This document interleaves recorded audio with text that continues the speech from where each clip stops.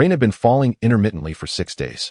If the first 4 days were merely infuriating torrents, from the 5th day onward the rain had turned malignant.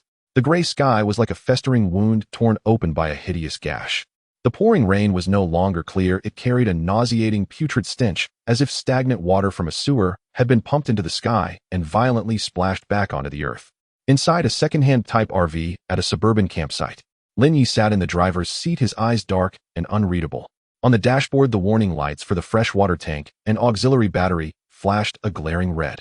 The phone screen glowed as an official announcement looped. Urgent notice: city rainfall severely exceeds standards. Unknown microorganisms detected in the rainwater. All citizens must stay at home, keep doors and windows tightly shut, and avoid contact with rainwater. Stay at home. Lin Ye exhaled a smoke ring, somewhat helpless. The premise of staying at home required having a home. Unfortunately, Lin Ye's parents had died early in a fatigued-driving car accident, leaving only him and his younger sister Lin Wu. At the time, there was still a mortgage on the house. Since his parents were at fault, insurance couldn't cover much, so Lin Ye had no choice but to sell the house. This second-hand broken car, bought for 30,000 yuan, was all that remained of this struggling web novel author's possessions. In this city, he had no place to stand. His only refuge was this second-hand RV that accompanied him on his dream of traveling across the country. But now was not the time to dwell on that. Lin Ye looked down at the back of his hand. There was a coin-sized red patch slowly fading away. Yesterday, while shopping, the rain had torn a hole in his raincoat, soaking his arm. Back in the RV, high fever and excruciating pain racked his body. He thought he was dying. But a few hours later, the fever subsided, and instead he felt an indescribable power within his body. He had tried to seek help. Last night, he called the police, trying to report his physical transformation and his conjecture that the rain might not be lethal, perhaps even capable of inducing evolution. But in return, he got the extremely impatient warning from the dispatcher: "Comrade, police resources are extremely strained right now. People are dying everywhere. If you're not in life-threatening danger, please don't occupy the line. Also, don't spread rumors to interfere with official duties. That will have legal consequences. Stay at home." The call was rudely disconnected. At that moment, something inside Lin Ye broke along with the Indeed, online propaganda always painted too rosy a picture, making people forget that dispatchers are also human, capable of fear and anger. It is people who are noble, not professions. After multiple failed attempts, Lin Ye had to give up the idea of seeking outside help. For now, the only things he could rely on were himself and the ability he had acquired. Roar. The old engine let out a dry grumble. Lin Ye didn't leave. Instead, he shifted gears and slowly drove the broken car toward the deepest part of the campsite. At the end of the campsite, a black heavy truck RV lay quietly in the mud like a prehistoric beast. It was the Armadillo Conqueror T, an off-road RV built on a Mercedes-Benz Arox chassis. Lin Ye had seen this vehicle in short videos. The owners were a young, wealthy couple. But unlike Lin Ye, before the rain changed, the couple, suspected of having inside information, was picked up by a helicopter. And this steel beast, weighing over 10 tons, was temporarily abandoned. Currently, traffic was restricted and surface water was accumulating more and more. His small RV was no longer safe. For safety, occupying this off-road RV was an excellent choice. The accumulated water wouldn't affect it for now, and if a real need to relocate arose, this behemoth was far safer than his small RV. Morally, it was somewhat improper. But now, with the situation critical, Lin Ye couldn't care about that anymore. His own safety was paramount. Moments later, Lin Ye parked his small broken car side by side against the truck. Compared to this giant, his RV was like a matchbox. Lin Ye took a deep breath, hesitated for a moment, then took an umbrella from the passenger seat and opened it.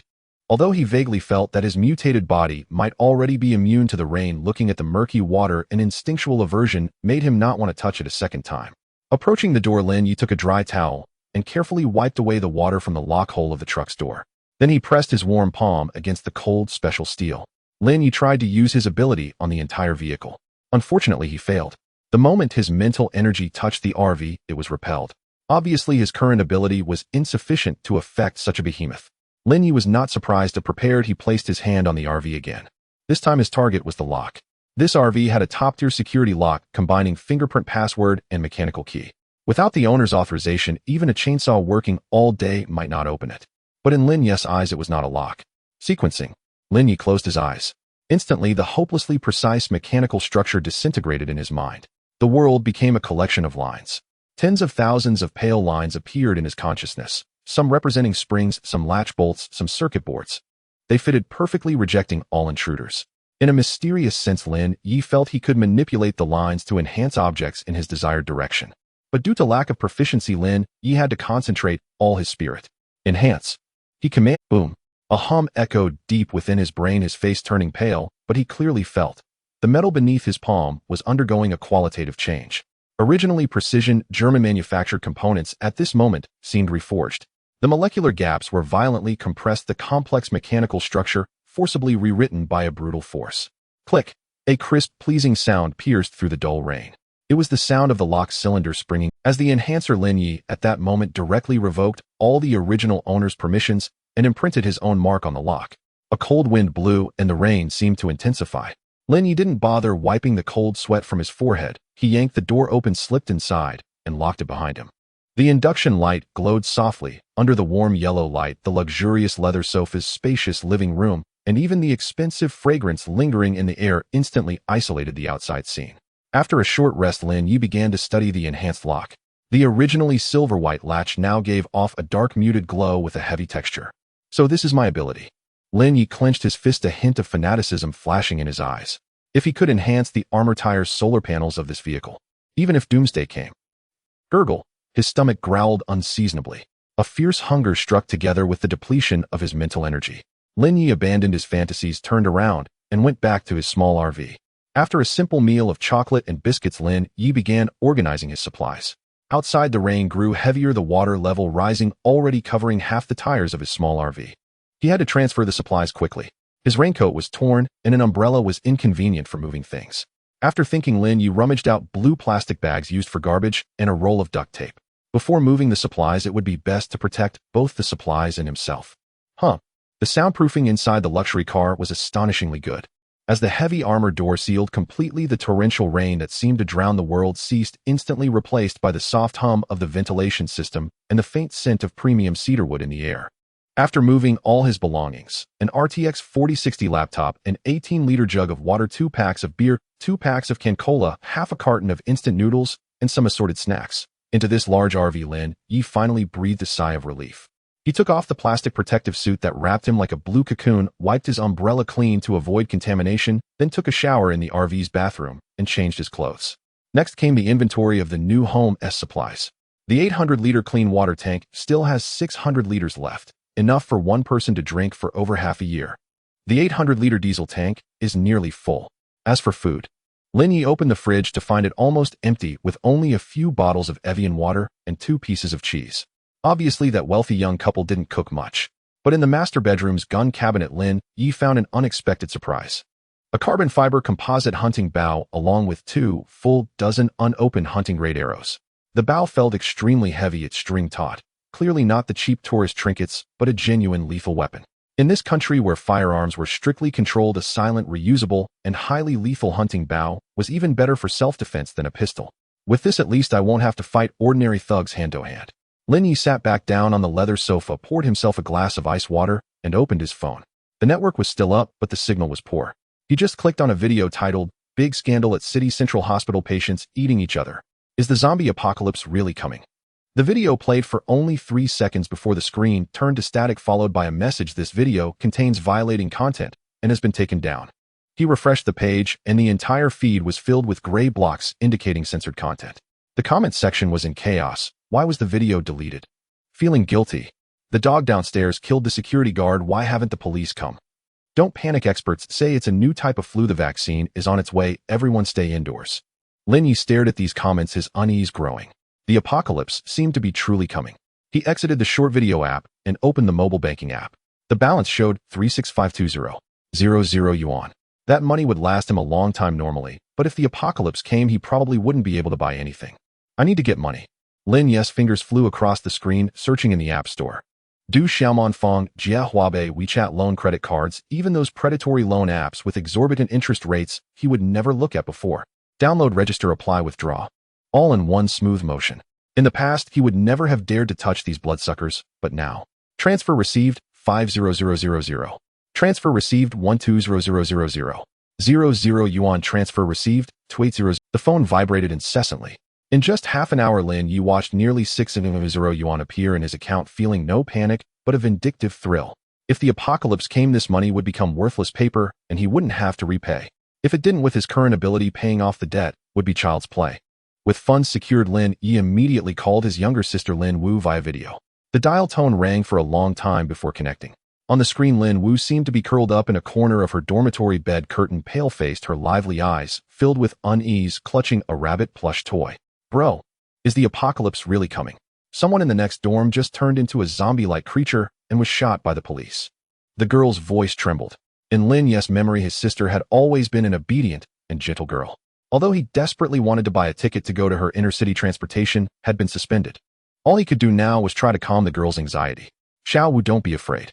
Listen to me. Lin Ye tried to make his voice as gentle as possible. Trust me, nothing will happen. Once the roads reopen, he'll come find you. If not, I'll drive there. To reassure her, Lin Ye rotated the camera to show the luxurious and sturdy interior of the luxury car. Seeing the environment inside, Lin Wu seemed a bit relieved. Bro, where did you get this car? Did you get a girlfriend? What are you thinking? It's a long story. He'll explain. I've already ordered a delivery for you. A full set of self-heating rice, compressed biscuits, and water. I added a 3,000 yuan tip in the notes, so someone will definitely deliver it. Wait, I'll transfer you some more money. Buy whatever you need quickly. Remember, when the delivery arrives, go downstairs with your roommate to pick it up, then lock the dorm door immediately. Push the desks and cabinets against the door. Even if the apocalypse really comes, don't be afraid. I've awakened something like a superpower. I will come to find you. Bro, it's okay. Take care of yourself first. I've grown up and can take care of myself. If the apocalypse really comes, don't wander around either. Trust the military.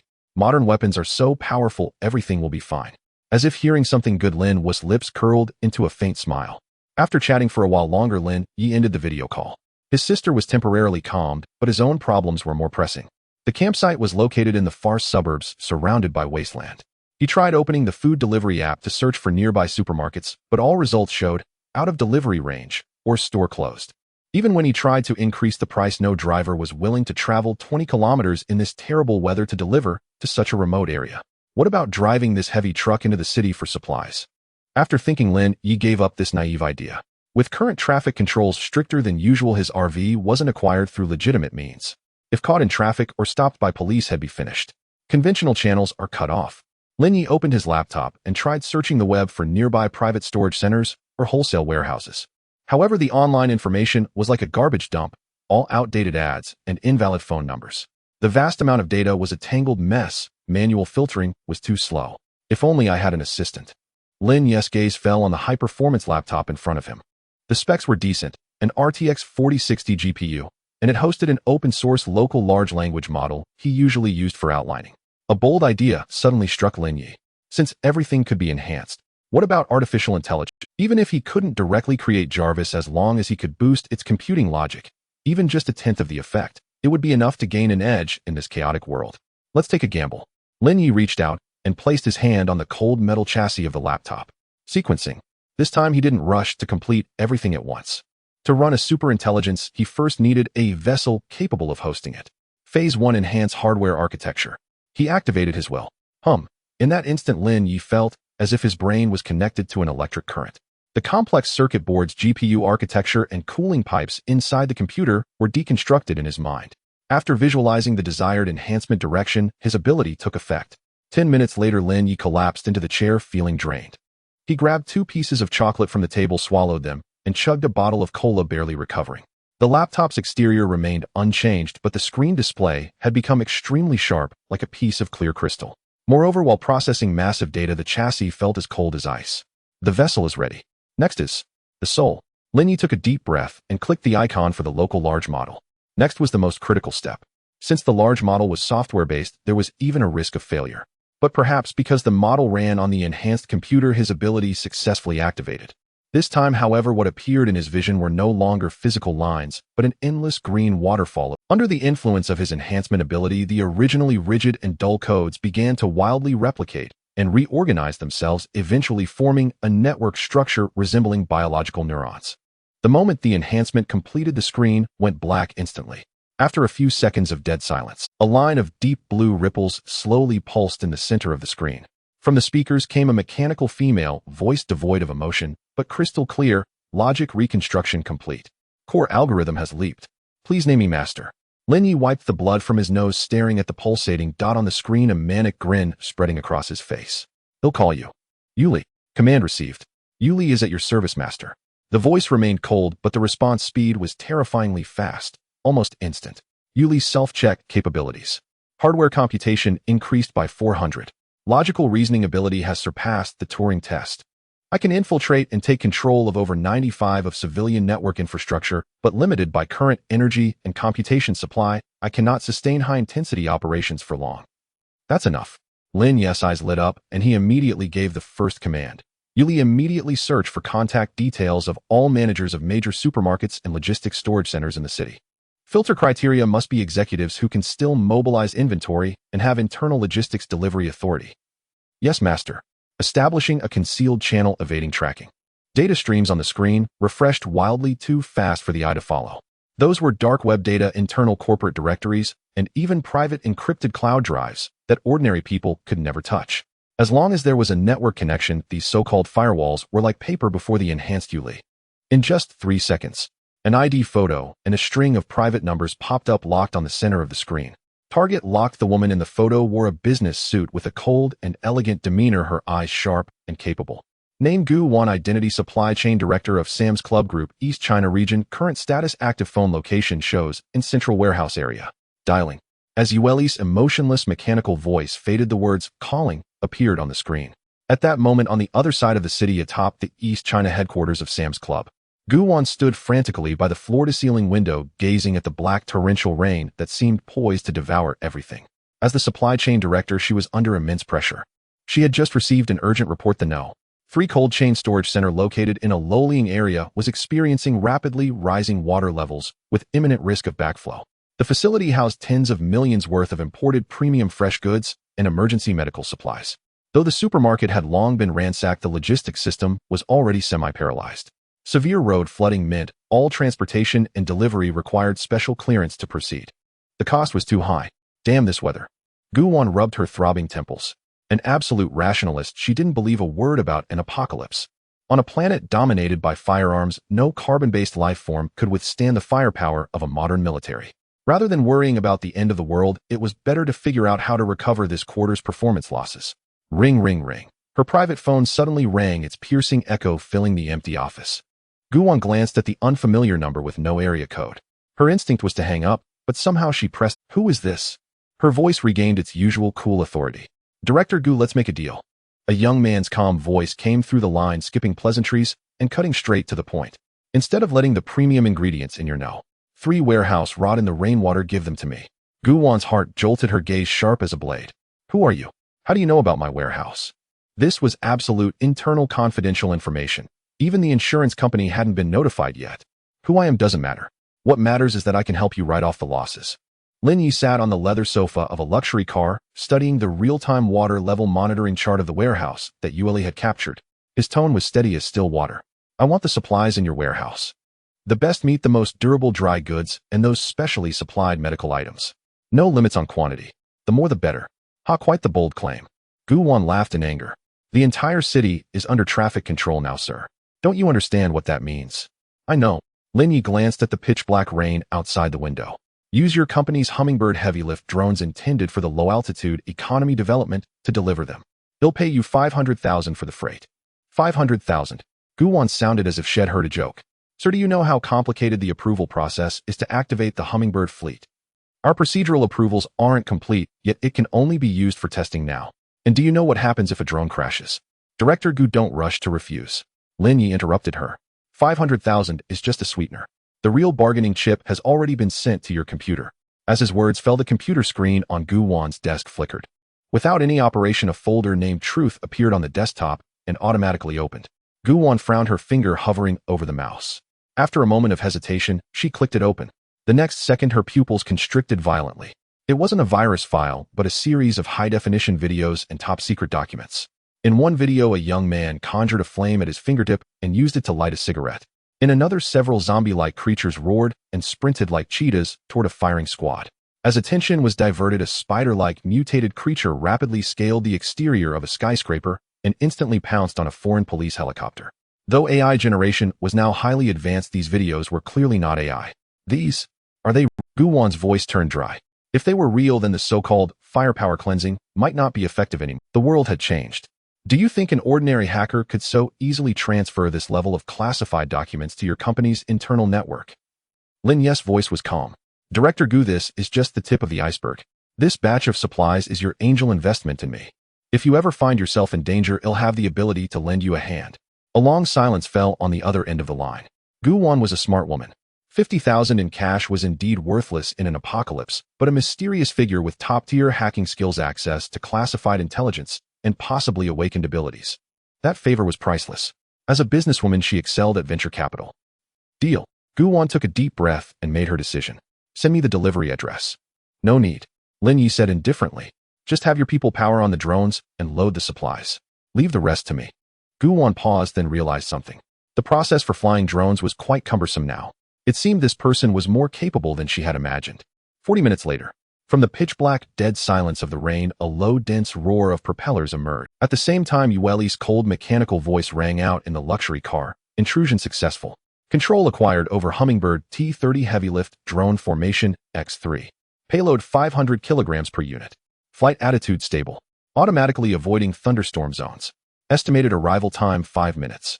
Lin Ye stood up, donned his homemade plastic bag protective suit, put on sunglasses and a mask, and pushed open the heavy armored door. The rain poured down, the wind howled. Above, 3 six-rotor black drones with a wingspan of over 2 meters hovered steadily over the heavy truck RV, like steel eagles battling the storm, their red navigation lights flashing. Beneath each drone hung a large waterproof insulated container. The Armadillo Conqueror T had a side terrace. Opening it allowed the drones to unload the containers directly, which saved a lot of trouble. After helping Lin Ye move the containers into the vehicle, the 3 heavy-lift drones landed on the RV's roof. Yueli cut their connection to headquarters and rewrite the underlying firmware. "Understood. Formatting. Ownership has been transferred." Bang! After Lin Ye dragged all the supplies inside, he closed the side terrace. The heart-stopping sound of wind and rain was once again shut out. Lin Ye panted heavily, stripped off the plastic bags, cleaned off the rainwater, and opened one of the insulated containers. A wave of cold air hit him. Wow, Director Gu is quite generous. The container was packed full of supplies.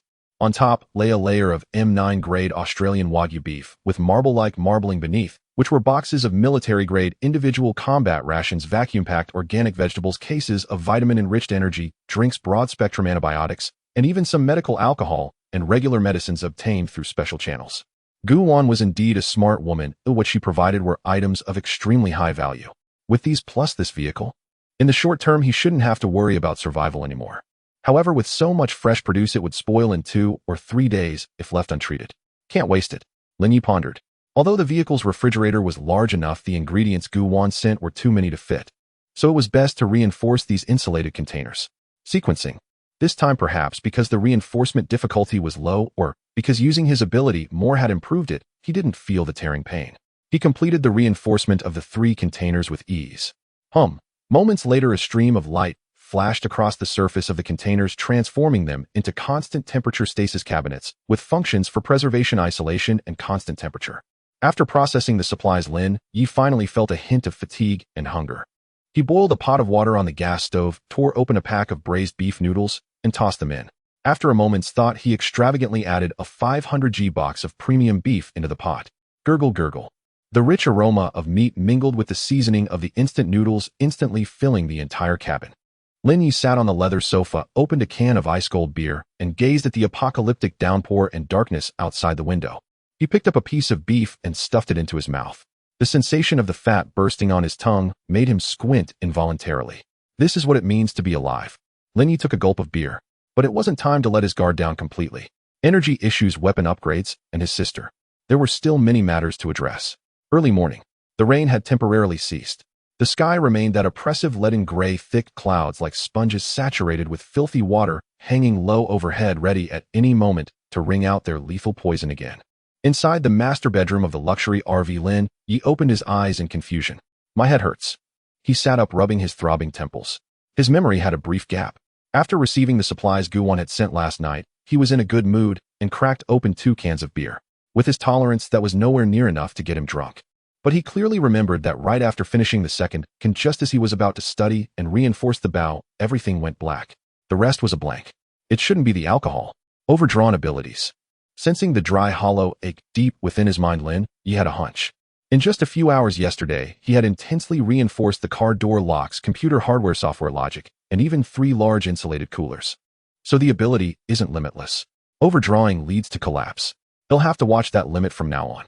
After a quick wash, Lin Ye stepped into the RV's living compartment. The climate control system kept the interior at a comfortable 24 degrees Celsius, and the air was faintly scented with cedar. Compared to the world outside the window, muddy, silent, reeking of decay, this was paradise. Yue, I am here, master.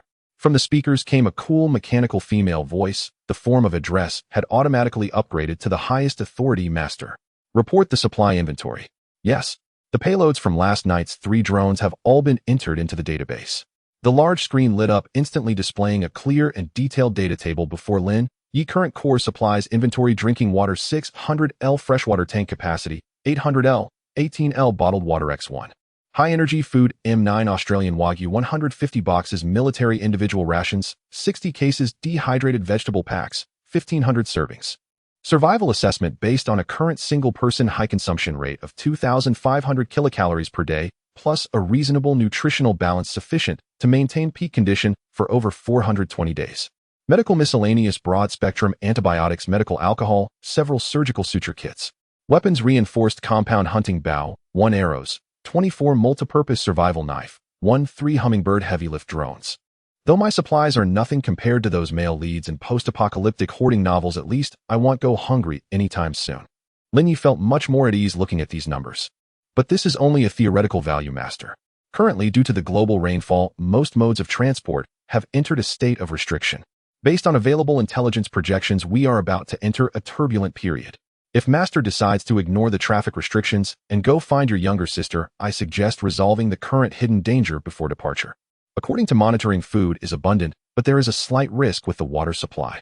Your consumption rate for domestic water washing, cleaning, flushing is 15 times that of drinking water. Relying solely on rooftop rainwater collection carries significant contamination risks. Lin Ye frowned. What's your suggestion? Find a high-power industrial dehumidifier or water condenser. Yue projected a model onto the RV's TV screen.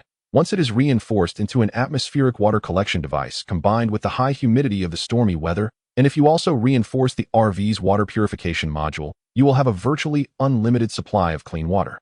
Good idea. Add it to the search list. Lin Ye finished his bread in a few bites, feeling his energy partially restored. His gaze fell upon the laptop on the table. Since he was going out, could he upgrade the core assistant one more level? Yue, as she was now, was intelligent, but hadn't yet reached that state of infallible calculation. If he could reinforce her once more. Order. Lin Ye placed his hand on the computer, attempting a second reinforcement. This time, however, the familiar lines did not appear. There was no system prompt, no glow. He only felt a rule resistance as solid as an iron wall. It was like trying to force water into an already full cup. His consciousness was rebuffed. So it won't work after all. Lin Ye fell into thought. It seemed the current level had a strict limitation. The same item could only be reinforced once. What about the ship of Theseus? Lin Ye stroked his chin, a flicker of contemplation in his eyes. If I physically overhaul this computer, swap the motherboard, add an external GPU dock, even completely change its casing, would the ability still recognize it as the original item? This seemed like a massive loophole. If he kept adding new components to an item, could he keep triggering reinforcements indefinitely? I can try it later when I find the materials. Pushing the thought aside for now, Lin Ye opened the hatch and stepped onto the rooftop platform. Space inside the RV was limited, so the 3 drones were still parked here. But Lin Ye's target wasn't them, it was the solar panels on the roof. Though the rain had stopped, the sunlight was still weak. He walked over to the large solar panels and placed his palm on them. Given the current situation, it was uncertain if refueling would be possible later. Reinforcing the photovoltaic panels would allow them to serve as the vehicle's energy module even if fuel ran out. It couldn't hurt. His mental energy drained again, but this time prepared, he withstood the dizziness. Countless lines materialized in Lin Ye's mind. 10 minutes later, the reinforcement was complete. The originally deep blue polycrystalline panels had transformed into a pure pitch-black hue, like black holes that could devour light, not even sparing the faint ambient diffuse reflection. Watching the charging power on the dashboard inside the RV surge upward, Lin Ye clapped his hands in satisfaction. Returning inside, he poured himself a glass of water and prepared a luxurious Wagyu beef instant noodles. While eating, he pondered the road ahead. Going to Magic City was a long journey. Under the traffic restrictions, it would be extremely difficult. Though Yue was powerful, the Armadillo wasn't a new energy vehicle and didn't support autonomous driving, so Yue couldn't drive for him yet. However, this might be resolved through reinforcement. If not, he could consider finding a companion to share the driving. But this required caution. These were no longer the safe times of before. For his own safety and control over the RV, he had to be careful. It was also best if the companion was female. This would avoid many unnecessary complications. For now, he could make some preliminary preparations and draft a safety code to prevent emergencies. First was the driving authority and the door access rights. Unless necessary, these must not be easily handed over to outsiders. Also, any communication or contact with outsiders must be vetted by ULE. Supply distribution must also be rationed. Of course, as a return favor, if it was along the way, he could help the companions search for their family. It seemed a bit harsh. Probably no one would be willing since it wasn't the apocalypse, yet just turmoil. As Lin Ye was still pondering, Yueli's voice suddenly rang out. Warning. Detected a life form approaching the RV. Distance 15 meters. The subject is holding a metal tool. Master, please be cautious. Lin Ye's eyes turned cold. He swiftly grabbed the composite bow from the table and moved to the window. On the muddy grass at the edge of the campsite, several pairs of cheap rubber rain boots caked with yellow mud stepped heavily into the puddles, producing a sticky, squelching sound. Boss, are we really going to go for that big one? It gives me the creeps. The speaker was a man as thin as a monkey wrapped in an ill-fitting transparent raincoat, clutching a rusty screwdriver tightly in his hand. The fat man leading the group stopped and spat back the spittle mixing with rain on the mud. What's there to be scared? Fortune favors the bold and starves the timid. He wiped the rain from his face, his eyes squeezed into slits by fat gleaming with greed and ferocity. You saw the commotion that helicopter made the day before yesterday, didn't you? Those rich kids are long gone. They had frequented this campsite before, initially just pulling on unlocked car doors at night to steal cigarettes, alcohol, and loose change. As long as they weren't caught red-handed, even if the owners reported it later, the lack of surveillance and the small amounts involved meant the cases often fizzled out. This zero-cost, low-risk business had been sweet, especially in the last few days of relentless rain with rumors of natural disasters and a severe shortage of police. The fat man keenly sensed that opportunity was knocking. That black beast called an armadillo. He lowered his voice, pointing at the steel giant crouching silently in the curtain of rain. That's a true mobile fortress. Even if there's nothing valuable inside, just hauling out the liquor and high-end appliances would set us up for life. Besides, even if someone's there, so what? In this hellish weather, who would know if we bury a body or two in them? Hearing this, the blonde locksmith following behind swallowed hard, a flicker of malice in his eyes. Yeah, boss is right. These days the rich value their lives and have already fled. What's left are worthless wretches like us. The group exchanged glances, gripping their crowbars, wrenches, and homemade lockpicking tools tighter. Like hyenas catching a whiff of blood, they hunched low and crept deeper into the campsite, using the surrounding trees for cover. As they drew closer, the visual impact of the Armadillo Conqueror T became even more overwhelming. Its nearly 4-meter height, thick armored coating, and massive off-road tires made it seem like an unshakable steel fortress. Beside it, Lin Ye's second-hand Type B RV looked like a stunted matchbox. This damn thing is... The fat man swallowed, reaching out to touch the cold door handle. Just as his grimy fingers were inches away, the perfectly sealed window suddenly lowered a crack. Then a spine-chilling whoosh exploded through the air. Whiz!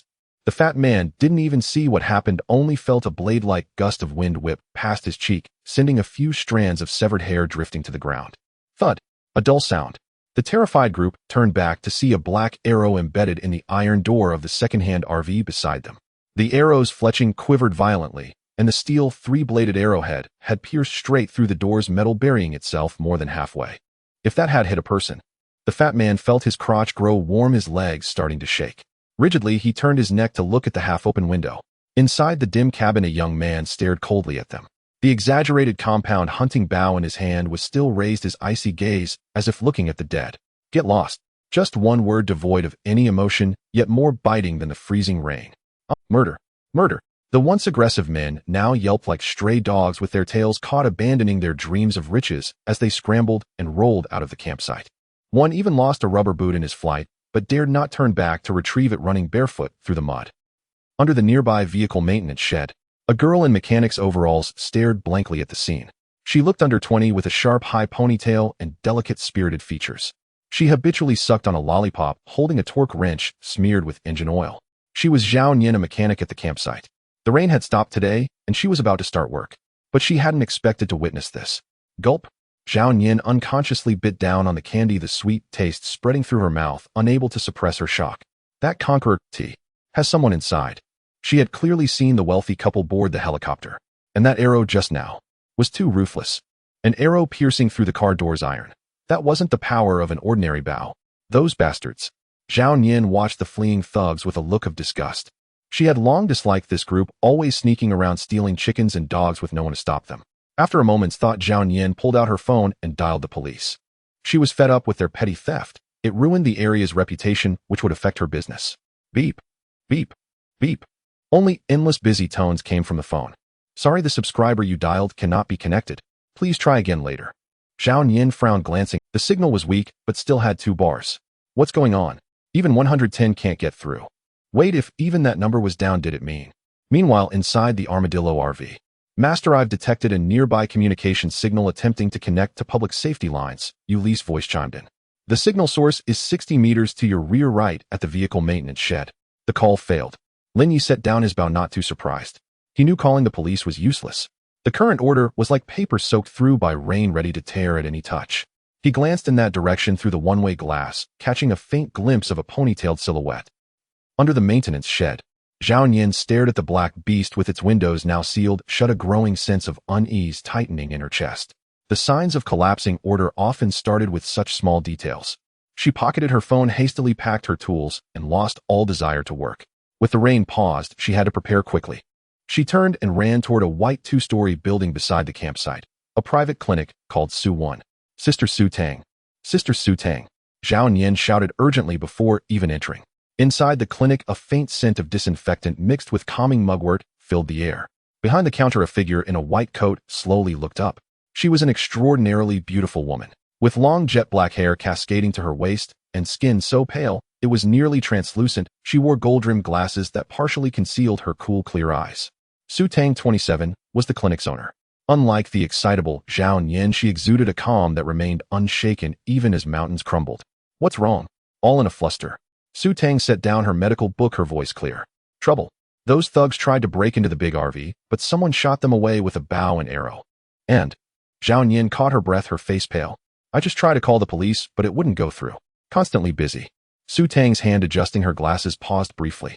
As a doctor, she was more perceptive than Zhao Yin.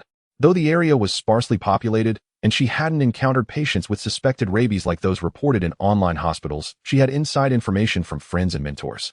But hadn't a certain senior said the situation wasn't serious? Had something changed? With that thought, Su Tang closed her book, stood, and removed her spotless white coat. Under the loose coat, she wore a sharp athletic outfit that accentuated her striking waist-to-hip ratio. Nian, go change your shoes. Su Tang walked to the corner, pulled on a pair of thick waterproof rubber boots, her voice still calm, but now carrying an unmistakable decisiveness. While it's not raining, let's head to the convenience store. Grab as much as we can, whether we can buy it or not. And bring your big wrench. Zhao Yin paused, then nodded firmly, taking the lollipop from her mouth, a glint of excitement in her eyes. I've been itching to stock up. Sister Su Tang, should we go say hi to the RV owner? He seems pretty tough. Rich guys like him might know something.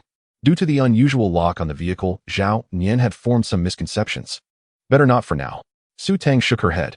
With a compound bow that powerful, if he turned out to be dangerous, approaching him rashly would be like a meat bun thrown at a dog, never to return. After driving away those annoying flies, Lin Ye found no respite. Traffic restrictions were tightening and mutant creatures were multiplying. According to Yueli's prediction, even if the apocalypse depicted in sci-fi works never materialized, the transition to a superpowered urban world would still entail a prolonged period of upheaval. If he didn't set out while the restrictions were still lax, by the time things stabilized, it would be too late. So he had to leave as soon as possible. This place was the distant outskirts of Jiangzhou City, about 1,200 kilometers from his sister in Modu. In normal times, it would be a 12-hour drive on the highway. But now the roads were under control and highways were closed. He might even need to take detours or go off-road. This steel behemoth weighing over 10 tons was nothing short of a gas guzzler. Although the fuel tank held 800 liters of diesel with a theoretical range of 2,000 kilometers, that was only under ideal conditions. Once faced with complex terrain, fuel consumption would multiply. He could go to a gas station, but doing so risked exposure. During a period of traffic control, going to refuel was practically asking for trouble. Thus, the primary goal was to reduce fuel consumption and solve the problem of not having a car key. The RV had a battery for the living area usable without the key. But to drive this vehicle, he still needed to address the powertrain system. That was easy enough. Thanks to his absolute control over enhancements, strengthening the engine would naturally grant him control over the entire vehicle's powertrain system. A moment later, he entered the driver's cabin. Lin Ye sat in the wide air-suspended driver's seat, his hands gripping the leather steering wheel tightly. Although he couldn't directly touch the engine, the vehicle was a whole. Through the steering wheel, the core control component, he could theoretically guide his mental energy to extend into the powertrain system. Sequencing. Lin Ye closed his eyes and slowed his breathing. The world seemed to shed its shell, his vision left with only lines and nodes forming the sequencing vision. The steering wheel was no longer just a wheel, it was the core entry point for all control. Following the steering column, wiring harness, and control modules, his perception traveled downward, finally locking onto the massive 6-cylinder heart beneath the hood. Enhancement, direction, energy, saving. As his ability activated, the lines in the sequencing vision began to restructure, nodes rearranging themselves as if someone were correcting a flawed program line by line. His mental energy and the special power within his body were slowly drained, bringing a fatigue akin to pulling an all-nighter. The familiar world of lines emerged once more. 10 minutes later, Lin Ye felt a slight tremor in the vehicle beneath him. The engine enhancement was complete. Faintly, he could sense and control the engine below, although he couldn't see the specific effect due to the engine's location with his while the dashboard lit up. Huff. After finishing, Lin Ye wiped the sweat from his brow. The preparations were essentially complete. Yuli planned the optimal route to Modu. Calculating. Route generated. Master traffic restrictions and narrow roads have been avoided. Please proceed with confidence. Before departing, Lin Ye took out his phone. He intended to inform his sister. Barring any accidents, he should see his sister Lin Wu in a couple of days. He dialed Lin Wu's video call again. Beep, beep. This time it rang for a long time before connecting. The screen lit up. Bro. Lin Wu's delicate face appeared on the screen. Bro, sorry I stayed up late last night. Saying this, the girl playfully stuck out her tongue. Then get some more sleep. I'm just telling you, about to say he'll be there in 2 days. Really? Surprise sparkled in the girl's eyes. Her soft, sweet voice involuntarily rose a few notes. Lin Ye nodded, about to say more. But seeing the background behind Lin Wu, he hesitated. The background behind Lin Wu, though it looked like the familiar 4-person dorm with a loft bed and desk below, seemed too dark. Moreover, in the corner of the bed curtain behind her, there was a faint glimpse of what looked like the edge of luxurious wallpaper. That spot should have held their dormitory photo. Xiao Wu Yu. Lin Ye was about to ask something. Suddenly, the video feed stuttered violently, Lin Wu's expression freezing at a slightly strange angle. It was different from the formerly soft and obedient Lin Wu. Her once gentle fawn-like eyes now blazed with an emotion called fervor. Hearing of his impending arrival, his sister seemed overly excited. But before Lin Ye could ponder further, a piercing air raid siren blared without warning. Not just in Jiangzhou City, but from Modu, where Lin Wu was on the other end of the video, even across the entire world. Warning. Global thermonuclear missile silos detected opening. Yueli's voice abruptly rang out. Lin Ye snapped his head up to look out the window. Countless meteors trailing flames shot upward against the sky, charging into the heavens. It was humanity's final madness. Yet, just as everyone braced for nuclear war, closing their eyes awaiting death, the moment those nuclear warheads breached the atmosphere, they seemed to collide with an invisible barrier.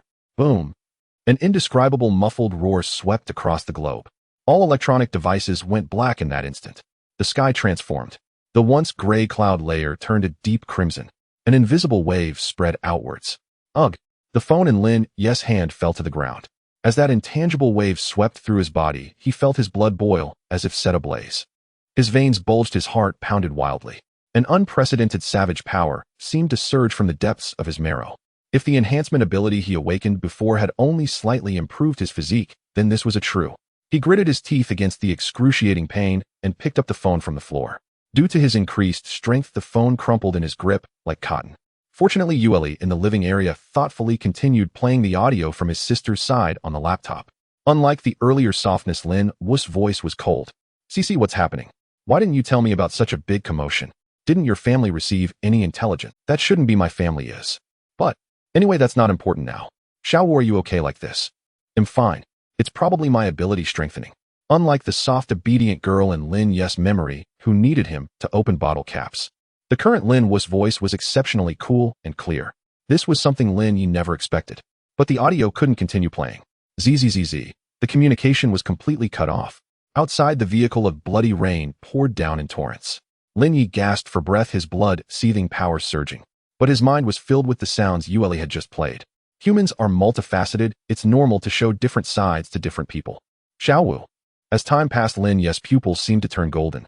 Although it was unexpected that his well-behaved sister had this unfamiliar side, it didn't change his determination to save her. Boom. The moment his golden pupils blazed as if about to ignite, Lin Ye saw an illusory inside the cockpit. The agonizing pain that felt as if it would boil his very marrow finally receded like a tide. Lin Ye leaned back against his seat, gasping for air, his clothes soaked through with sweat, as if he had just been pulled from the water. He slowly opened his eyes. Deep within his once pitch-black pupils, 2 points of dark golden starlight spun wildly, before gradually fading, returning to normal. Though his appearance seemed unchanged, the world in Lin Ye's vision was utterly transformed. The dust floating in the air, the trajectory of raindrops falling outside the window, even the direction of electric current flowing within the Armadillo's dashboard. Everything became crystal clear, as if the entire universe had been deconstructed into fundamental data and lines. With a mere thought, a phantom panel he had never seen before radiating a faint shimmer abruptly materialized before his eyes. Name: Lin Ye. Race: Human. First Order. Evolver. Ability: Sequence Reinforcement. SSS Class. Unique Description: Discerns the laws of all things, redefines the order. Capable of fundamentally strengthening, modifying, and restructuring any object within line of sight. Current status: Spirit Power. Greatly enhanced. Physical Constitution surpassing ordinary human limits. SSS Class. Lin Ye stared at the golden lettering, clenching his fist. The air in his palm was instantly compressed, producing a crisp sonic boom. Though he was unsure if there existed entities even more monstrous beyond SSS Class, there was no doubt that the trump card he now possessed sat firmly at the apex of the evolutionary pyramid. Lin Ye exhaled a stale breath, forcing himself to calm down. Yue, are you still here? Since he had awakened, what about Yue, his own creation? I am here, master. Yueli's voice remained cool, yet Lin Ye keenly sensed that her vocal module seemed to carry a hint more warmth. It was no longer that icy mechanical synthesis, but rather a delicate emotional fluctuation, like a living woman whispering in his ear. When that wave of energy swept across the globe just now, I also underwent a certain baptism. My core code experienced a beneficial mutation. What's the situation outside? The massive central display screen in the cockpit suddenly lit up. Though the network signal icon in the upper right corner showed a red X, the screen was densely packed with countless streams of data and video clips. In the final 3 minutes before global communications were completely severed, I used my highest authority to capture and cache the last information flow from the entire network. Yue magnified several videos. It was a true hell. Because the rain had stopped today, the outside world had briefly regained a semblance of bustle. But it was fleeting. At a busy intersection, a traffic officer suddenly pounced on a passing pedestrian. Inside a subway car, workers about to resume their jobs, now zombified, attacked their companions. Hospitals, shopping malls, countless tragedies were unfolding. But the most heartbreaking were those who were at home. Former family members turned into zombies, showed no mercy. Blood was everywhere, screams filled the air. Even though Yue had thoughtfully blurred the images, seeing this still made Lin Ye feel nauseous. Any reaction from national governments? The network is currently down, so it's impossible to know. However, based on big data model projections, Yueli's voice coldly pronounced the death sentence of the old era. That wave just now caused the instantaneous collapse of the genetic chains of approximately 70 of the global population, transforming them into bloodthirsty creatures, zombies. Among the remaining 30 of survivors, most are immune, with only a very few like yourself awakening special abilities. For a disaster of this magnitude, no contingency plan can be effective. Don't expect official rescue anytime soon. I see. Unbeknownst to him, the rain had started falling again outside the window. Lin Ye gazed at the violent curtain of rain outside, his eyes dark and unreadable. Master, if you plan to head to Modu, I suggest you reassess the risks. Yue marked several areas on the map, glowing a deep, ominous red. Although you've reinforced the engine, this Armadillo is still civilian grade. Standard bulletproof glass can't withstand the claws of a mutated beast, and rubber tires can't handle the road full of obstacles and spikes. If you're surrounded by a zombie horde or attacked by mutated creatures, this vehicle becomes a massive iron coffin. Lin Ye nodded. Yue was right. This vehicle, though luxurious, was ultimately designed for comfort, not survival. Lin Ye unbuckled his seatbelt, opened the door, and stepped out under an umbrella. He walked to the front of the vehicle, reaching out to touch the cold, rough black armored paint of the Armadillo, as if caressing a beast about to awaken. Before, with insufficient power, he could only tinker like a repairman, making local reinforcements. Now he wanted to try reinforcing the whole thing at once. Sequence. Lin Ye's pupils instantly turned pure dark gold. Boom. An invisible wave centered on him instantly enveloped the 10-meter-long, nearly 4-meter-high behemoth. In Lin Ye's vision, the entire RV instantly deconstructed. Billions of lines materialized. There were the alloy beams of the chassis, the composite panels of the body, every screw, every wire, every pane. Reinforce. Lin Ye shouted in a low voice, the energy within him surging like a floodgate, opening, madly pouring into the vehicle's frame. Anyone nearby would have been terrified by the sight. The black heavy truck RV seemed to writhe as if it were alive. The originally separate cab and rear compartment, enveloped in golden light, had their connecting seams vanish, completely fusing into a perfect whole. The originally thick, bulletproof glass became even more transparent, but its internal structure was compressed into a crystalline form harder than diamond. The surface of the massive off-road tires grew more ferocious anti-skid patterns, the rubber replaced by an unknown black polymer material. Even the solar panels on the roof, just reinforced moments ago, automatically extended, covering every inch of the roof like scales. The strain of reinforcing the entire vehicle was immense. The Armadillo Conqueror T, though weighing only a few dozen tons, and not a 100-ton king, was still a formidable behemoth. Ugh! As the reinforcement progressed, Lin Ye felt as if his brain had been struck by a heavy hammer, a warm liquid trickling from his nose. But he did not stop. After a full 20 minutes, the layer of golden light slowly dissipated. The reinforcement was complete. The Armadillo Conqueror T before him seemed unchanged in appearance, still with its black finish. But its texture was entirely different. Lin Ye wiped away the nosebleed, and with a thought, a panel belonging to the reinforced object appeared before his eyes. Vehicle, Doomsday Fortress prototype, formerly Armadillo grade, first order, full reinforcement. Lin Ye wiped away the nosebleed, and with a thought, a panel belonging to the reinforced object appeared before his eyes. Vehicle, Doomsday Fortress prototype, formerly Armadillo grade, first order, full reinforcement, evolvable affixes, raging heart power, full fuel compatibility, 300 torque, burst silent cruising. Wall of size armor, integrated vehicle structure. Armor strength increased by 500, possesses self-repair characteristic, consumes energy to slowly repair damage. Immune to all small arms fire and conventional explosive shocks. Omniscient eye perception radar system fully integrated with ULE, can scan life-form heat sources and energy fluctuations within a 2-kilometer radius. Space fold storage, interior space expanded by 50 on a physical level. Deep within the campsite, inside a luxurious towable RV that had long since gone silent. The once warm beige leather interior was now splattered with large patches of dark red blood, the air thick with a nauseating stench of gore and a strange bestial odor. Crunch, crunch. The sickening sound of bones being crushed echoed through the dead silence of the vehicle. A massive beast, grotesquely oversized, was feasting on the carpet in the living area. It was an Alaskan Malamute, but its size had completely exceeded the bounds of a dog, standing nearly 2 meters at the shoulder, its fur bristling like steel needles in an eerie black-red hue.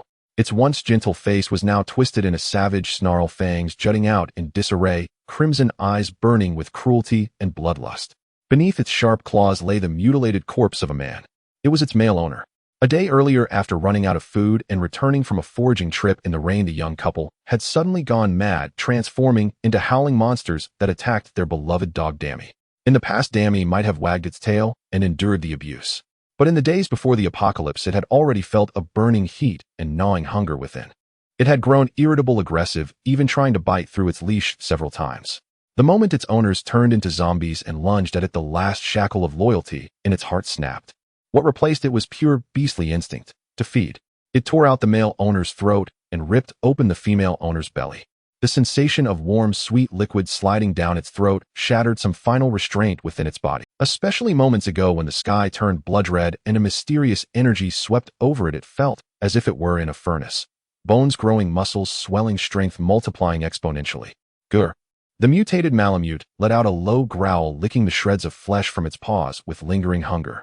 Not enough. It was still too hungry. The 2 human corpses could barely fill its cavernous black hole-like appetite. It craved more flesh, especially fresh flesh imbued with that special energy. It could smell it.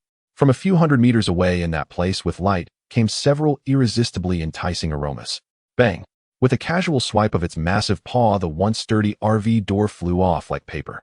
The mutated Malamute crawled out of the vehicle, its colossal frame bathed in the downpour, and shot toward the supermarket like a red bolt of lightning. Meanwhile, inside the campsite's general store, the light was dim, emergency lights flickering weakly. The air was thick with tension. At the entrance, a dozen grotesque, grayed zombies were packed together like sardines, clawing and howling at the empty air before them. But no matter how hard they tried, they couldn't advance an inch. Before them, countless twisted metal shelf rods, shopping cart rails, and even the metal frames of the checkout counters had been woven into a massive nest-like cage, trapping them inside. Huff! Huff! Zhao Nian's face was pale, her forehead drenched in sweat. Her outstretched right hand trembled slightly, fingertips glowing with a faint silver light as she manipulated the metal to maintain the cage's strength. Sister Su Tang, is there really no hope for them? Zhao Nian bit on her lollipop, a flicker of reluctance in her eyes as she looked at the familiar faces in the cage. Moments ago, these people had gone mad after the red light swept over them. If she and Su Tang hadn't awakened their abilities at the same time, they would have been bitten to death. But even with her newfound power to control metal, she couldn't bring herself to kill them. After all, just minutes ago, these were living neighbors and colleagues. From what I can see, it's unlikely. Su Tang stood nearby, handing Zhao Yin a bottle of water Shed grabbed from a shelf. She adjusted her gold-rimmed glasses, a faint white light glowing in her palm as she tried to sense the condition of the patients in the cage. But all she got back was silence and chaos. Heartbeats have stopped. Brainwaves are abnormally active and chaotic. Medically speaking, they're already dead. What's driving their bodies now is nothing but a bloodthirsty instinct. Su Tang's voice was calm, but her eyes betrayed a hint of helplessness. Keeping them trapped is the right call. Until we know if they can be cured, we can't kill them, but we can't let them hurt anyone either. Forget them for now. Let's gather supplies while we can. Besides the two women, a trembling middle-aged couple and a bespectacled male college student were huddled in a corner. By the dim light, they were frantically stuffing compressed biscuits, canned food, and water into their backpacks. Thud! Suddenly the ground shook violently. Potato chips fell from the shelves in a cascade. An oppressive, heart-stopping presence suddenly emanated from outside the supermarket. The zombies in the cage, which had been howling madly, fell silent in an instant, shrinking back and trembling as if sensing a natural predator. Something's coming. Alarm bells rang in Zhao Yin's mind, and she instinctively gripped the large wrench in her hand. Boom. The next second, the already cracked glass door of the supermarket, along with half the wall, exploded inward, as if struck by a cannonball. Amidst the flying debris, a colossal beast as large as a small car burst in, reeking of blood and carnage. Crimson eyes, black-red bristles, and fresh human blood still dripping from its mouth. The mutated Alaskan Malamute. Oh. The middle-aged couple and the student screamed in terror, their legs too weak to run. The mutant dog's gaze swept over the group, ignoring the ordinary humans, and fixed greedily on Zhao Yin and Su Tang.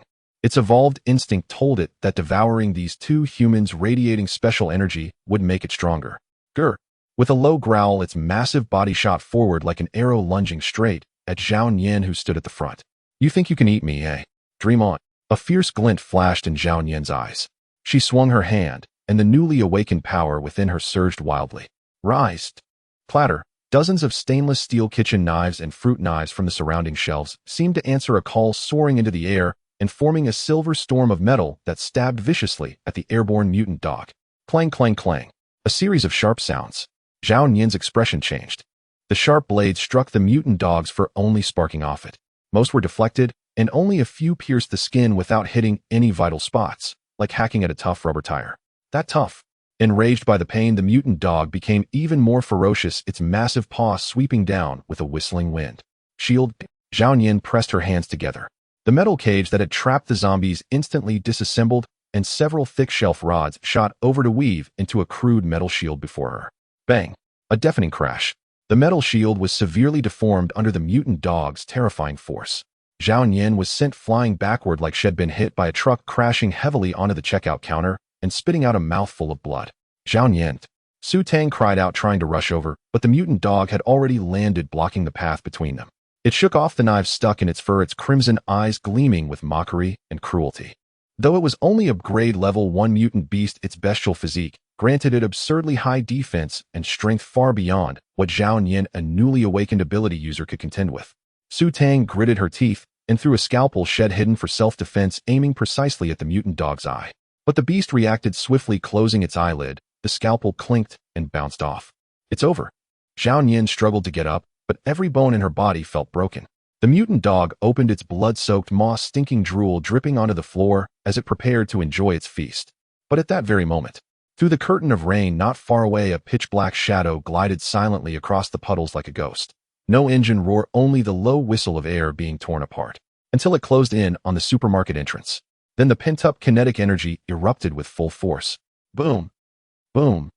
The deafening roar shattered the profound silence, causing everyone's heart to skip a beat. The pitch-black steel beast, appearing like a specter, crashed into the mutated canine with the force of a Tentasantan hammer, smashing a rotten tomato. A sickening crunch of snapping bones echoed throughout the supermarket. The terrifyingly powerful mutated Alaskan Malamute, which had been so arrogant moments before, didn't even have time to yelp as its massive body instantly deformed and twisted under the horrific kinetic impact.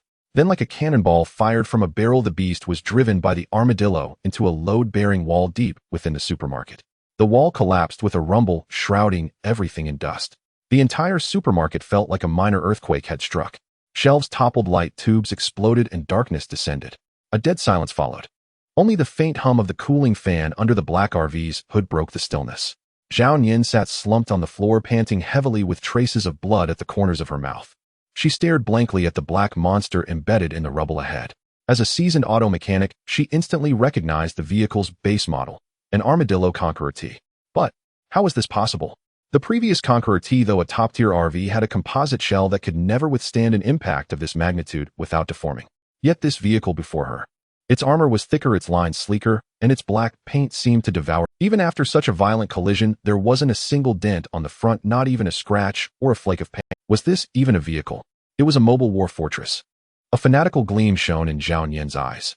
If not for her internal injuries rendering her immobile, she would have rushed over to caress this breathtaking behemoth. A crisp mechanical click broke the silence. The heavy armored door slowly swung open. Lin Ye stepped out, a compound bow in his hand. The moment the massive canine was killed, a message flashed across the paneled class: first-tier mutant beast slain. Minor evolution points gained. Lin Ye ignored it for now. He picked up a fruit knife from the floor and approached the pulverized dog carcass to inspect. Regrettably, no legendary crystal core was found. Lin Ye shook his head, then turned around, his gaze sweeping over the survivors in the supermarket. Zhao Yin and Su Tang were helping each other to their feet. Though their faces were smeared with blood and they looked battered, the fire in their eyes hadn't dimmed. As for the trembling middle-aged couple in the corner and the bewildered, bespectacled male college student, well, they could be ignored. Still alive. Lucky, Lin Ye remarked flatly, then pointed at the scattered supplies on the floor. What are you waiting for? Gather everything edible and useful and bring it to the door. Hurry up. The smell of blood will attract more creatures. Lin Ye's meaning was simple: as payment for saving them, he would take a portion of the supplies. Although his main reason for coming to this supermarket halfway was to recruit the two awakened Zhao Yin and Su Tang in this situation, no one would complain about having too many supplies. The survivors were stunned for a moment, then nodded frantically, as if clutching at a lifeline. Yes, yes, yes. Well, move them right away. The middle-aged man was the most eager, scrambling toward the shelves. In their eyes, this man driving the invincible RV had saved them and was now asking them to move supplies. Surely he intended to take them along. This vehicle was huge, or it could definitely fit them all. As long as they got on this RV, they would be absolutely safe. Soon a pile of supplies was stacked by the Armadillo's door. Lin Ye didn't let them board. Instead, he personally moved the supplies box by box into the vestibule inside the cabin. Big brother, can we help you carry them up? The male college student approached ingratiatingly, trying to get close to the door. Step back. Lin Ye didn't even turn around, his voice icy. Without my permission, anyone who comes within a meter of this door dies. In a flash, he drew his compound bow, the sharp, three-bladed arrowhead aimed directly at the student's forehead. The terrified student fell to the ground with a thud, his face pale, as he scrambled backward. After moving the last case of water, Lin Ye stood at the doorway, without closing it. Warm amber light spilled from the cabin, illuminating the dark, bloody ruins outside like the boundary between heaven and hell. Lin Ye's gaze passed over the others and landed directly on Zhao Yin and Su Tang. You too, he said, tilting his chin. Get on. Zhao Yin and Su Tang were taken aback. They exchanged a glance, seeing hesitation in each other's eyes. Though this man had saved them, he seemed too dangerous, and his gaze was like he was selecting merchandise. Why us? Su Tang adjusted her glasses, instinctively shielding the injured Zhao Yin. We don't. Before Lin Ye could answer, the middle-aged woman nearby erupted. Why I? Why only them, and not us? The woman suddenly rushed over, dropping to her knees and trying to grab Lin Ye's leg, wailing hysterically. My husband works for a state-owned enterprise. We're rich. Just save us, and we'll pay you any amount. I can cook and do laundry for you. Don't abandon me here. The male college student, ignoring his pain, pointed at Su Tang and shouted, Big brother. Let me on too. I'm from a prestigious university. I know a lot of things. I can help you carry stuff. What good are those two women? They're hurt and will only slow you down. Yeah, big brother. We're all compatriots. You can't just let us die. The middle-aged man chimed in. Your RV is big enough, or we can squeeze in. How can you be so cold-hearted? Moral blackmail might have worked before the apocalypse. But now, Lin Ye looked at these people, revealing their ugly true colors, and only disgust filled his eyes. Slow me down. Lin Ye looked down at the student, a mocking smirk curling his lips. When that mutated dog attacked, only these two women dared to fight back, to risk their lives. And you, Lin Ye's gaze was like a blade, causing the others to cower. You just screamed and cowered in the corner like maggots. My RV doesn't carry trash, and it doesn't accept garbage. With that, ignoring their wails, he looked at Zhao Yin and Su Tang and raised two fingers. He'll give you two choices. First, stay here with these three wastes and wait for the next wave of zombies or mutant beasts to turn you into food. Second, get on board and join my team. Lin Ye paused, his eyes sharp. But let me be clear, once you're on, you follow my orders. In return, I provide absolute safety food, water, and a chance to grow stronger. You have 10 seconds to decide. 10, 9. Lin Ye began the countdown, gripping the door handle as if to close it. Outside, the rain was falling harder. Su Tang glanced at the zombie still locked in its cage, then at the closing door before her. The supermarket still had enough supplies for survival, and for now it seemed safe. In this shattered world, survival was the only truth. Besides, this man, though cold, at least seemed reasonable. Nian Yen, let's go. Su Tang gritted her teeth and pulled the injured Zhao Nian toward the RV. The others were completely useless. No awakened abilities, and they hadn't even tried to help when the dog attacked. They were typical deadweight. Nian Yen was injured too. Staying outside was too dangerous. Getting on the RV was the best choice. At worst, she would sacrifice herself to the devil. From the giant dog and these zombies, it was clear the world had changed completely. With that thought, Su Tang pulled Zhao Nian aboard. Wait, don't leave us. You can't be so selfish. Seeing the two women board, the male college student suddenly grew bold and tried to force his way in before the door closed. Get lost. Lin Ye's eyes turned cold as he kicked the student, sending him flying. Once Su Tang and Zhao Nian were inside, the heavy armored door slammed shut with a bang. The wailing and the rain were completely sealed off. With a sharp click, the heavy armored door locked into place, and the world fell into an abrupt silence. The chaos and filth of the apocalypse were sealed away completely in that instant. In its place came the near imperceptible hum of the ventilation system and the soothing scent of premium cedarwood that filled the air, calming the mind. This stark sensory contrast left Zhao Nian and Su Tang, who had just endured a life-and-death struggle and were drenched in sweat, momentarily dazed. It felt as if they had stepped from hell into paradise. What is this? Zhao Nian's eyes widened, and the half-eaten lollipop stick fell from her mouth to the floor. As a seasoned auto mechanic and RV enthusiast, she knew the specs of the Armadillo Conqueror by heart. Yet what lay before her completely defied her understanding of physics. Before them stretched an extraordinarily spacious duplex living area with a ceiling height of over 2.5 meters, devoid of the oppressive crampedness typical of ordinary RVs. Beneath their feet lay warm walnut flooring, and at the center sat a set of oval-shaped Italian imported leather sofas. The cream-white upholstery glowed with a soft, inviting luster under the warm amber lights. In one corner of the living room, a small open bar had been designed. Something's wrong. This is definitely not right. Ignoring the mud on her clothes, Zhao Nian's professional instincts drove her to look around, her eyes a mix of horror and fervor. The Conqueror TS cabin is only a few meters long and about 2.5 meters wide. But the actual area here is at least 50 larger than the exterior. This defies the laws of spatial physics. What kind of black technology is this? Spatial folding. Compared to Zhao Nian's technical astonishment, Su Tang's reaction was more pragmatic. Suppressing her physical exhaustion, she took Zhao Nian's hand. Don't move. Su Tang murmured as a soft milky white glow emanated from her palm, gently covering the spot on Zhao Nian's chest where she had been injured by the shockwave. Minutes later, the light faded, and Zhao Nian's once pale face regained a hint of color. Throughout this, Lin Ye sat quietly on the sofa observing. Undeniably, the two women before him possessed exquisite beauty and an exceptional aura. Zhao Nian wore oil-stained mechanics overalls over a tight, white t-shirt. Though disheveled, her high ponytail and refined heroic features exuded a vibrant weed-like vitality. As for Su Tang, Lin Ye's gaze lingered on her for a second longer. She was dressed in seemingly conservative dark sportswear, with a pair of gold-rimmed glasses perched on her nose. Her demeanor was cool and ascetic, like an unapproachable chief physician in a hospital. Yet even with the zipper of her loose tracksuit pulled up to the top, it could not conceal her alluring prominent curve. It was a classic case of a body that looked slim in clothes, but was richly endowed. Voluptuous in just the right way, exuding the charm of a mature woman. But Lin Ye had not let them into the vehicle out of base desire. The world had undergone a cataclysmic change. The apocalypse had truly arrived. He still had to go to the magic capital to find his sister, but based on the information before the network went down, she should be safe for the short term. Under these circumstances, while finding his sister was essential, he also had to consider his own situation. The early days of the apocalypse were a golden period for development. If he focused solely on searching for her, and neglected his own growth, even if he managed to find her by relying on the Armadillo Conqueror's capabilities, what then? Would he have to join forces with his sister and become someone else's subordinate? In an apocalypse, betting on the kindness of others was the most foolish act. Thus, the best choice was to develop and strengthen himself while searching for his sister. Only by being powerful enough could he have more options. Yueli's radar detection was highly effective, which was why Lin Ye had rushed over. Among them, the short-haired girl in mechanics overalls was the one who had tried to call the police earlier. That was why Lin Ye had let them board. However, Su Tang clearly saw it differently. Though she had deduced from the power outage network shutdown zombies and the mutated Alaskan Malamute that a dramatic change had occurred outside without Yue, she didn't know the specifics. In her view, a man with such a powerful RV had no real need for her or Zhao Yin's help. The more likely reason was that he was attracted to their looks.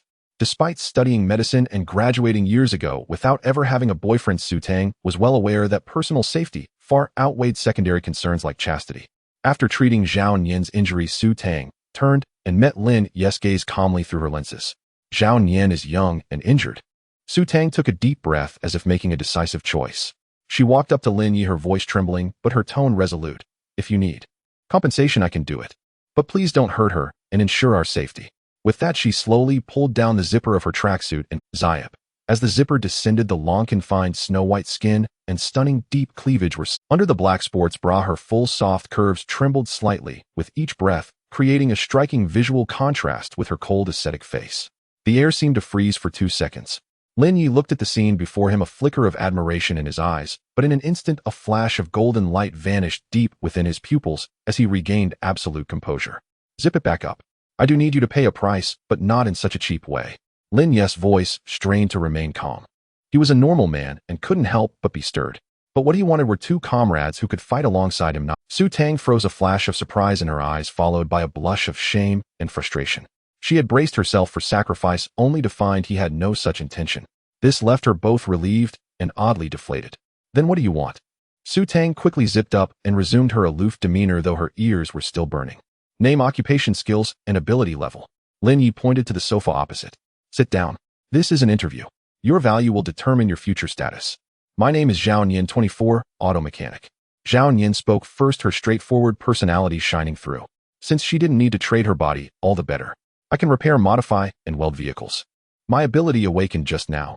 It should be a rank metal manipulation. I can sense and control the form of metal within a certain range.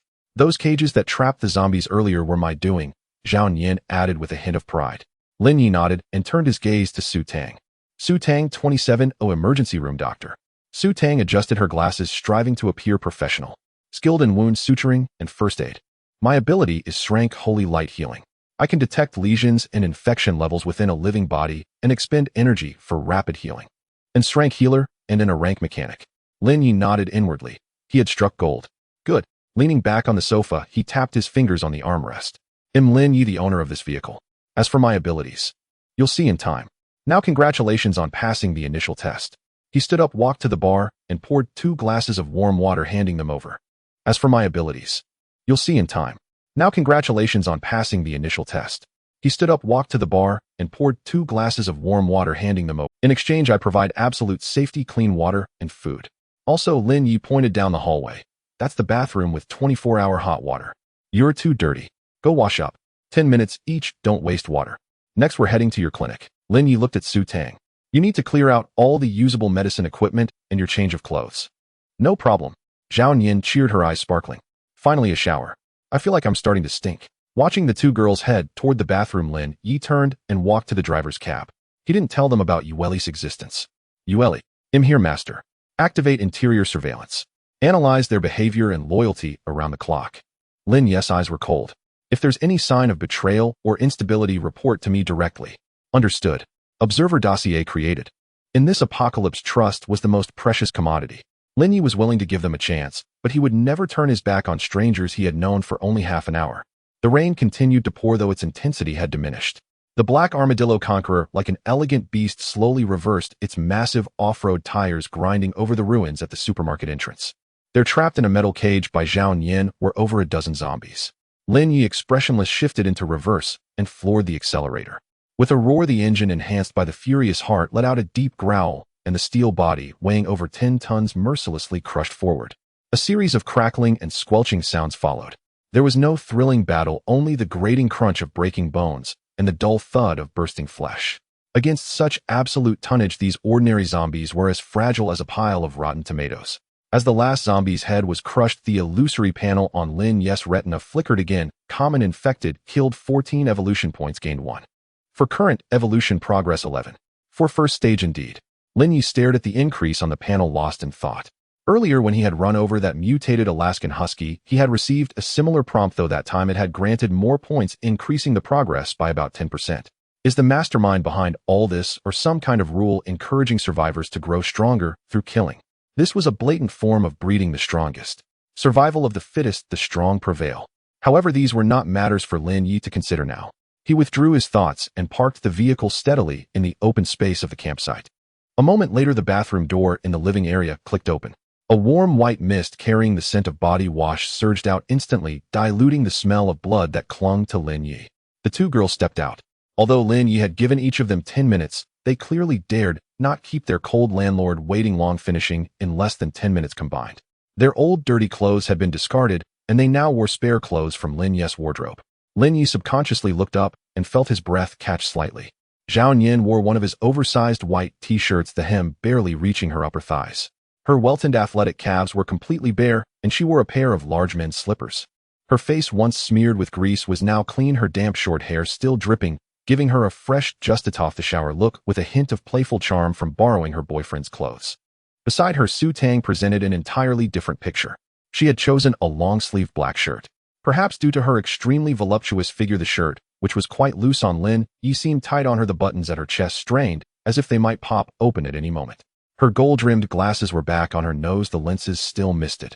She was drying her long, wet hair with a towel, a few strands clinging to her fair, slender neck, trailing down her collarbone and into the depths of her collar. Cool, intellectual, yet carrying a deadly homely allure.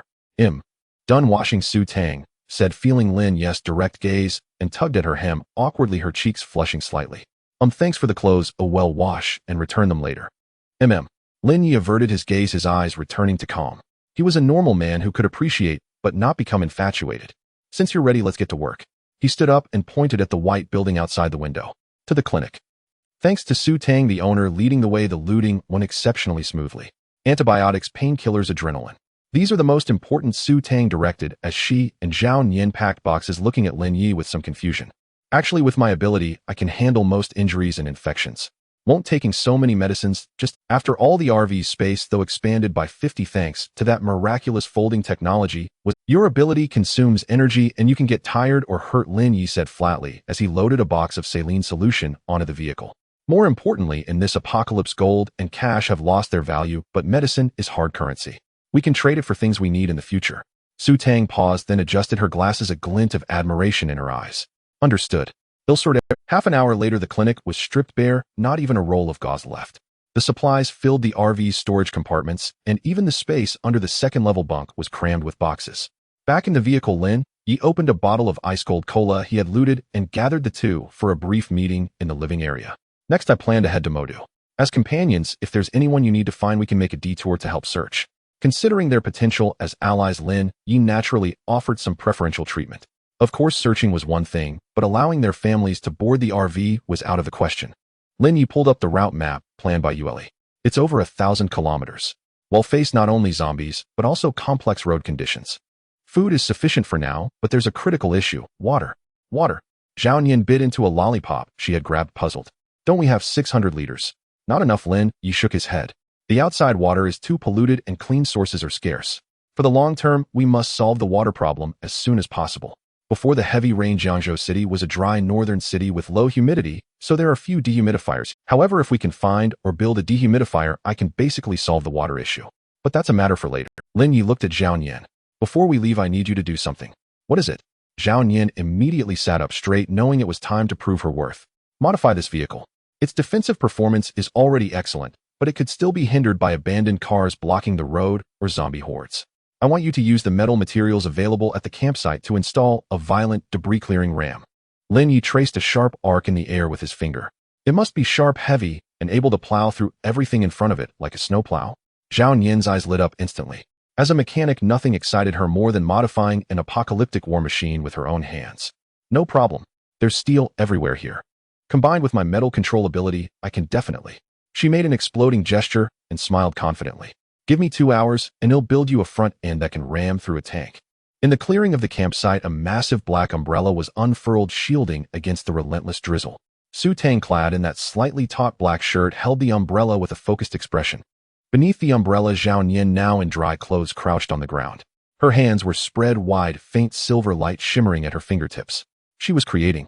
The surrounding abandoned car bumpers, billboard supports, and even the metal shells of trash cans seemed to liquefy, flowing, merging, and deforming under the command of her ability. Her ability level was still low, and the effort was evident.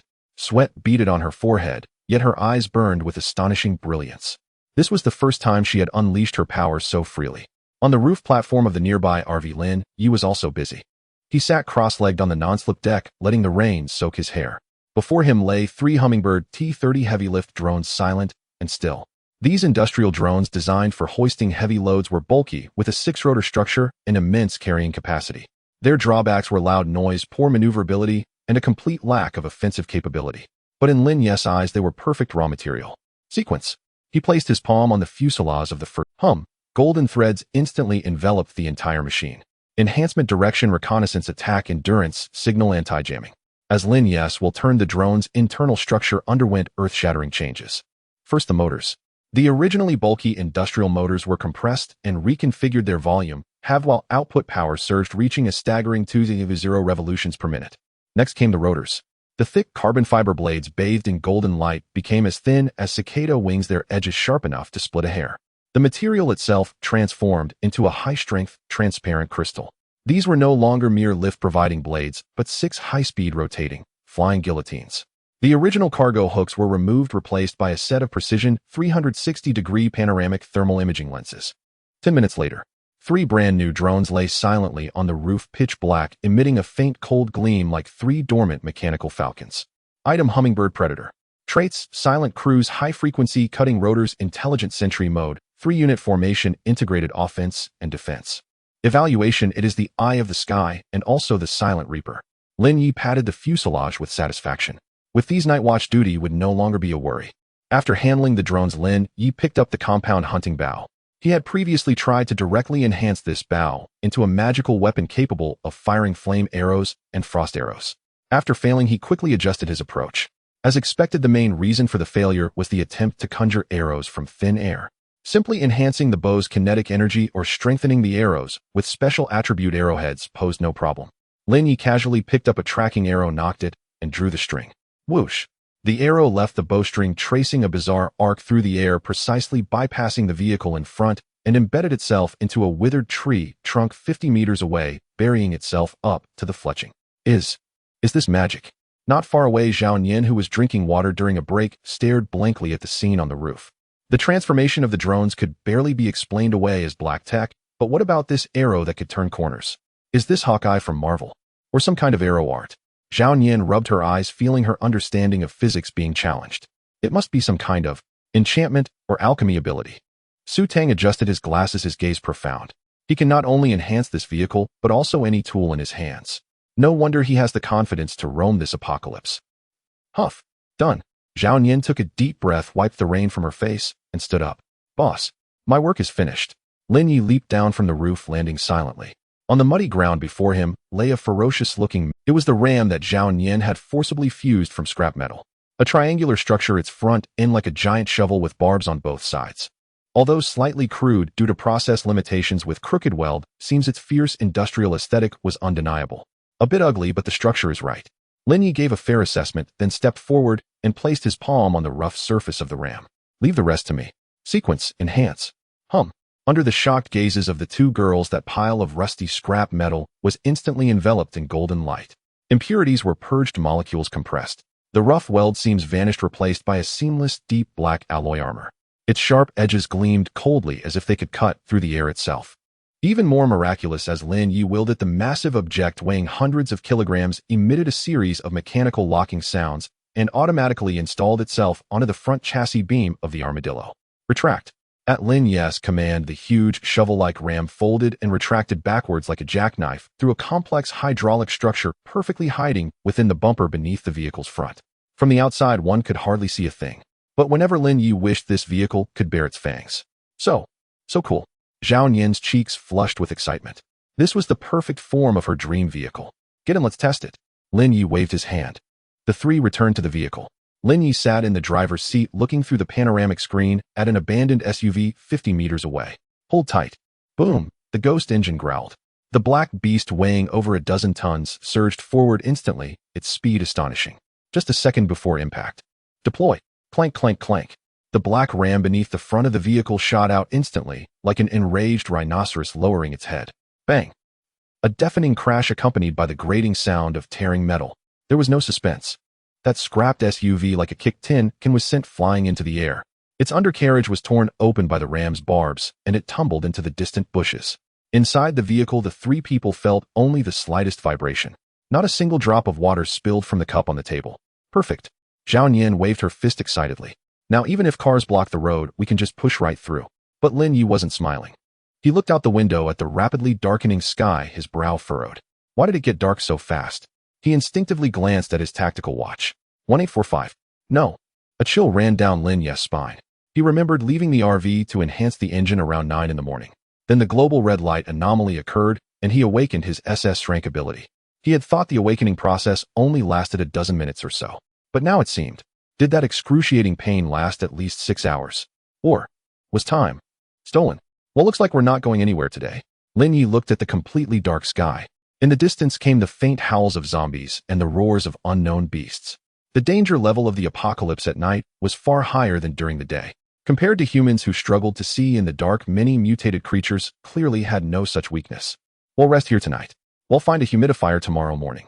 Lin Ye made the decision. He backed the vehicle into the optimal defensive position in the campsite and activated the radar alert mode of his omniscient eye. 7:30 p.m. The cabin was brightly lit and warm as spring. Lin Ye didn't rush the two to cook. Instead, he connected his laptop to the projector screen in the living room. Before we eat, it's necessary for you to understand the world now. Lin Ye sat on the sofa, his expression serious. The screen lit up. It was a compilation of global catastrophe footage that Yu Li had collected before the network went down. The scenes were no longer the minor skirmishes of their campsite. The footage was unflinching, bloodily revealing the truth after the collapse of order. Zhao Yin covered her mouth, her face pale.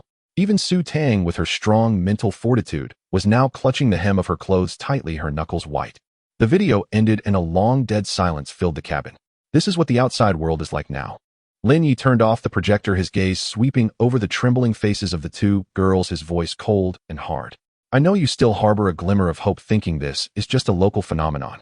But I'm telling you, the apocalypse from the movies and TV shows has truly descended upon this world. And more likely than not, rescue will not come. Inside this vehicle you are safe. But once you step out that door, what you face is this very hell. So cast aside all wishful thinking. Straighten your mindset, and only then can we survive in this cruel gurgle. As the water came to a boil, a rich aroma of beef tallow hot pot base filled the carriage. At Lin Ye's instruction, Su Tang set up a dual-flavor pot on the induction cooker. On the stainless steel tray beside it, M9 grade Australian Wagyu slices, handmade shrimp balls, and various organic vegetables sent by Gu Wan were neatly arranged.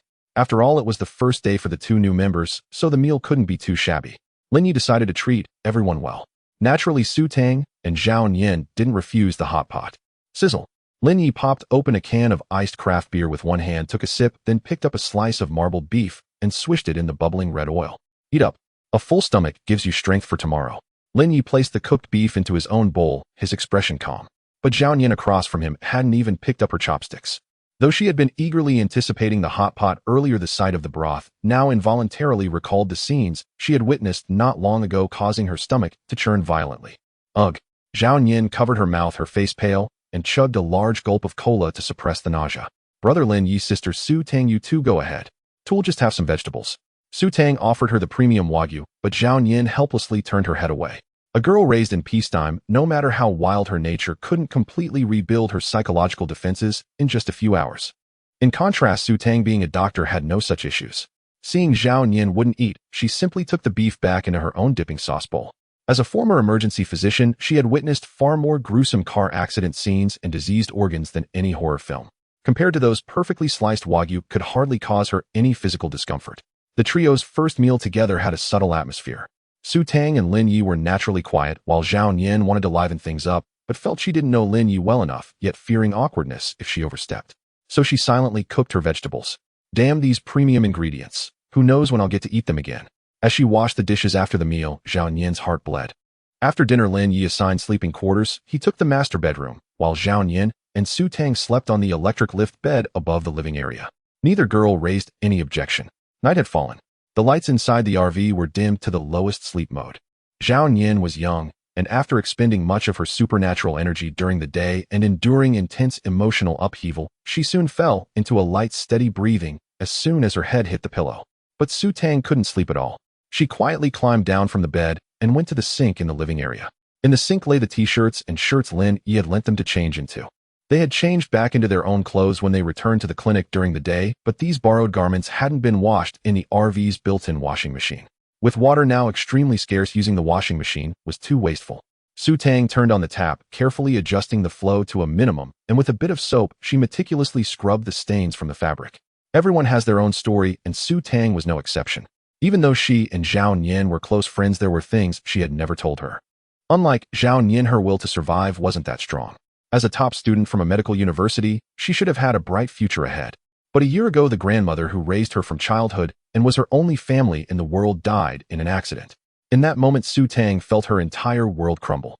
She developed mild depression and a sense of world weariness, resigned from the tertiary hospital, and retreated to this remote suburb to open a private clinic, living a muddled, self-exiled existence. Now the apocalypse had arrived. Monsters that devoured humans were everywhere. Whether she would survive until tomorrow was unknown. What was the point of someone as listless as her struggling in this hell? Bang! An extremely faint thud interrupted her thoughts. The RV's soundproofing was excellent, and she wouldn't have heard it if not for the dead silence of the night. Su Tang dried her hands, walked cautiously to the central console in the living area, and activated the external surveillance screen. The next second she gasped. Under the night vision camera, hundreds of oversized mutant bats with glowing red eyes swarmed densely in the air around the RV. They clawed at the RV's armor with their sharp talons, desperately seeking an entry point. She instinctively moved to alert Lin Ye, but before she could act, the screen's image abruptly changed. Whoosh, whoosh, whoosh. 3 pitch-black silhouettes rose silently from the roof like phantoms. They were the 3 hummingbird drones Lin Ye had modified during the day. They carved eerie yet geometrically beautiful trajectories through the night sky, instantly plunging into the dense bat swarm. Then a one-sided silent massacre began. The rotors, crafted from special crystals, spun at speeds of up to 2.0 revolutions per minute like countless invisible chainsaws. Thud, thud, thud. In the night vision feed, the mutant bats didn't even have time to scream before their wings were severed and heads sliced off by the high-speed rotors. Dismembered limbs and black blood rained down, washed away by the rain. Su Tang stared blankly at the screen. In the master bedroom, Lin Ye wasn't resting. Years of being an online novelist had kept him alert at this hour, so he decided to watch a movie to unwind. In the past, to gather material and inspiration, he had cached quite a few 4K Blu-ray classic movies offline. At one point, Yuli popped a small window over the film, streaming the view outside the RV. Then messages flashed across his panel. Enhanced creation: Hummingbird Hunter, killed LV. 1 mutant bat, gained 0.01 evolution points. Killed LV. 1 mutant bat, gained 0.01 evolution points. Current evolution progress 12. 5, 13. 1. Even kills by enhanced creations count. Makes sense. The dog earlier was killed by the RV itself. That's convenient. A faint smile curved at the corner of Lin Ye's lips. Outside the door, Su Tang watched the slaughter on the console, her gaze flickering. A sliver of dim light seeped through the gap in the nearby door. It was Lin Ye's room. At that moment, an absurd yet tempting thought crossed her mind. Since the world had already gone to hell, since life could end at any moment, why not try something even crazier? She was 27, always seen as a good girl, an aloof doctor who had never even had a proper relationship. Such a rule-bound life was utterly boring. What if I go in now? A self-destructive urge mixed with curiosity about this powerful man spread like a weed in the depths of her heart. Unconsciously, Su Tang walked to the door of Lin Ye's bedroom. Her trembling fingers reached for the doorknob. With just a gentle twist, perhaps another world awaited. But just as her fingertips were about to touch the metal handle, reason ultimately prevailed. What am I doing? Su Tang abruptly withdrew her hand. It was merely a stress response born of despair. She shook her head, patted her flushed cheeks with her cold hands, and turned to go back to sleep. Click. Just as she turned, the door behind her opened without warning. Curious after being alerted by Yuli that someone was lingering at the door, Lin Ye pulled it open. Their eyes met. The air seemed to freeze for 2 seconds. Lin Ye was a bit surprised. Su Tang stood in the dim hallway light. Because she had been washing clothes, a button on her pajamas had come undone, revealing a stretch of pale collarbone and a hint of a curve. What made it worse was that her usually cool, aloof face now bore a lingering blush and a trace of panic at being caught red-handed. This blend of cool doctor and fragile housewife aura was especially alluring in the late-night corridor. Dr. Su, standing guard at my door in the middle of the night. I. The beautiful doctor caught red-handed stood frozen, her mind a blank, her words a jump. She could even feel the cool corridor air seeping through her open collar, sending a cascade of shivers. She could even feel the cool corridor air seeping through her open collar, sending a cascade of shivers. Zhao Nian was still asleep on the lift bed outside. Though the Armadillo's cabin was well insulated, any commotion in the hallway would inevitably rouse the alert girl. Su Tang bit her pale lips, lowered her head, and walked stiffly into Lin Ye's bedroom like a child caught in wrongdoing. Click. As the door closed, the dim, intimate, warm light of the master bedroom stretched their shadows, intertwining them together. A suffocating silence filled the air, broken only by the gentle churn of mist from the humidifier. You? Do you think I'm beautiful, eh? Su Tang suddenly lifted her head, cutting off Lin Ye's words. Her usually cool face was flushed crimson, yet a hint of madness flickered in her eyes. Lin Ye raised an eyebrow slightly, his gaze sweeping over her, and nodded with candid ease. Beautiful. Scrayed figure, scrayed face. To be honest, his initial decision to let these two women aboard was primarily driven by their rare abilities. But in the apocalypse, a pleasing appearance was an undeniable bonus. Then do you want me, eh? Su Tang's voice trembled, but her movements were unwavering. Her slender fingers pinched the edge of her nightgown and pulled gently. Buttons popped open. Fabric slid away, moonlight cascading over her form, outlining a cool yet mature silhouette. Her body, like a ripe peach, was laid bare before him without reservation. It was a scene that would drive any man wild. But in that moment, a flicker of bewilderment crossed Lin Ye's eyes, and he frowned slightly. He did not understand. That evening in the living room, this woman had steeled herself for a sacrifice to the beast, but it had been a rational compromise for Zhao Nian's and her own survival. Now, however, what burned in her eyes was a clear impulse to tear herself apart, to be utterly destroyed. Seeing the question in Lin Ye's gaze, Su Tang gave a bitter smile. Her eyes reddened, and tears slipped silently down her cheeks. I'm sick. Psychologically. She hugged her trembling shoulders, her voice hoarse. I grew up with my grandmother, as she was my only family in this world.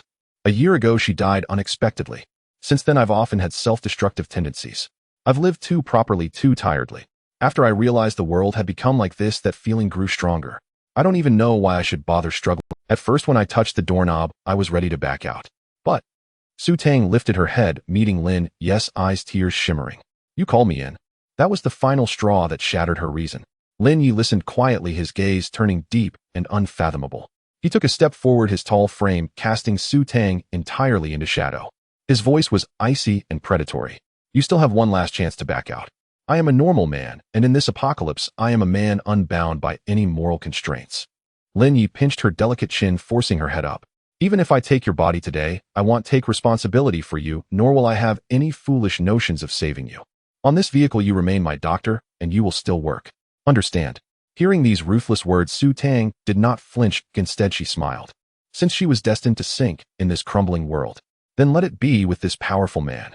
That is for the best. Su Tang rose on her tiptoes and clumsily yet eagerly pressed her lips to Lin Ye's. Boom. Like dry kindling meeting flame, it ignited completely in the first deep hour of the apocalypse. Lin Ye held back no longer. His strong arm wrapped around her slender waist, pressing her heavily onto the large bed behind him. Outside, the light rain had swelled into a downpour, wind and rain lashing against the Armadillo's sturdy armor with a muffled roar. Within this absolute fortress, sealed off from all peril, long-suppressed emotions found their most primal release. There was no lingering tenderness, only the rawest, most searing surrender the apocalypse could offer. It was an interweaving of despair and desire, a collision of destruction and rebirth, until the wind ceased and the rain subsided. On the pristine leather bed, a faint trace of crimson marked the pure white sheets, recording the moment she, at 27, had finally shed all her defenses for the first time. Late night. Zhao Nian, asleep on the lift bed in the living room, turned over in a daze. She vaguely thought she heard some strange noise. It sounded like someone suppressing sobs, or perhaps frantic gasping. Could it be a mutant creature attacking the RVA? Zhao Nian muttered, trying groggily to open her eyes. But the next second the sound vanished, leaving only the steady patter of rain outside. Must be dreaming. Trusting the RV's defense system implicitly, she turned over, hugged her pillow, and drifted back into deep sleep. The next morning, morning light filtered through the gaps in the curtains into the living room. Zhao Nian yawned, stretched, climbed down from the lift bed, and shuffled into the bathroom to wash up. When she emerged, wiping her face, and walked into the dining area, she found Su Tang already seated there. Morning, Sister Su Tang. Zhao Nian mumbled a greeting, then froze. Su Tang was wearing a simple light-colored high-neck long-sleeve top, today wrapped up tightly. But maybe it was an illusion. Zhao Nian felt she looked prettier today. Not the kind of beauty from makeup, but a radiant dewy allure emanating from within. The cold world-weary aura that once clung to her brows had been replaced by a languid feminine charm. Just as Zhao Nian was puzzling over this, Lin Ye emerged from the kitchen area, carrying 2 steaming bowls of plain congee and a few small dishes of pickles. His expression was calm, as if nothing had happened the night before. But with utter naturalness, he placed 1 bowl of congee in front of Su Tang. "Eat it while it's hot. It has brown sugar," Lin Ye said flatly. "Thank you." Su Tang lowered her head, the tips of her ears reddening, as she picked up her spoon. She didn't even dare to meet Lin Ye's eyes. Her docile, demure demeanor was a far cry from the aloof doctor of yesterday. Zhao Nian stood to the side, towel in hand, utterly dumbfounded. What was going on? That cold, ruthless brother Lin, who yesterday wouldn't hesitate to draw his bow at the slightest provocation, was personally ladling congee for Su Tang. And with brown sugar. And that strange noise last night. Could it be? But no, based on her understanding of Su Tang, she wasn't that kind of person. Zhao Nian blinked, her gaze darting between the two, finally settling on a faint red mark barely visible at the collar of Su. Zhao Nian blinked, her gaze darting between the two, finally settling on a faint red mark barely visible at the collar of Su Tang's shirt. Boom. The young girl's face flushed crimson in an instant. So last night, it wasn't a dream. Zhao Nian, if you want to eat, help yourself. Lin Ye's voice snapped her out of her wild thoughts. Huh. Oh, okay, brother Lin Ye. I mean brother Lin. Zhao Nian responded in a fluster, scratching her hair in confusion. You can just call me Nian Nian. In the early morning, the rain ceased. Yet the sky remained shrouded in an oppressive leaden gray, thick clouds, like an inverted black cauldron sealing the entire city of Jiangzhou in a stifling grip. With a thunderous roar, a black steel beast unleashed a deafening bellow on the main road leading to the city center. This was the scene of a catastrophic multi-vehicle collision. Before the apocalypse descended, the relentless 6-day downpour had briefly paused. Many citizens trapped at home with dwindling supplies seized this window to drive out and stock up on necessities. But they collided head-on with the eerie wave that swept across the globe. For miles along the road, there were out-of-control rear-end collisions, overturned and blazing trucks, and zombies wandering among the wreckage, feasting on their former kind amidst shards of glass. Hold tight.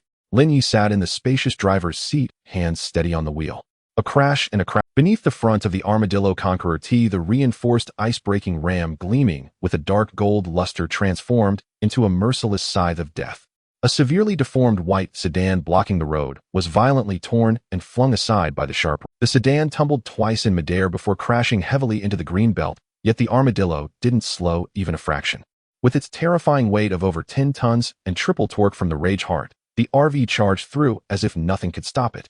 Zombies that lunged at the sound of the engine, hoping to act as speed bumps, were mercilessly ground into pulp by the specialized wide tires, becoming insignificant evolution points. In the passenger seat, Zhao Nian clung tightly to the safety handle, her large, lively eyes not showing fear, but gleaming with fervor. Even her instinctive disgust for corpses and blood was forgotten in the adrenaline-fueled rush. Though the ram was reinforced by Lin Ye, its skeleton was forged by her own hands. Watching her creation violently shatter all obstacles gave her an almost electrifying sense of achievement. Brother Lin, this is too cool. Zhao Nian shouted excitedly. Lin Ye nodded calmly, his gaze sweeping across the radar screen on the console, constantly monitoring changes in vital signs around them. From the living area of the RV, a rich, mellow aroma wafted, the sweet scent of freshly ground coffee beans mixed with coconut milk. Su Tang carried a steaming cup of coconut latte, stepping lightly into the driver's cabin, and placed it securely in the anti-slip cup holder beside Lin Ye. Thanks to her own ability, even after the wildness of the previous night, she could function normally today. As for the red marks Zhao Nian had seen that morning, they were left deliberately. Perhaps to assert ownership, or perhaps with these marks she could feel at ease. But none of that mattered anymore. A hint of softness appeared on Su Tang's cold, world-weary face. The coffee beans and hand grinder are from my clinic. I added some coconut milk in case you don't like black coffee.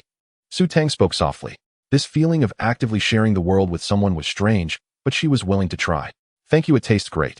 Lin Ye took a sip, noticing the slight curl of her lips from the corner of his eye. There's about 5 more kilometers to the commercial district. Lin Ye set down the coffee cup and got to the point. We have 2 places to go. First, the large home appliance store to find powerful dehumidifiers. That's key to our future clean water supply. Also look for industrial-grade charging equipment to build a charging dock for the drones. Second, we need to hit the Lin Ye's gaze shifted to the high-performance laptop with its screen always on. After the network went down, Yueli's computing power has been severely limited. I need to find top-tier graphics cards, motherboards, and a server array cabinet. He wanted to test his ship if he could continuously add and replace the computer's hardware like building blocks. Could he bypass the rule that each item can only be enhanced once, enabling Yue to undergo a second or even third leap in evolution? If successful, the gains would be unimaginable. Yue. Zhao Nian was stunned, spinning the lollipop in her mouth. What's that? A new teammate. Hello, Miss Nian. I am Yue. Seeing that Lin Ye no longer intended to hide her, Yue revealed herself. On the laptop screen, a stream of deep blue data converged into a pulsating sound wave pattern, and a cool, slightly humanized mechanical female voice resonated through the cabin. Based on your microexpressions and pupil dilation, your current heart rate is 112 beats per minute, indicating extreme excitement. I suggest taking deep breaths to avoid excessive adrenaline secretion. Hearing this voice, Zhao Nian nearly jumped out of her seat in shock. Whoa, it's really an AI. She stared wide-eyed at the computer as if it were an alien. Brother Lin, this is incredible. It feels way smarter than a regular AI.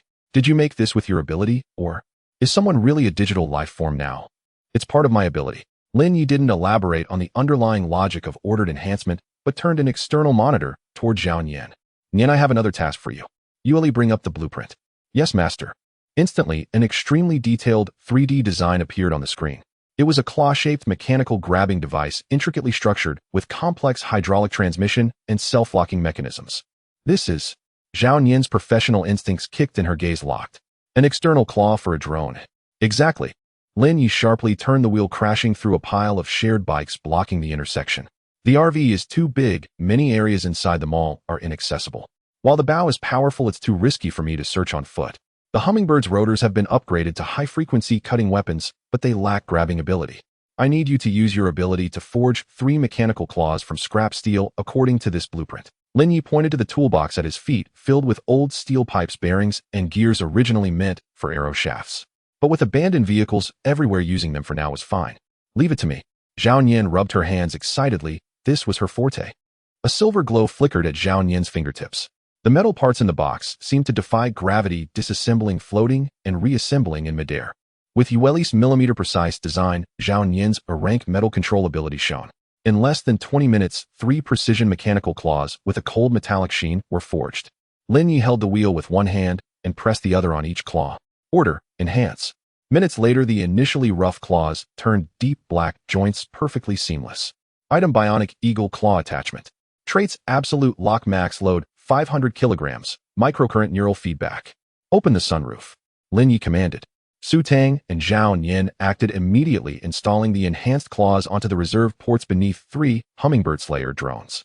Thus, these 3 drones became not only ruthless aerial reapers, but also formidable aerial thieves capable of retrieving objects from afar.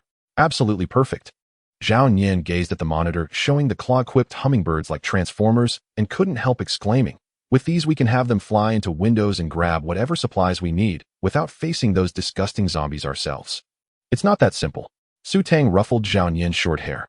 These drones are large with a wingspan over 2 meters. Many narrow passages and rooms are inaccessible. They're better suited for open areas or large storage zones.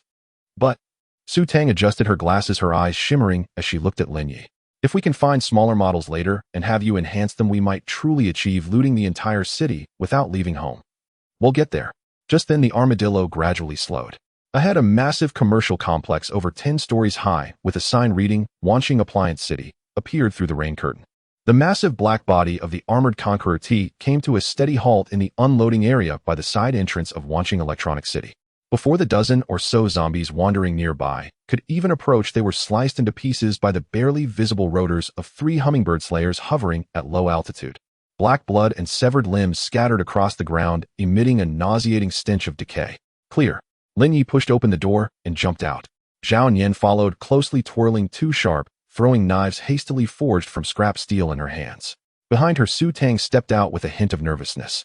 Although her glass healing ability was of little help in direct combat, her presence meant she could promptly restore their condition if either of them got injured. Brolin, look up in the sky. Zhao Nian had just stepped out when she suddenly pointed at the gloomy sky above the electronic city, lowering her voice. Lin Ye looked up. After his ability had fully awakened, his once mild nearsightedness had not only corrected itself, but now surpassed ordinary human vision. He clearly saw at about 100 meters above the ground a white, civilian aerial drone hovering. Noticing the armored vehicle below, it paused, angling its camera directly toward them. Survivor, Su Tang said softly, adjusting her glasses. Not just survivors, but ones with connections or Lin Ye squinted. Just as the hummingbird slayers were about to move and the drone quickly ascended and flew straight. Jiangzhou city center is a strict no-fly zone. Ordinary civilian drones can't even take off, let alone fly this high.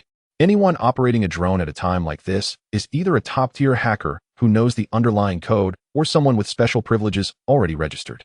However, Lin Ye paid it no mind. Whoever it was, as long as they didn't provoke him, he had no interest in meddling. Let's go into the mall. Target the large appliance storage area on the first floor. Lin Ye picked up his fully enhanced composite hunting bow and led the way into the dim side entrance of the electronic city. Inside, due to the power outage, the light was very dim. Compared to the crowded supermarkets, the appliance store felt eerily empty. During the brief breaks in the rain before the apocalypse, people had been frantically hoarding food. No one had thought to come here to grab refrigerators or TVs.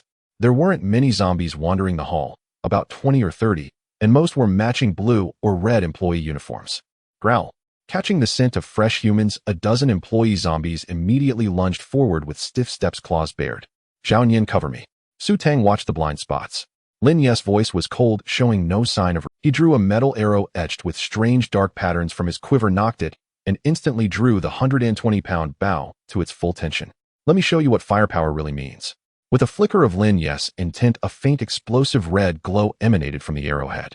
This was the explosive arrow he had crafted using his sequential enhancement ability back in the vehicle. Swoosh. The arrow transformed into a black-red streak of lightning, vanishing into the densest cluster of zombies. Boom. A blazing fireball erupted amidst the zombie horde, the fierce shockwave blasting 4 or 5 of them into fragments. Holy crap. Is that an RPG?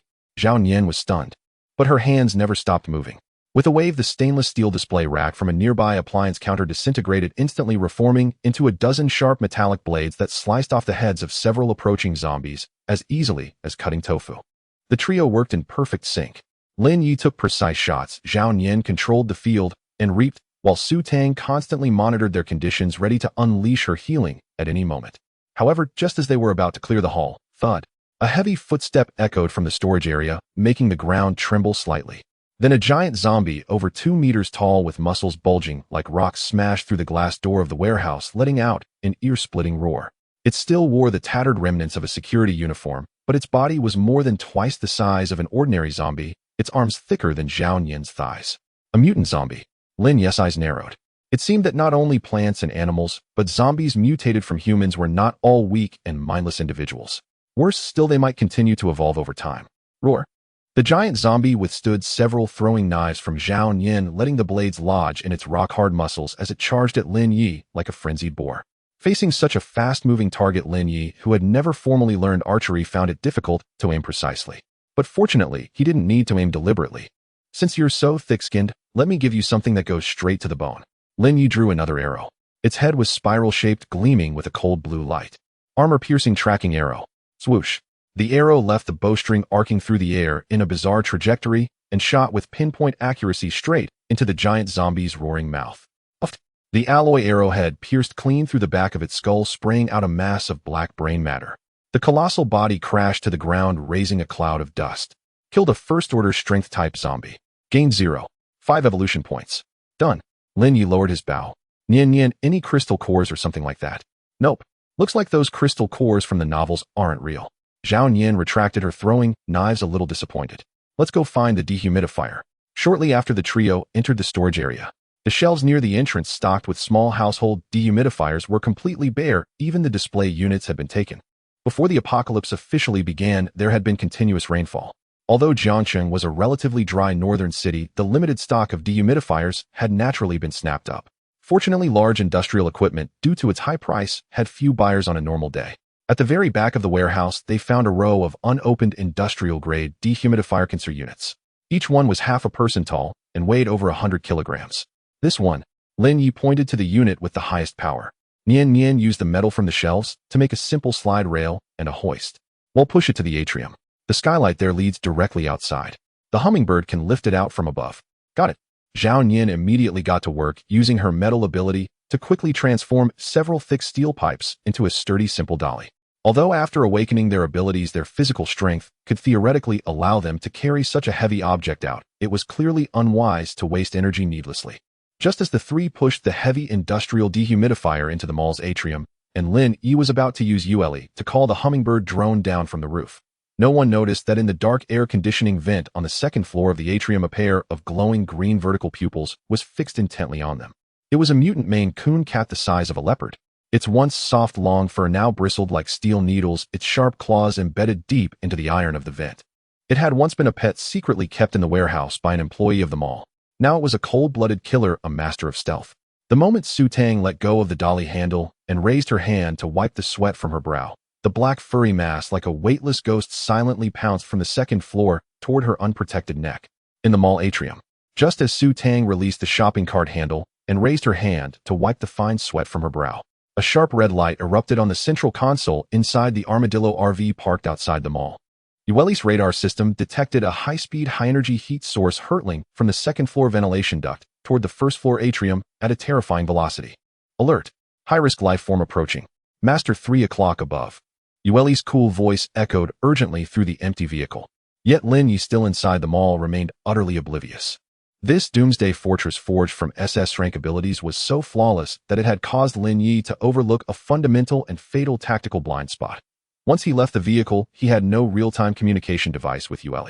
Without a sound, no wind or roar, a shadow like black lightning crossed nearly 10 meters in an instant, its sharp claws aimed directly at Su Tang's pale neck. It was a mutated Maine Coon, already one of the largest domestic cat breeds before the apocalypse. Under the influence of unknown energy, its size had swelled to that of a leopard. Its stealth and concealment abilities were so exceptional that it had evaded the RV's radar entirely until the moment it launched its lethal strike. Sister Su Tang, watch out! Zhao Nian's eyes widened as she cried out, but her throwing knife was far too slow to be of use. Su Tang's mind went blank as a thick, bloody wind rushed toward her. She could even clearly see the interlocking fangs and crimson tongue inside the giant cat's mouth. Can't dodge. But ending it here wouldn't be so bad, I suppose. Su Tang slowly closed her eyes. The next moment, a violent gust of wind erupted beside her. Lin Ye moved. The physical enhancement from his SS-Rank ability far surpassed that of ordinary people and even exceeded the newly awakened Zhao Nian and Su Tang. Lin Ye's terrifying physical prowess exploded into action. He seized Su Tang by the shoulder and yanked her backward with brutal force. The giant cat's sharp claws grazed Su Tang's shoulder, tearing through her sportswear jacket and leaving shallow, bloody gashes. Having missed its target, the mutated Maine Coon twisted lithely in midair, landing steadily on a double-door refrigerator a few meters away. A low growl rumbled from its throat as its hind leg muscles tensed, ready to pounce again. But Lin Ye gave it no chance. Almost as he pushed Su Tang away, he had already pulled an explosive arrow, knocking the arrow drawing the bowstring. The 120-pound bow was pulled to a full moon in an instant. Die! Lin Ye's gaze was icy as he released his fingers. The black-red arrow streaked like lightning. The giant cat, sensing the lethal danger, leaped sideways in a desperate attempt to evade. But the power of the explosive arrow never relied on penetration. The arrow detonated against the refrigerator's surface the moment the cat jumped. A blazing fireball laced with metal shrapnel instantly engulfed the dark silhouette. The immense shockwave blasted the double-door refrigerator into a heap of scrap metal. The mutated Maine Coon let out a blood-curdling shriek as it was hurled like a ragdoll, crashing heavily into a load-bearing pillar over 10 meters away before crumpling to the ground. Is it over? Zhao Nian swallowed hard, her palms slick with cold sweat. The dust slowly began to... The mutated Maine Coon lay pitifully in a pool of blood, half its body torn and mangled. Its once smooth fur was scorched in large patches, revealing bare bones and writhing organs in its abdomen. But what sent chills down their spines was that it was still breathing. It struggled to prop itself up with its front claws, its emerald green vertical pupils fixed on Lin Ye, filled with defiance. Tough life. Lin Ye narrowed his eyes and drew an ordinary alloy arrow, intending to put it out of its... Yet moments later, to the bewilderment of Zhao Nian and Su Tang, he lowered his bow. Staring at the dying, yet still ferocious mutated creature, a wild idea suddenly flashed through his mind. My sequence enhancement has only ever worked on inanimate objects. What if I use it on a living being? This mutated Maine Coon possessed extraordinary stealth and agility. Having such an assassin-type battle pet in the apocalypse would be far more practical than any object. Moreover, it was critically wounded and defenseless, the perfect living experiment. Even if the experiment failed and killed it, there would be no loss. Nian, guard the perimeter. Su Tang stepped back. Lin Ye ordered in a low voice, then set down his compound bow and crouched before the bloodied giant cat. Brother Lin, what are you doing? Zhao Nian was stunned. Lin Ye didn't answer. He reached out his right hand and pressed it directly onto the cat's massive blood-soaked head. Sequence. An immense and impossibly complex genetic map exploded in his mind. This was the first time Lin Ye had used his ability on a living being. Crimson lines of fury, gray threads of bestial instinct, and countless fractured evolutionary gene chains. Billions of intertwined neural fibers sent a tearing pain through Lin Ye's brain. Lin Ye grunted, his face turning deathly pale. His internal energy and mental strength were drained like a bursting dam. Such a terrifying cost. Lin Ye gritted his teeth, veins bulging on his forehead. Yet he didn't give up, forcibly imposing his will upon the chaotic genetic storm. Enhancement direction, all-round enhancement. The giant cat let out a scream of agony. Its bones began to crack, audibly charred flesh sloughed off, and new tissue regenerated at a visible rate. Minutes ticked by. 5, 10, 15. Lin Ye's body began to tremble, slightly large beads of cold sweat dripping from his chin into the blood. His breathing grew labored, and a trickle of warm blood seeped from his nostril. Lin Ye. Su Tang's heart tightened at the sight, and she instinctively moved forward to use her healing ability. I'm fine. Don't interrupt me. Lin Ye forced the words out through clenched teeth. After a full 20 minutes, as the lines in his mind completed their rearrangement, the dreadful drain abruptly ceased. Exhausted, Lin Ye collapsed to the ground, gasping for air. He was drenched in sweat, his mental and physical energy nearly depleted. The price for enhancing a living creature is indeed steep. Lin Ye wiped the blood from his nose, a trace of resignation in his voice. It was just a mutated cat, far simpler than the RV, yet the cost had been even greater. But on second thought, it made sense. The RV was inanimate with a fixed upper limit. A living creature, however, possessed its own potential and could grow independently even without Lin Ye. After a brief rest, Lin Ye turned his gaze to the once mangled, mutated Maine Coon. Its wounds had completely healed. Its size hadn't increased. Instead, it had become slightly more slender and streamlined. Its formerly matted fur was now as smooth as fine black velvet. Strangest of all, when it crouched in the shadows, the light around its body seemed to warp subtly, as if it had melded entirely into the darkness. And its eyes, once the bloodshot, crazed scarlet of a predator, were now as clear and bright. A new panel appeared in Lin Ye's vision. Target: mutated, Maine Coon female, level tier 2, mutant beast traits, shadow stalk, vital strike, absolute loyalty. Noticing Lin Ye's gaze, the cat gracefully rose and padded over to him, nuzzling his pant leg affectionately with a sweet mew, even rolling over to expose its belly. Zhao Nian and Su Tang stared in disbelief. The monster that had been about to devour them moments ago was now a purring kitten begging for a belly rub. Brother Lin, your ability works on living things too. Zhao Nian swallowed hard. Just a little trick. Lin Ye stroked the cat's sleek fur, feeling the strange mental connection, and a small smile tugged at his lips. How about we call you Little Black? The cat shook its head in displeasure. How about Warrior Tyrannosaurus? Zhao Nian leaned in, eager to pet the now docile feline. But the cat nimbly dodged her, leaping lightly into a nearby shadow and vanishing without a trace. Lin Ye had always been terrible at naming things aback. When he wrote novels, he relied on name generators. Now he found the task headache-inducing. How about MOing? Su Tang walked over and took his hand, a soft white light flowing into him to ease his discomfort. Seeming to approve of the name, MOing leaped out from Lin Ye's shadow and gently rubbed against Su Tang. Oh, how adorable. Seeing Lin Ye's color improve, Su Tang patted Mo Ying's head before turning her healing touch to her own wounds. Lin Ye noticed this and pressed his lips together, his gaze towards Su Tang growing increasingly tender. In Jiangzhou City, across from the Wanqing Appliance City, stood the 5-star Park Hyatt Hotel. Inside a luxurious executive suite on the 26th floor, a heavy blackout curtain was pulled aside to reveal a small secret gap. Tang Yingxue, holding a pair of military-grade high-powered binoculars equipped with night vision and distance measurement functions, was watching with great interest everything happening across the street. She possessed a deceptively innocent, pure desire, first love face. Her skin was as fair as snow, her features delicate and petite, and most striking were her naturally seductive peach blossom eyes, with slightly upturned corners, moist and bright. These eyes, even when merely gazing at a lamppost by the roadside, seemed full of tender affection. When she smiled, they could utterly melt a person's defenses. Yet at this moment, within those amorous eyes flickered absolute rationality and cunning. Through the lens, a highly sci-fi-looking 6-rotor drone extended its mechanical claws, steadily hoisting a heavy industrial dehumidifier onto the massive black beast-like heavy truck camper. Interesting. Tang Yingxue murmured softly, her red lips parting slightly. I thought that playboy from the Zhou family who only knew how to chase after actresses had finally grown a brain and modified his car like this. So the car has changed owners. As an insider, she naturally recognized this Armadillo Conqueror T, originally belonging to a certain prodigal son. After all, the string of 8s on the license plate was hard to forget. Before the apocalypse erupted, the family's private helicopter had already landed on the hotel rooftop, urging her to evacuate immediately. But she refused without hesitation. Rights and obligations are equal. Returning to the family meant accepting their shelter and help, but also bearing the corresponding duties. Before the apocalypse, it was just an arranged marriage. What it would become after the apocalypse, she dared not imagine. Since the world was already ending, she might as well take a free breath in these ruins. Tang Yingxue put down the binoculars and stretched with extreme languor. Then she lay back on the soft bed in a big X shape, her long legs crossing in the air, her toes gently swaying. In truth, she had already noticed this recklessly charging RV, using her own aerial drone whose underlying code she had cracked. But as the drone approached that cold man holding a compound, Bao had clearly noticed her. His drone was about to, so she wisely recalled her drone. She had considered whether to communicate with him. His RV seemed to offer a high sense of security. However, after thinking it over, she decided to give up. This typical team configuration of a domineering man and his stunning appendage was fraught with extreme uncertainty.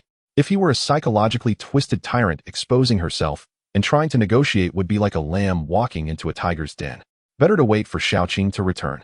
Don't provoke, don't contact. Tang Yingxue turned over, hugging a soft pillow like a lazy cat. In the corridor on the 26th floor of the hotel. Bang! A zombie in a hotel cleaner's uniform was brutally decapitated by a powerful high kick.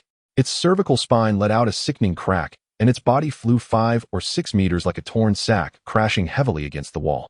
Han Xiaoqing expressionlessly retracted her long leg and shook her short ear-length hair.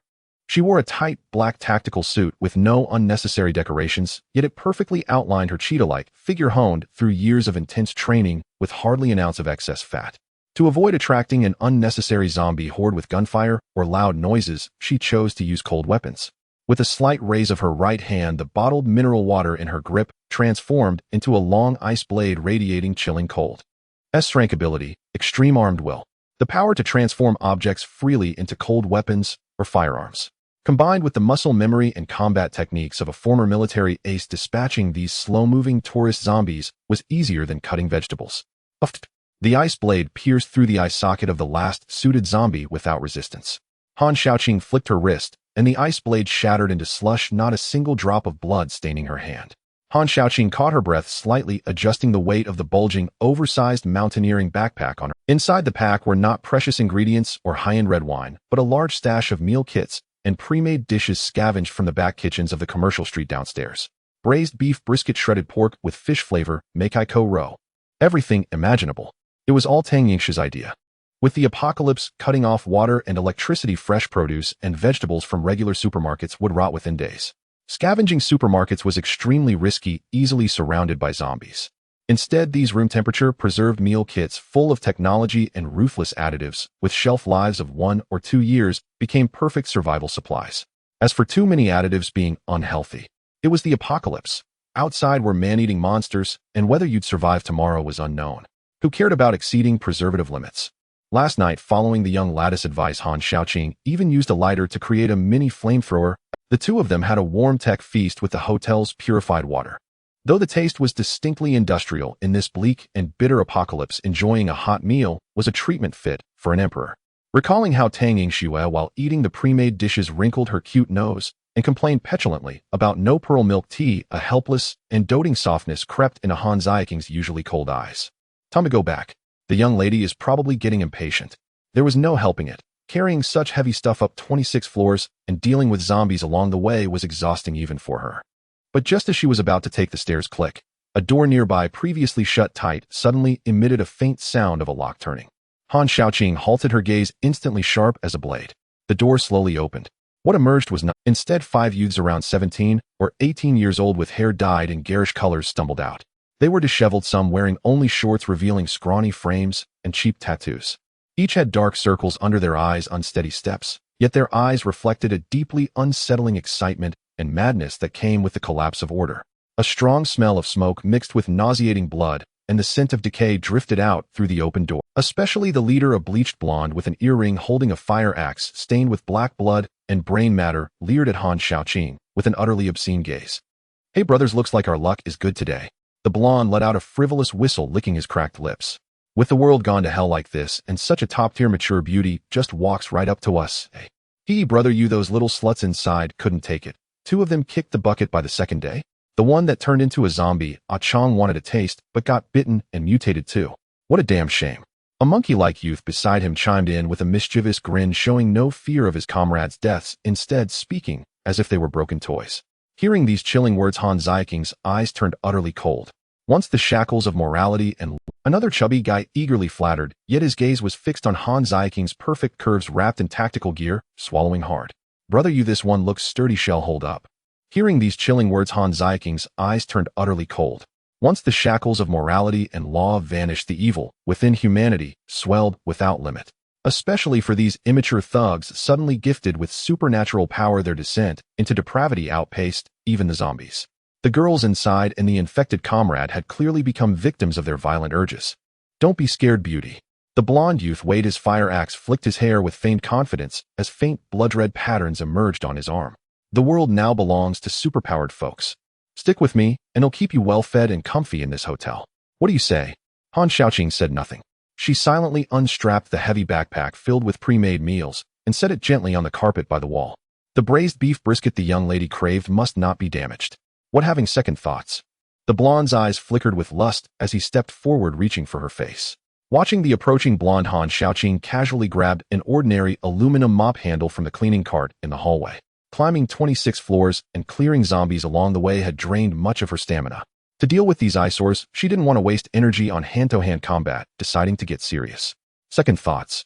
Han Xiaoqing finally spoke, her voice cold, aloof, devoid of any human emotion. Trash like you can't even figure out a gun's safety. The next second, a terrifying wave of energy erupted from her palm. S-level ability, Will Armament. The moment the ability activated, the ordinary aluminum mop handle seemed to be infused with a soul. Under the horrified gazes of the youths, the metal surface shimmered with dazzling silver blue light, its material and structure violently rearranging at a microscopic level. With crisp mechanical clicks, in less than a second the mop handle transformed into a sci-fi tactical shotgun with a thick barrel. The blonde was stunned, sensing danger. He instinctively raised his fire axe and activated the berserk ability with a roar. His muscles instantly swelled, tearing his shirt as he charged like a mad bull to strike first. Without a word, without hesitation, his response was a deafening gunshot. The buckshot, formed from pure ability energy, exploded in the narrow corridor. The blonde's body, strengthened by berserk, was utterly fragile against absolute firepower. Before he could even scream, his upper body was blasted into a bloody mist like a watermelon crushed by a sledgehammer. A half-destroyed corpse thudded to the ground, the fire axe clattering beside it. The corridor fell into dead silence.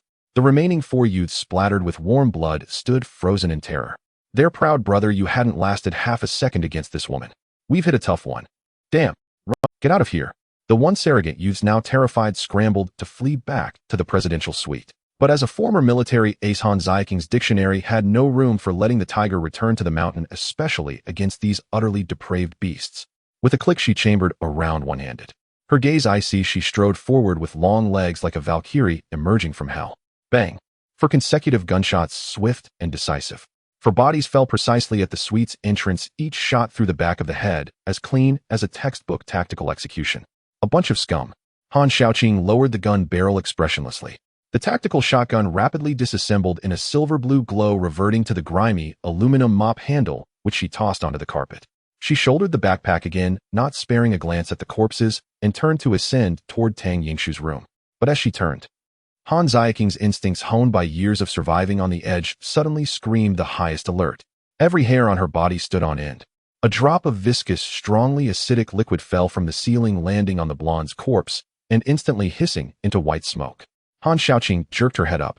The central air conditioning vent in the corridor was ripped apart by a monster, a terrifying creature over 3 meters long, covered in barbs like a giant gecko hung upside down from its gaping maw was lined with serrated teeth, and its crimson vertical pupils gazed greedily at Han Xiaoqing and the fresh flesh below.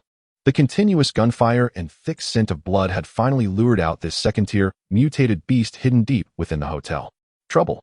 Han Zieking's pupils contracted. Meanwhile, on the street across from the hotel, Lin Ye and his 2 companions had just safely loaded the dehumidifier into the Armadillo's lower compartment and were about to return to the appliance store. The appliance store had more than just dehumidifiers and freezers. The second floor housed a rich digital section. This dehumidifier run had revealed some overlooked details to Lin Ye.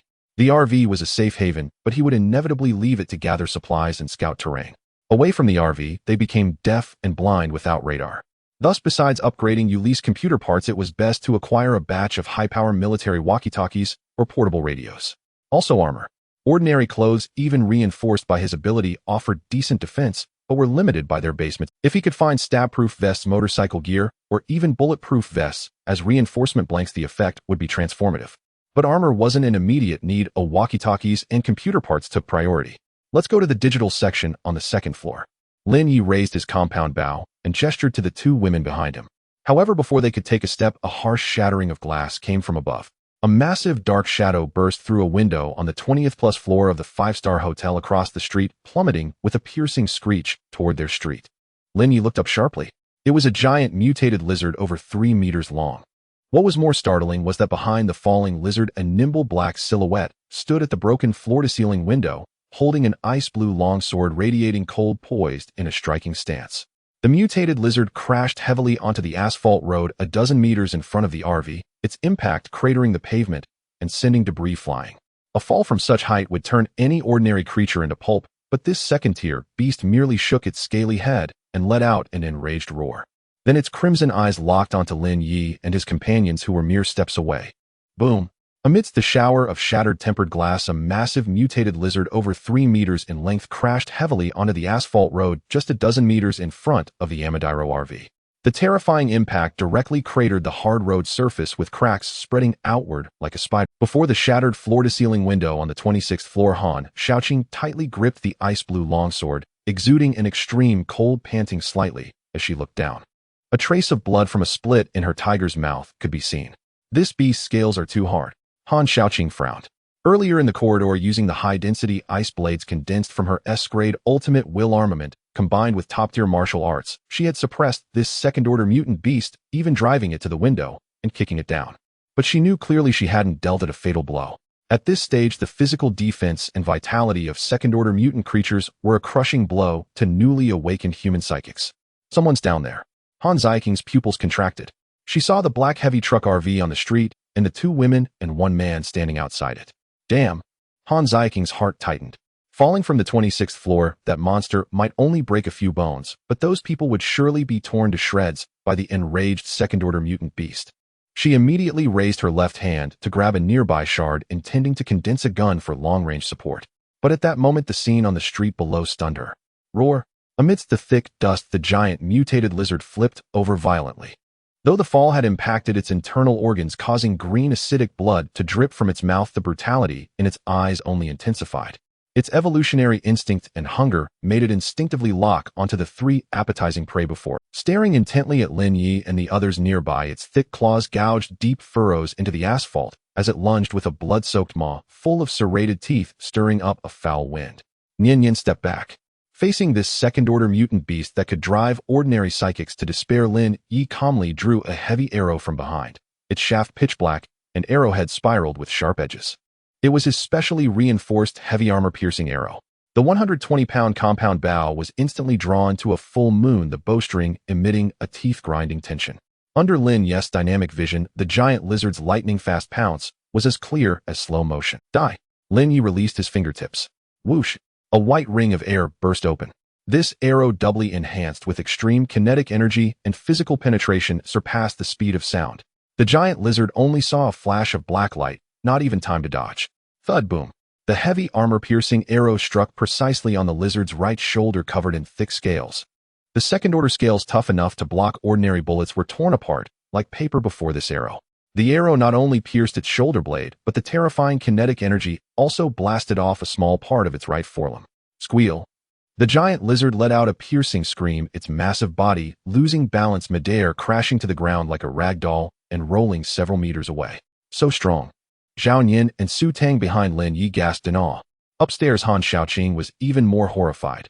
Those mutant scales that even her high-density ice blades could only barely scratch were pierced by a single arrow. What kind of monstrous weapon was that man's bow? However, the vitality of a second-order mutant beast was incredibly tenacious. Hiss! The lizard, now missing a limb, went into a frenzy. It abandoned its pounce, instead opening its maw wide as a massive venom sac swelled deep in its throat. Just as the green acid was about to spew from its throat, ripples suddenly stirred in the shadow behind the giant lizard like boiling ink. Without a sound, not even a disturbance in the airflow, a lithe Nightlefly mutated Maine Coon cat seamlessly melted out of the shadows. Both were second-order beings, but the lizard was a naturally mutated wildling, while Mo-ing was a perfect killing machine, honed by Lin Ye's SS-grade psychic enhancement. Meow. An extremely soft, almost sweet cat's cry sounded in the giant lizard's ear. The lizard stiffened its mutant instincts, sensing an overwhelming, crushing pressure from the depths of its... It couldn't even bother spewing acid, instinctively turning to bite. Too slow. Swish. Mo-ing's body turned into an utterly untraceable black phantom. Its speed was extreme, leaving only a blurred afterimage. Its eyes, clear like emeralds, gleamed with something called ruthlessness. For dark blades like flowing light in the night flashed across the lizard's thick neck. The lizard's movements instantly froze. The next second, puff, a column of blood shot up. The lizard's proud hard scales and thick muscles were barely tougher than tofu before Mo-ing's claws. Its massive ugly head was cleanly severed, rolling away with a thud. The huge headless corpse twitched twice and collapsed. Instant kill. Meow. Having completed the kill, Mo-ing disdainfully shook its paws, though no blood was. It walked with elegant cat steps, lightly jumping over puddles on the ground, returning to Lin Ye's feet. It rubbed its large head affectionately against his pant leg, purring with a coaxing rumble. What a cunning little one. Lin Ye stroked its smooth fur as a notification appeared on his retina. Enhanced battle pet. Mo-ing killed second-order mutant giant lizard, gained 2.0 evolution points. Current evolution progress 41st order. Meow. Mo-ing called out adorably.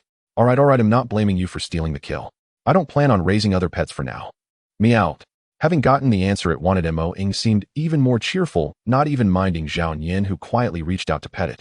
At the same time, on the 26th floor of the Hotel Hanziking's face was grim. This is impossible. She had personally verified the monster's strength, so she understood even better the terrifying burst power and speed of the black cat that had emerged from the shadows. If that cat had targeted her, Han Xiaoqing felt a chill down her spine. She might not even have had time to react before her throat was slit. Xiaoqing. Tang Yingxue had stepped out unnoticed. This heiress, usually 3 parts lazy and 7 parts nonchalant with a pure, yet seductive face, no longer bore any hint of mockery. We seem to be in trouble. Tang Yingxue sighed helplessly, though she was sure Xiaoqing hadn't deliberately lured the monster to harm others. But in the apocalypse, who knew how the other party would interpret it? Because at that very moment, the unfathomable man below was standing on the corpse of the second-order beast, looking up, his gaze coldly fixed on her. In the gloomy sky, fine raindrops began to fall again, unbeknownst to anyone. The cold rain washed over the mutilated corpse of the mutated giant lizard, rinsing away the pungent green acidic blood that pooled on the ground, slowly seeping into the gaps of the sewer drain. Ugh! Disgusting. Zhao Yin pinched her nose, forcing down the churning in her stomach as she manipulated several flying knives with her metal control ability, slicing at the giant lizard's carcass like cutting into a steak. After rummaging through the head and heart areas, confirming there were none of those shiny, zombie cores described in novels, she lost all interest. Looks like real-life monster slaying really doesn't drop loot. Zhao Yin grumbled, retracting her flying knives, then turned to Su Tang. Sister Tang, those 2 women upstairs seem to have come down. Should we get in the vehicle? Su Tang adjusted her glasses, not even glancing at the 2 figures approaching from afar. Negotiation and diplomacy are the leader's duties. She was a shrewd woman, well aware that in the apocalypse one should never meddle in matters beyond their concern. Zhao Yin nodded in profound agreement, following Su Tang as they quickly ducked through the armored door of the Armadillo. In front of the Armadillo RV, Tang Yingxue stood gracefully before Lin Ye, holding a transparent umbrella she had grabbed from the hotel lobby. For this crucial first negotiation, she had changed outfits in record time before coming downstairs. She wore a simple soft white knit sweater paired with a knee-length pleated skirt, all covered by a slightly oversized beige waterproof trench coat.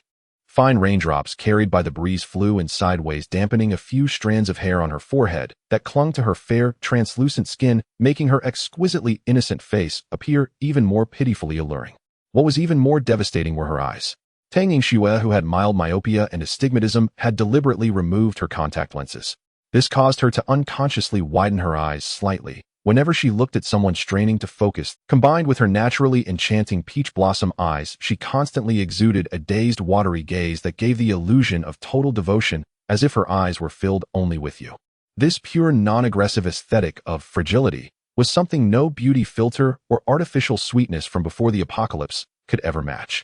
Even Lin Ye, who considered his own mental fortitude to be decent, found his gaze involuntarily pausing for half a second the moment he took in her face. But it was merely half a second. In Lin Ye's eyes, the more exquisite the rose, the more poisonous its thorns. For someone to keep themselves so clean and project such a victim's aura in the apocalypse was in itself a highly sophisticated form of disguise. Behind Tang Yingxue, Han Xiaoqing stood tense in the rain, carrying the heavy backpack filled with pre-made. Facing those malicious hoodlums from upstairs, the former military ace could strike, without hesitation, transforming into a cold-blooded demon of vengeance. But standing before this man who had been innocently caught up in the mess because she kicked a monster down, she felt a rare pang of guilt, her grip on the umbrella handle tightening. Especially after witnessing him pierce through second-tier scales with a single arrow and the terrifying instant-kill ability of that black cat. She knew well that if the man before her decided to hold them accountable for luring the monster, she and her mistress would never leave this street alive today. Tang Yingxue took a deep breath, breaking the silence first. She tilted her head up slightly, looking at Lin Ye with that dazed and innocent gaze, struggling to maintain her harmless, pitiable facade, her voice soft and sweet. Let me introduce myself. You can call me Tang Tang. People who are familiar with me usually call me that. If you don't like it, you can call me Tang Yingxue. Nearly slipping up and saying, in my circle, Tang Yingxue bit her tongue discreetly, smoothly correcting herself. This is my best friend and assistant Xiaoqing. Tang Yingxue gestured to the tall woman behind her, her tone carrying just the right amount of self-reproach and sincerity. That monster just now. Xiaoqing really didn't mean it. We were just defending ourselves upstairs. As compensation for startling you, we'll give you all the supplies we collected. How does that sound? As she spoke, she shot a glance at Han Xiaoqing. Han Xiaoqing understood immediately, stepping forward to unclip the heavy backpack from her shoulders and placing it on the empty ground before Lin Ye. The zipper was half open, revealing the contents packed full of high-calorie meal packages like yuxiang shredded pork and braised beef brisket. Lin Ye glanced down at the supplies on the ground, a flicker of surprise in his eyes. Pre-made meals. These two women were smart.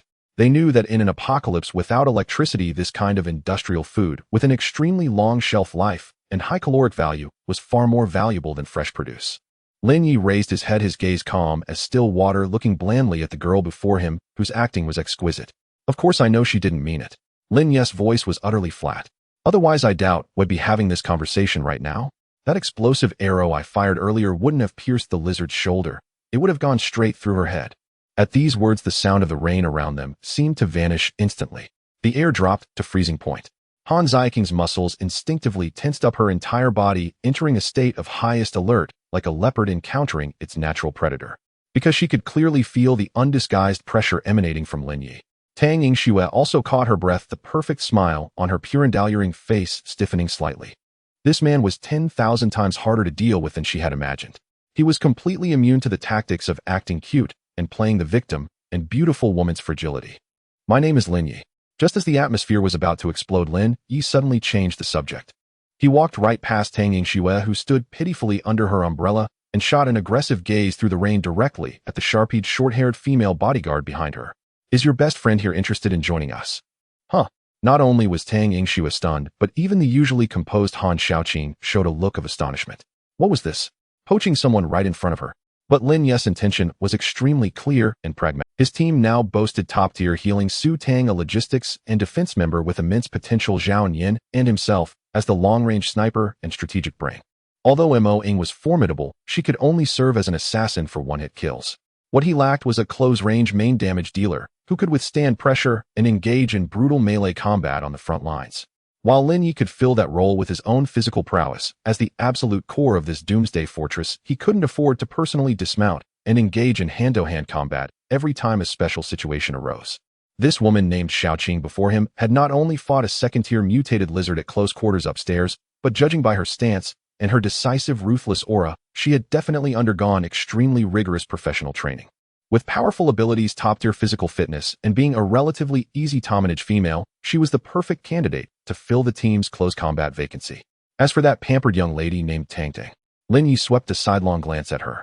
She was indeed a stunning beauty, but in this apocalypse, aside from being easy on the eyes, he couldn't see any combat value for now. At best, she was just an accessory thrown in.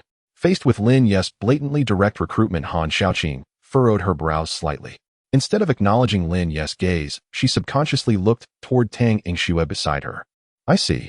After a brief moment of shock, Tang Yingxue quickly regained her composure.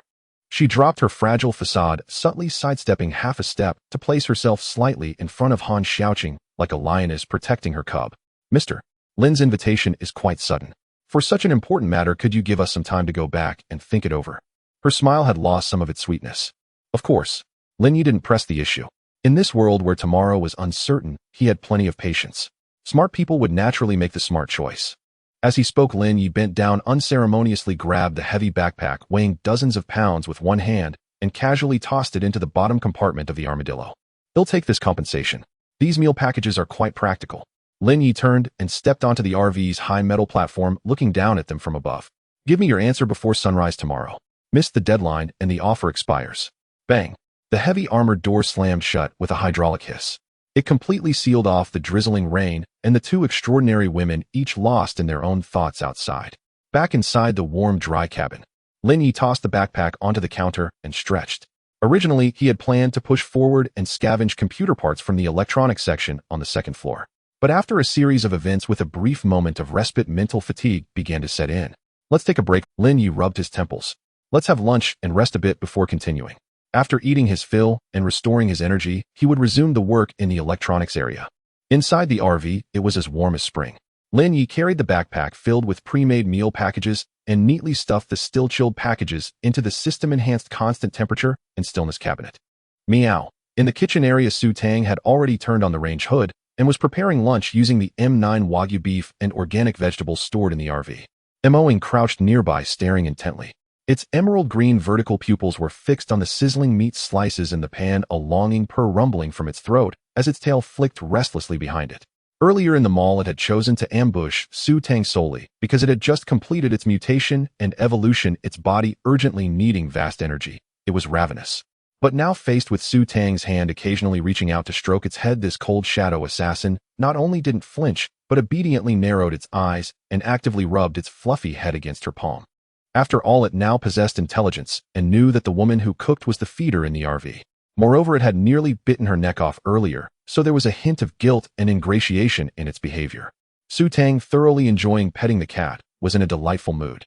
To say she didn't mind the attack at all, but back then Mo-ing was just an untamed beast.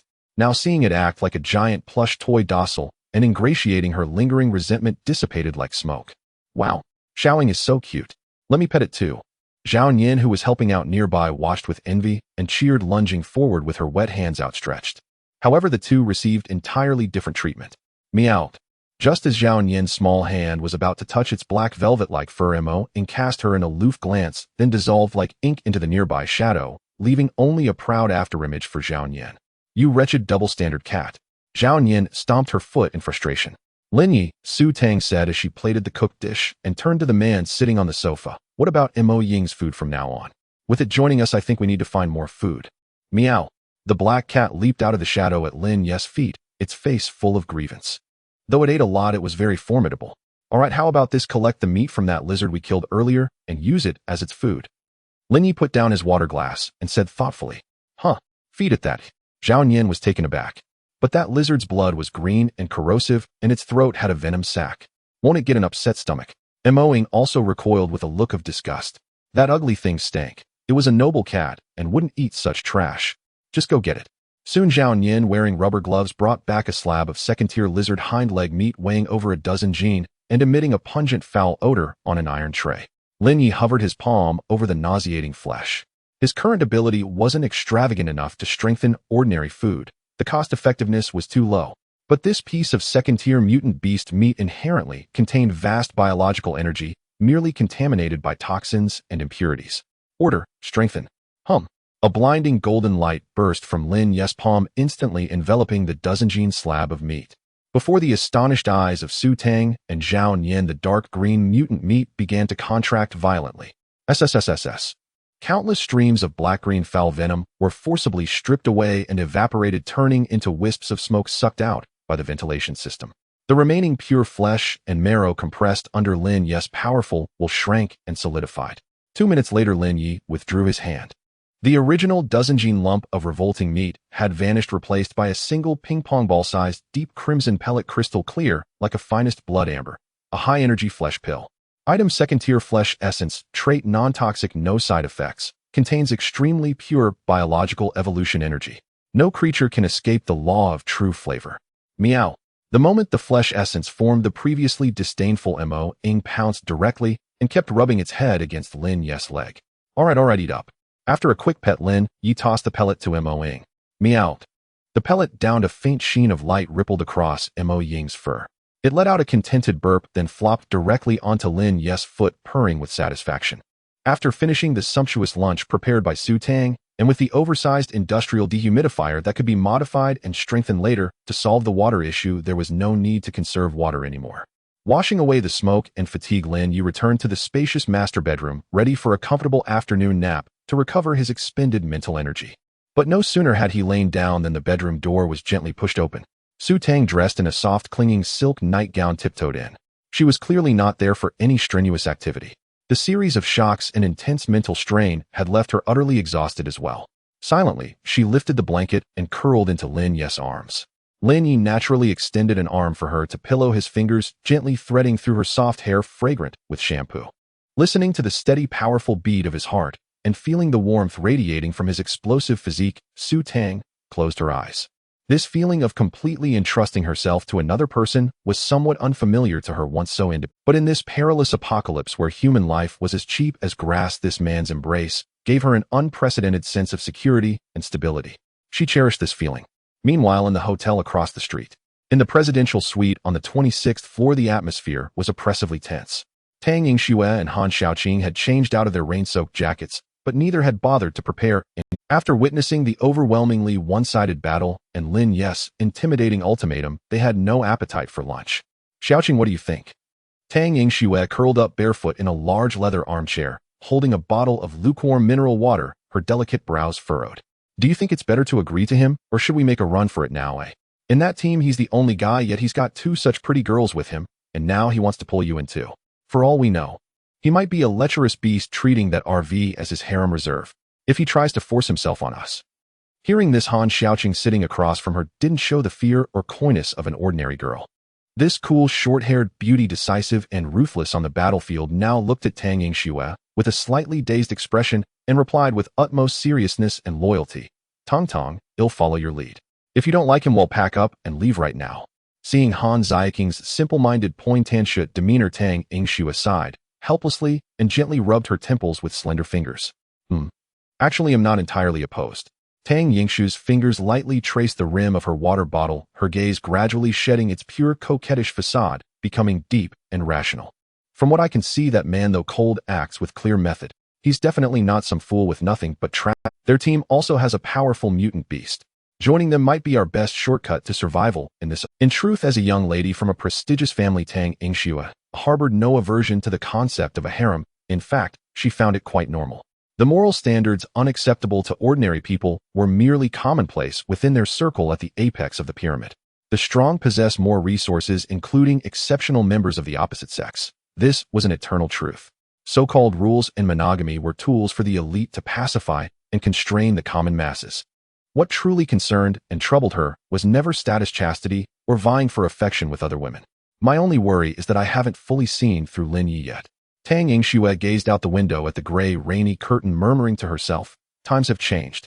Before, choosing the wrong marriage alliance meant at most losing some family benefits, a divorce at worst. But now if I bet on the wrong person, if he can't protect us, or if he himself is a well-disguised madman, the cost would be enormous. 3 in the afternoon. The gloomy sky cast dim light within the carriage. Lin Ye woke up on time from the large bed in the master bedroom. Su Tang was still sound asleep in his arms. The days of mental tension had transformed into deep exhaustion after complete relaxation. Without disturbing her, Lin Ye carefully withdrew his arm draped on a windbreaker and walked out of the bedroom. As soon as he pushed open the door, he heard a hushed discussion coming from the living room. Yes. That's the structure. If we add hydraulic stabilizers to the auxiliary beams of the chassis, the load capacity can increase by at least 3 tons. Zhao Yin sat cross-legged on the sofa, holding a lollipop as a pointer, gesturing animatedly at the central control screen.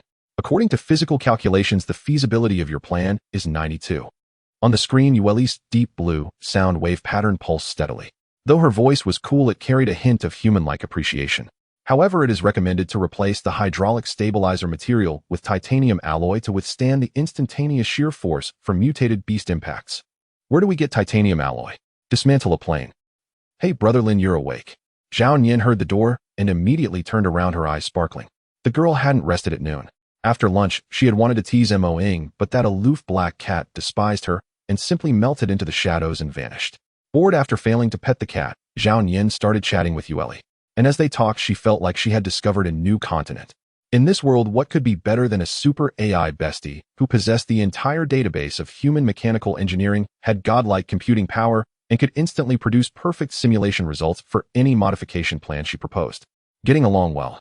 Lin Ye walked to the bar and poured a glass of water. Incredibly well. Zhao Yin waved her fist excitedly. Brother Lin Ye is the dream brain of every mechanic. We've thoroughly analyzed the chassis and external armor structure of your Armadillo. With materials, I can turn it into a true land cruiser. You'll have your chance to shine. Lin Ye glanced at his watch. But for now, we need to expand Yue Li's brain capacity first. Grab your weapons, head to the second floor. In the digital electronics section of the appliance store on the second floor. Compared to the emptiness of the first floor, there were fewer zombies here. Just a few scattered ones which Lin Ye silently took down with a few arrows. It felt strange. An apocalypse where most zombies stayed indoors and few roamed outside. Yet for those with the ability and resolve to act, this was a blessing. Holy crap. Brother Lin, look at this. At the glass counter of a high-end custom PC shop, Zhao Yin used her ability to form a key, opened the tempered glass, and excitedly pulled out two thick, brick-like monsters. Unopened RTX 5090 flagship graphics cards.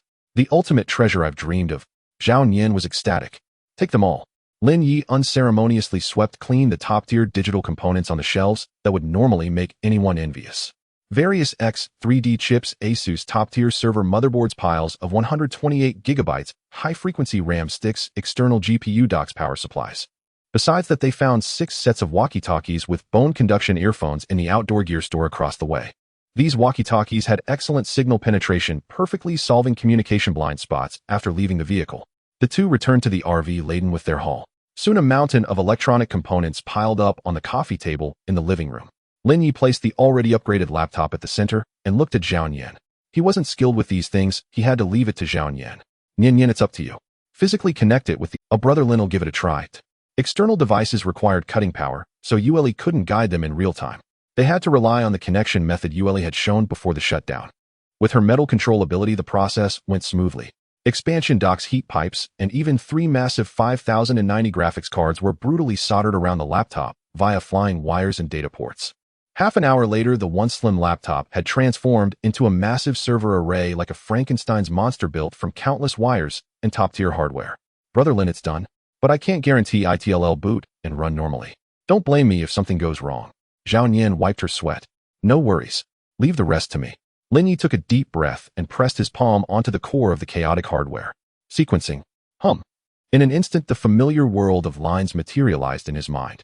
Yet as he tried to guide energy to reshape the machine, an invisible resistance, like a wall of size, forcefully repelled his mental force. It failed. Not enough. But the rejection seems weaker than before. Lin Ye opened his eyes, not discouraged, but with a gleam of fervor. Yin, keep going. Solder on the remaining RAM power supply and motherboard. Change its physical mass. Okay. Zhao Yin gritted her teeth and continued to push her ability. The metal monster on the coffee table grew larger and larger, until the mass and complexity of the newly added external hardware exceeded 50 of the original laptop. Again, Lin Ye pressed his hand onto the cold hardware once more. Sequencing, strengthening. Boom. Under the forceful infusion of Lin Ye's SS-level ability, a blinding golden light instantly enveloped the entire massive hardware pile. The chaotic flying wires, external graphics cards, and bulky heatsinks began to violently dissolve, reorganize, and compress within the golden light. A full 10 minutes passed. When the golden light faded, the Frankenstein's monster on the coffee table was gone. In its place was a miniature quantum server, dark silver in color, devoid of any external ports, like a perfect work of art. It hovered half a centimeter above the table, with deep blue data halos flowing across its surface. Reboot successful. Yue Li's voice emanated from the speakers again. But this time her voice lacked any mechanical coldness. Instead, it was rich with emotional nuance, even carrying a hint of just awakened languor and joy. Master, my computational power has broken through physical limits. Now, as long as there's a network interface, I can crack the firewall of any military base in the world without physical network disconnection within 3 seconds. It worked. Zhao Yin jumped up excitedly. Lin Ye nodded in satisfaction. Though the network was down and many of Yue Li's abilities were limited as the forces of human survivors developed, Yue Li's role would eventually shine. And more importantly, he had guessed right. This wasn't a true second-tier strengthening. The real secondary evolution of an SS level ability would require his own evolution rank to increase. This success was entirely due to exploiting the philosophical paradox of the ship of Theseus. When the added modification components exceeded 50 of the original object's mass and structure, the system would classify it as a new or incomplete item. This could only be considered a 1.5-tier strengthening, but even that brought a terrifying qualitative change, since Yueli's carrier can trigger a 1.5-tier strengthening through modifications exceeding 50. Lin Ye's gaze fell back onto the RV beneath his feet. This Armadillo RV followed the same principle. Altering over 50% sounds like a massive project. Lin Ye stroked his chin. But it's not impossible. That industrial dehumidifier hadn't been strengthened yet. If he used it as a core, connected it to the RV's water purification system, then acquired a few tons of steel to add a massive heavy-duty trailer behind the RV, and finally covered the roof with a new generation of photovoltaic panels and a miniature radar array. As long as the physical mass increase exceeded half of the original vehicle, he could forcibly trigger a 1.5-tier strengthening of the RV. Nian, I have a big task for you next. Lin Ye turned to look at the girl beside him, her face brimming with shouting, "What are they doing?" Tang Yingxue stood by the wide floor-to-ceiling window holding a high-powered telescope, looking down at the loading area of the shopping mall diagonally opposite. In the gray curtain of rain, Lin Ye and the others were busy around the Armadillo. It looks like they're adding a trailer compartment to the RV.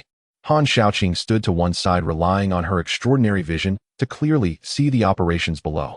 That short-haired girl should be a metal manipulation ability user. She's forcibly merging the chassis of abandoned cars and the load-bearing steel from the mall to piece together an 8-meter-long heavy armored compartment behind that truck. Building a compartment.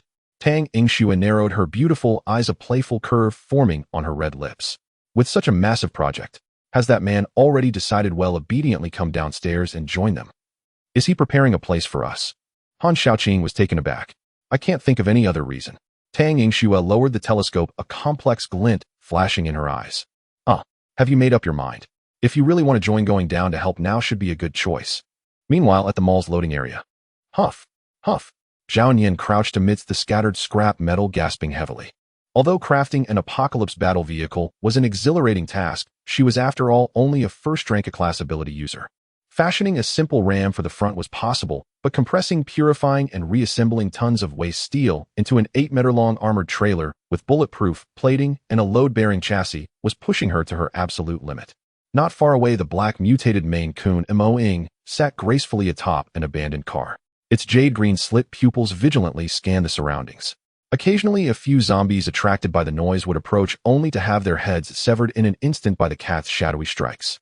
With it around, Zhao Nian had no need to worry about safety. Behind Zhao Nian, Su Tang held an umbrella, one hand gently resting on Zhao Nian's shoulder. A milky white glow of holy light healing continuously seeped into Zhao Nian's body, soothing her muscle soreness and strains. Sister Tang, thank you. But although my body doesn't feel tired, my brain feels like it's about to explode. Zhao Nian bit on the stick of her lollipop, pulling a bitter face. Your ability can only heal the body, it can't restore ability consumption. She looked up at Lin Ye, who was standing on the RV's roof platform, having just finished securing the dehumidifier's external armor, and shouted loudly, Brother Lin. Since you can strengthen inanimate objects and even mutated beasts like Xiaoying, can you conveniently strengthen my ability too? I feel like this progress is too slow. Hearing the shout, Lin Ye paused. He supported himself on the edge of the roof with one hand and leaped down from the 3-meter-high top, like a falling leaf, landing steadily before Zhao Nian. Strengthen an ability user. Lin Ye looked at Zhao Nian's sweaty face, thoughtful. That's a good idea. I can try. Really? Zhao Nian's eyes lit up. She quickly wiped her rust-stained hands on her clothes and eagerly, Lin Ye reached out and gently grasped Zhao Nian's wrist. The girl's pulse was racing. Lin Ye closed his eyes, focused his mind, and a dark golden light swirled deep within his gaze. Ordering. Whoosh. In an instant, Lin Ye's consciousness delved into Zhao Nian's body. Countless complex points and lines appeared before him, among which a golden line stood out prominently. That was Zhao Nian's ability. But when Lin Ye tried to use his own power to strengthen it, he was abruptly repelled. Ugh. Lin Ye's eyes snapped open, his face slightly pale. Zhao Nian blinked, sensing the cold sweat on Lin Ye's palm. What's wrong, Brother Lin? Did it fail? Not yet. Lin Ye released her wrist, calming his surging energy. Strengthening an ability alone is too difficult for me. Let's put this on hold. After we finish here, I'll adjust to my peak state and attempt a full enhancement on you. For now, you'll have to bear with it. Ah, I see. Zhao Nian's eyes dimmed instantly, like a puppy with drooping ears. I thought I could get stronger right away and mold the compartment in one go. I'm so useless, never able to help much. Seeing the girl's dejected and self-blaming expression, Lin Ye felt a subtle stir in his heart. He pulled out an unopened pack of tissues from his pocket, extracted one, and with a natural motion gently wiped the fine beads of sweat mixed with rain from Zhao Yin's forehead and nose. Don't sell yourself short. You've already helped me a lot. Without your metal control, the modification of this vehicle would be impossible. You're already an indispensable part of this team. Thank you for your hard work, Nian Yin. Lin Ye looked into her eyes.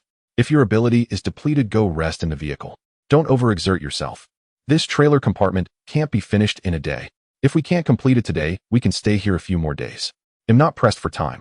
Feeling the rough yet warm touch on her forehead and hearing the word indispensable, Zhao Yin froze completely. Her heart skipped a beat. A blush instantly suffused the girl's fair cheeks, and even her depleted ability seemed to surge with a new spark of vitality. It's nothing. I'm not tired. Zhao Yin stepped back half a step, flustered, stammering. I can keep going. I promise I won't hold up your progress, Brother Lin. Watching the little girl charge back at the scrap heap as if injected with adrenaline, Su Tang, holding the umbrella nearby, pursed her lips, a faint, indescribable bitterness welling up in her heart. After soothing Zhao Yin, Lin Ye turned and went back inside the RV. The external steel framework was handled by Zhao Yin, and the dehumidifier had been secured to the roof with special bulletproof steel plates connected to the RV's piping. But a critical problem remained: the dehumidifier collected moisture from the air. Although these ability users theoretically wouldn't be infected by rainwater, drinking it might still cause unforeseen side effects. To achieve absolutely safe drinking standards, the RV's factory-installed 3-stage reverse osmosis water purification system is no longer sufficient. Lin Ye went to the RV's equipment bay, opened the maintenance cover of the water purification module, and looked at the complex filters and pipes inside. To create the perfect absolute safe haven, he had to completely eliminate the water source risk. Lin Ye took a deep breath, pressing both hands onto the metal casing of the water purification system. The dark golden light ignited again deep in his eyes. Ordering: enhance.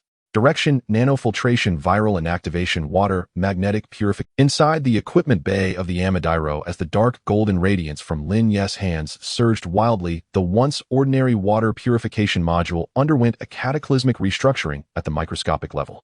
Minutes later, the golden light faded. The water purifier, originally composed of a few bulky filter cartridges, had transformed into a metallic cube radiating an ethereal blue luster, brimming with a futuristic aesthetic. As long as the moisture collected by the dehumidifier was poured into it, even poison water would be refined by this module into absolutely pure water rich in minerals. Lin Ye patted the casing in satisfaction and closed the hatch. The moment he turned around, he saw two tall figures treading through the accumulated water, walking one after the other toward the RV through the gray misty rain. Tang Yingxue was still holding that transparent umbrella. On her deceptively innocent, pure-faced visage, there was no trace of her earlier probing. Instead, it was replaced by the decisive resolve characteristic of the truly intelligent. Made your choice. Lin Ye stood on the high step, looking down at the two with a flat tone. Of course. Tang Yingxue blinked her large, limpid eyes, acting cute, and nodded emphatically. Actually, I was already conquered by Big Brother's charm. Be serious. According to the rules, introduce yourselves. Lin Ye crossed his arms, his gaze sweeping over the two. Name, occupation, and the specific effects of your abilities. Han Xiaoqing stepped forward first, her posture as straight as a spear, her voice crisp and decisive. Han Xiaoqing, 27 years old. Before the apocalypse, I was a retired Special Forces operative. Currently, I work as a personal bodyguard. My ability is S-Rank Ultimate Will Armament. As long as I touch an everyday object, or even an element, I can instantly reorganize it into any cold or firearm weapon I am familiar with.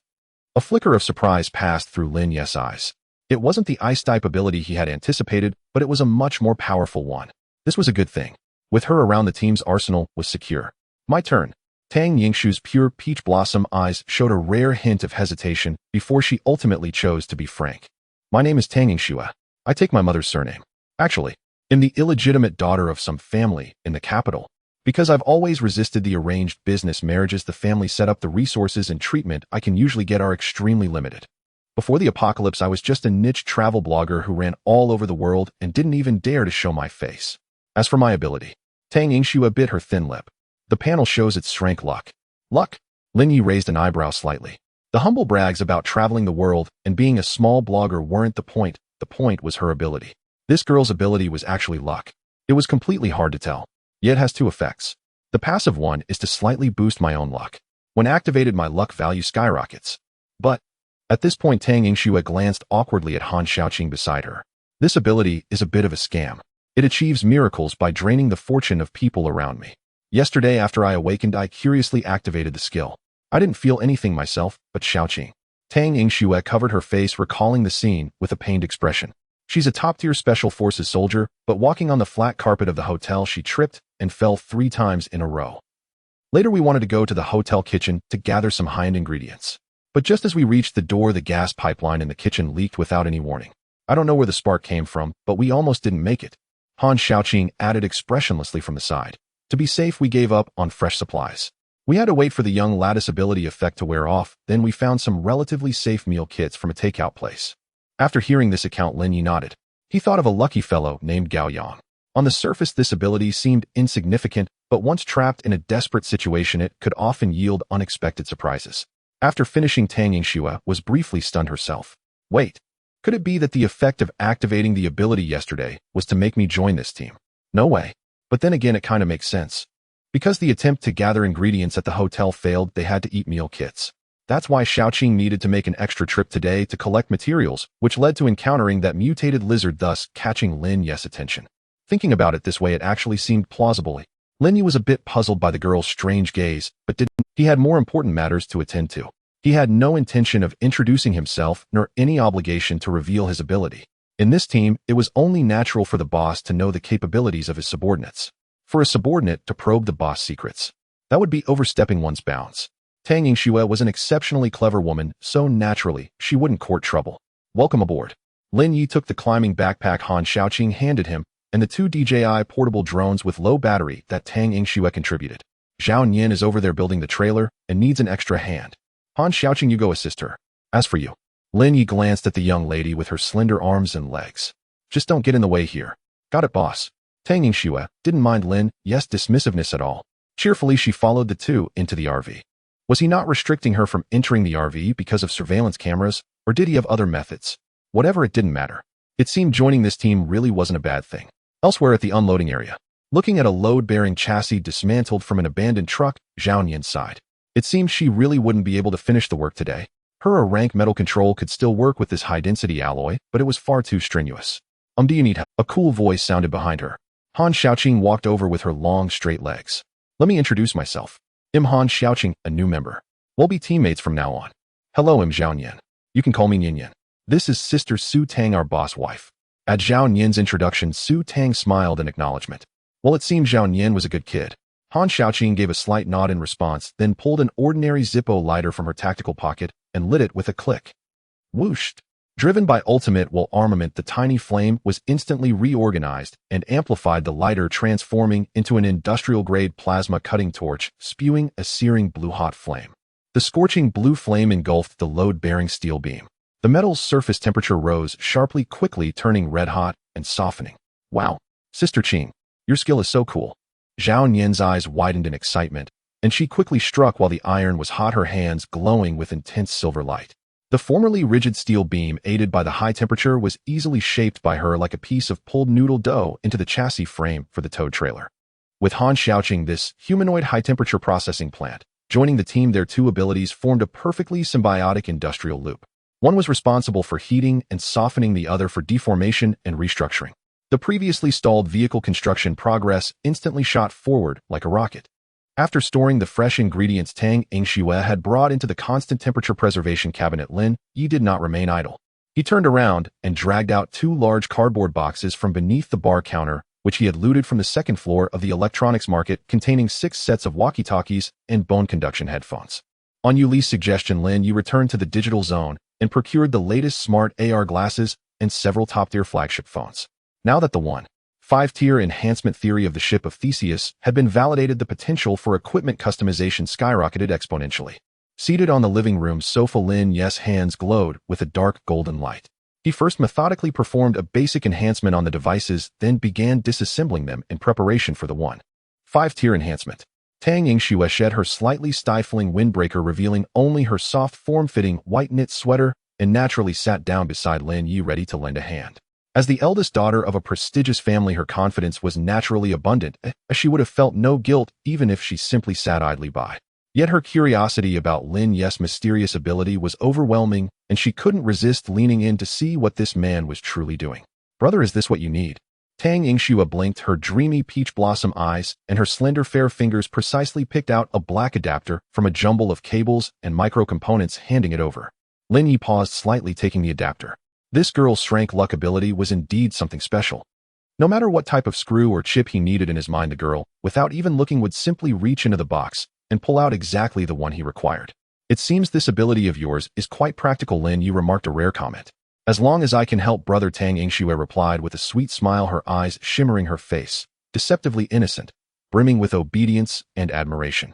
With the blessing of Tang Yingxue's coy passive and Yu Li's precise calculations, the initial physical assembly proceeded extremely smoothly. The motherboard of the walkie-talkie, the processing chip of the phone, the micro-projection module of the AR glasses, and the sound unit of the bone conduction headphones were welded together in a brutally hardcore fashion. Staring at the ugly, chaotic electronic chimera on the coffee table, Tang Yingxue felt a bit bewildered. Could this thing really be worn on the head? Lin Ye said nothing, placing his hands directly on the pile of complex components. Sequencing, fusion, enhancement. The familiar dark golden light instantly illuminated the dim interior of the RV. Under Tang Yingxue's shocked gaze as she covered her mouth, the electronic components on the table rapidly dissolved, compressed, and reorganized. The chaotic flying wires vanished, the rough solder joints replaced by perfect molecular structures. Moments later, the golden light faded. The ugly chimera was gone, replaced by a sleek, cyberpunk-style, deep black, single-ear tactical terminal. Its main body was streamlined, perfectly fitting behind the ear. Extending forward along the temple was a slender liquid metal arm, ending in a transparent crystal lens the size of a contact lens. Lin Ye picked up the terminal and casually hooked it over his right ear. Beep. Biometric banding complete. Loading system. Master Yu Li subsystem will be at your service around the clock. A cool, pleasant mechanical voice transmitted silently through bone conduction directly into Lin Ye's auditory nerve. At the same time, a layer of sci-fi light blue holographic tactical UI appeared on his right retina. The interface displayed not only microradar scans within a 2-kilometer range, target thermal imaging and wind speed calculations, but also allowed real-time connection and access to all external RV surveillance and drone feeds through mental commands. Item: Yu Li holographic tactical terminal. Features: quantum encrypted communication, microradar array, AR, tactical assistance, vision, adaptive correction. Perfect. Lin Ye's lips curled slightly. Brother, is your ability an enhancement type? What's that you're wearing? Tang Yingxue, like a curious child, leaned in. She tilted her head slightly, deliberately removing her contact lenses, her dreamy gaze fixed directly on Lin Ye's profile. At the same time, a faint body-warm rose scent drifted over. Lin Ye turned his head, looking at the pure yet alluring face, so close, his gaze calm and deep. Do you let your guard down like this with other boys? Oh, how could brother think of me that way? Tang Yingxue looked as if grievously wronged, her dreamy peach blossom eyes blinking, her voice soft and coquettish. Back in the family, I never interacted with other boys. It's only because I feel safe with brother that I'm like this. Brother misunderstanding me like this makes me so sad. Watching the girl's art performance, Lin Ye felt inwardly unruffled, even slightly amused. He didn't take the bait, instead handing over the second terminal he had just enhanced. Put it on and try it. Tang Yingxue curiously put on the terminal. The liquid metal arm automatically adjusted, perfectly conforming to her face shape, the tiny crystal lens floating precisely before her right pupil. The next second, the girl let out an incredulous gasp. Oh my god, it's so clear. Tang Yingxue excitedly looked around. Her mild myopia and astigmatism were perfectly corrected the moment she put on the terminal. The world, which had previously appeared slightly blurry with double vision at a distance, was now so sharp that even the fine texture of the leather sofa was perfectly visible. Moreover, various cool temperature and humidity data danced at the corner of her vision. Thank you, brother. Tang Yingxue excitedly leaned in, unabashedly hugging Lin Ye's arm and gently shaking it, her soft chest brushing faintly against his arm. Unfortunately, even if such tricks learned from short videos were effective, her lack of experience meant they failed to stir the slightest ripple in Lin Ye's heart. Work, there are 4 more. Lin Ye withdrew his arm and continued to press on, trying to disturb his Dao heart. This girl's level was still lacking. After nearly 3 hours of busy work, all 6 tactical terminals were completed. Outside the window, the sky had completely darkened. As for the 5-tier enhancement of the Hummingbird Hunter, the enhancement of the DJI drone that Tang Yingxue had handed over under the pretense of filming videos to document life, and the modification of the rooftop charging dock, Lin Ye decided to leave them for tomorrow. He had expended too much energy today and was also feeling worn out. Click. The heavy armored door of the RV was pushed open. Han Xiaoqing and Su Tang supported the weak-legged Zhao Nian as they walked in. With Han Ziking's plasma spray gun assistance, the chassis embryo of the towed carriage was finally barely welded into shape. I can't take it anymore. I'm dying. Zhao Yin collapsed onto the sofa like a pile of mud, her eyes unfocused, unwilling to move even a finger. Su Tang walked over with a look of concern, her hands glowing with a gentle milky white light as she massaged Zhao Yin's aching muscles. However, although physical fatigue could be quickly alleviated by holy light healing, Zhao Yin still looked up. Sister Tang, stop massaging. My body isn't tired, but my brain feels like there's a cement mixer spinning inside. Zhao Yin muttered weakly. The depletion of internal energy and mental exhaustion were precisely the blind spots that Su Tang and SSS-Rank healer could not currently resolve. Lin Ye observed all this. He had initially wanted to show off the newly made tactical terminal to Zhao Yin, but the girl didn't even have the strength to glance at it. You worked hard today. Go wash your hands first, dinner will be ready soon. Lin Ye clapped his hands and walked toward the kitchen area. To reward the hardworking girl, make up for the dinner that was ruined by the video last night, and also as a welcome banquet for Tang Yingxue and Han Xiaoqing, Lin Ye decided to prepare a good meal tonight. It was still hot pot, but this time the ingredients were completely different. Lin Ye first took out a large piece of the second-tier mutated lizard meat he had acquired today. Without extreme compression, he merely used his ability to remove toxins and impurities, then tossed it to Mo Ying, who had been waiting eagerly on the side. Meow. Mo Ying was even happier this time. The meatballs from before, though high in energy, disappeared in one bite, lacking the pleasure of chewing. This time, being able to eat large chunks of meat, it let out an extremely satisfied purr, its tail wagging rapidly. After handling his battle pet's dinner, Lin Ye washed his hands and placed his palms on the plates of top-tier M9 Wagyu beef and fresh vegetables. Sequencing, enhancement, direction, retain ultimate texture, infuse mental recovery properties. As the ability activated, a layer of golden light enveloped the ingredients. Over 10 minutes later, when the bubbling red oil pot base and several plates of beef emitting a faint glow were brought to the table, the entire RV was filled with an ultimate aroma that made one's soul tremble. So fragrant. Zhao Yin, who had been playing dead on the sofa, twitched her nose like a puppy, abruptly sat up, straight, her eyes wide. Eat up, a special high-energy recovery meal specially prepared to reward you. Lin Ye pushed a plate of glowing Wagyu beef in front of Zhao Yin. Zhao Yin eagerly swished the beef in the spicy broth for 7 or 8 seconds, didn't even dip it in sauce, and stuffed it directly into her mouth. At that moment, the ultimate meat flavor exploded in her mouth. Even more miraculous, a warm, cool current flowed down her esophagus straight to her brain. Her previously depleted ability reserves and mental energy recovered at an incredible speed, like parched land finally receiving rain. It's so delicious. I feel like my brain has grown back. Zhao Yin was so excited she almost cried, picking up her bowl and devouring the food voraciously. Is it really that good? Tang Yingxue and Han Xiaoqing, who had tasted top-tier Michelin ingredients from around the world, looked skeptical and each picked up a piece of food to put into the pot. After cooking, they habitually dipped it in sauce before eating. Immediately, they regretted it. Why dip in sauce? For such top-tier ingredients with their own soulful aroma, dipping in sauce was an insult. The two exchanged a glance, instantly shedding their personas of elegance and coolness. Caring no more about appearances, they directly picked up ladles and frantically fished for meat in the pot. Only Su Tang did not join this food-grabbing battle. She sat quietly beside Lin Ye, placing the first most tender piece of glowing Wagyu beef into his bowl with a natural, graceful motion. You've been working hard all afternoon to eat more. Su Tang adjusted her gold-rimmed glasses, her voice gentle. Tang Yingxue, who was competing with Han Xiaoqing for shrimp paste, paused slightly. Her peripheral vision caught Su Tang's undisguised mistress of the house demeanor, and a flicker of something unreadable passed through her watery peach blossom eyes. Brother Lin, this holographic terminal is way too cool. In the kitchen area, Zhao Yin hummed an unknown cheerful tune while excitedly fiddling with the tactical terminal worn on her right ear. She activated the micro-scanning mode of the AR interface, and a pale blue cursor danced across her retina, precisely locking onto every remaining oil molecule on the plate. Though using such a tactical terminal for washing dishes was a sheer waste of its potential, the young girl remained that glowing high-energy recovery meal, while failing to fully restore her to the peak state of overflowing energy, was more than enough to dispel fatigue and revive her daily vitality.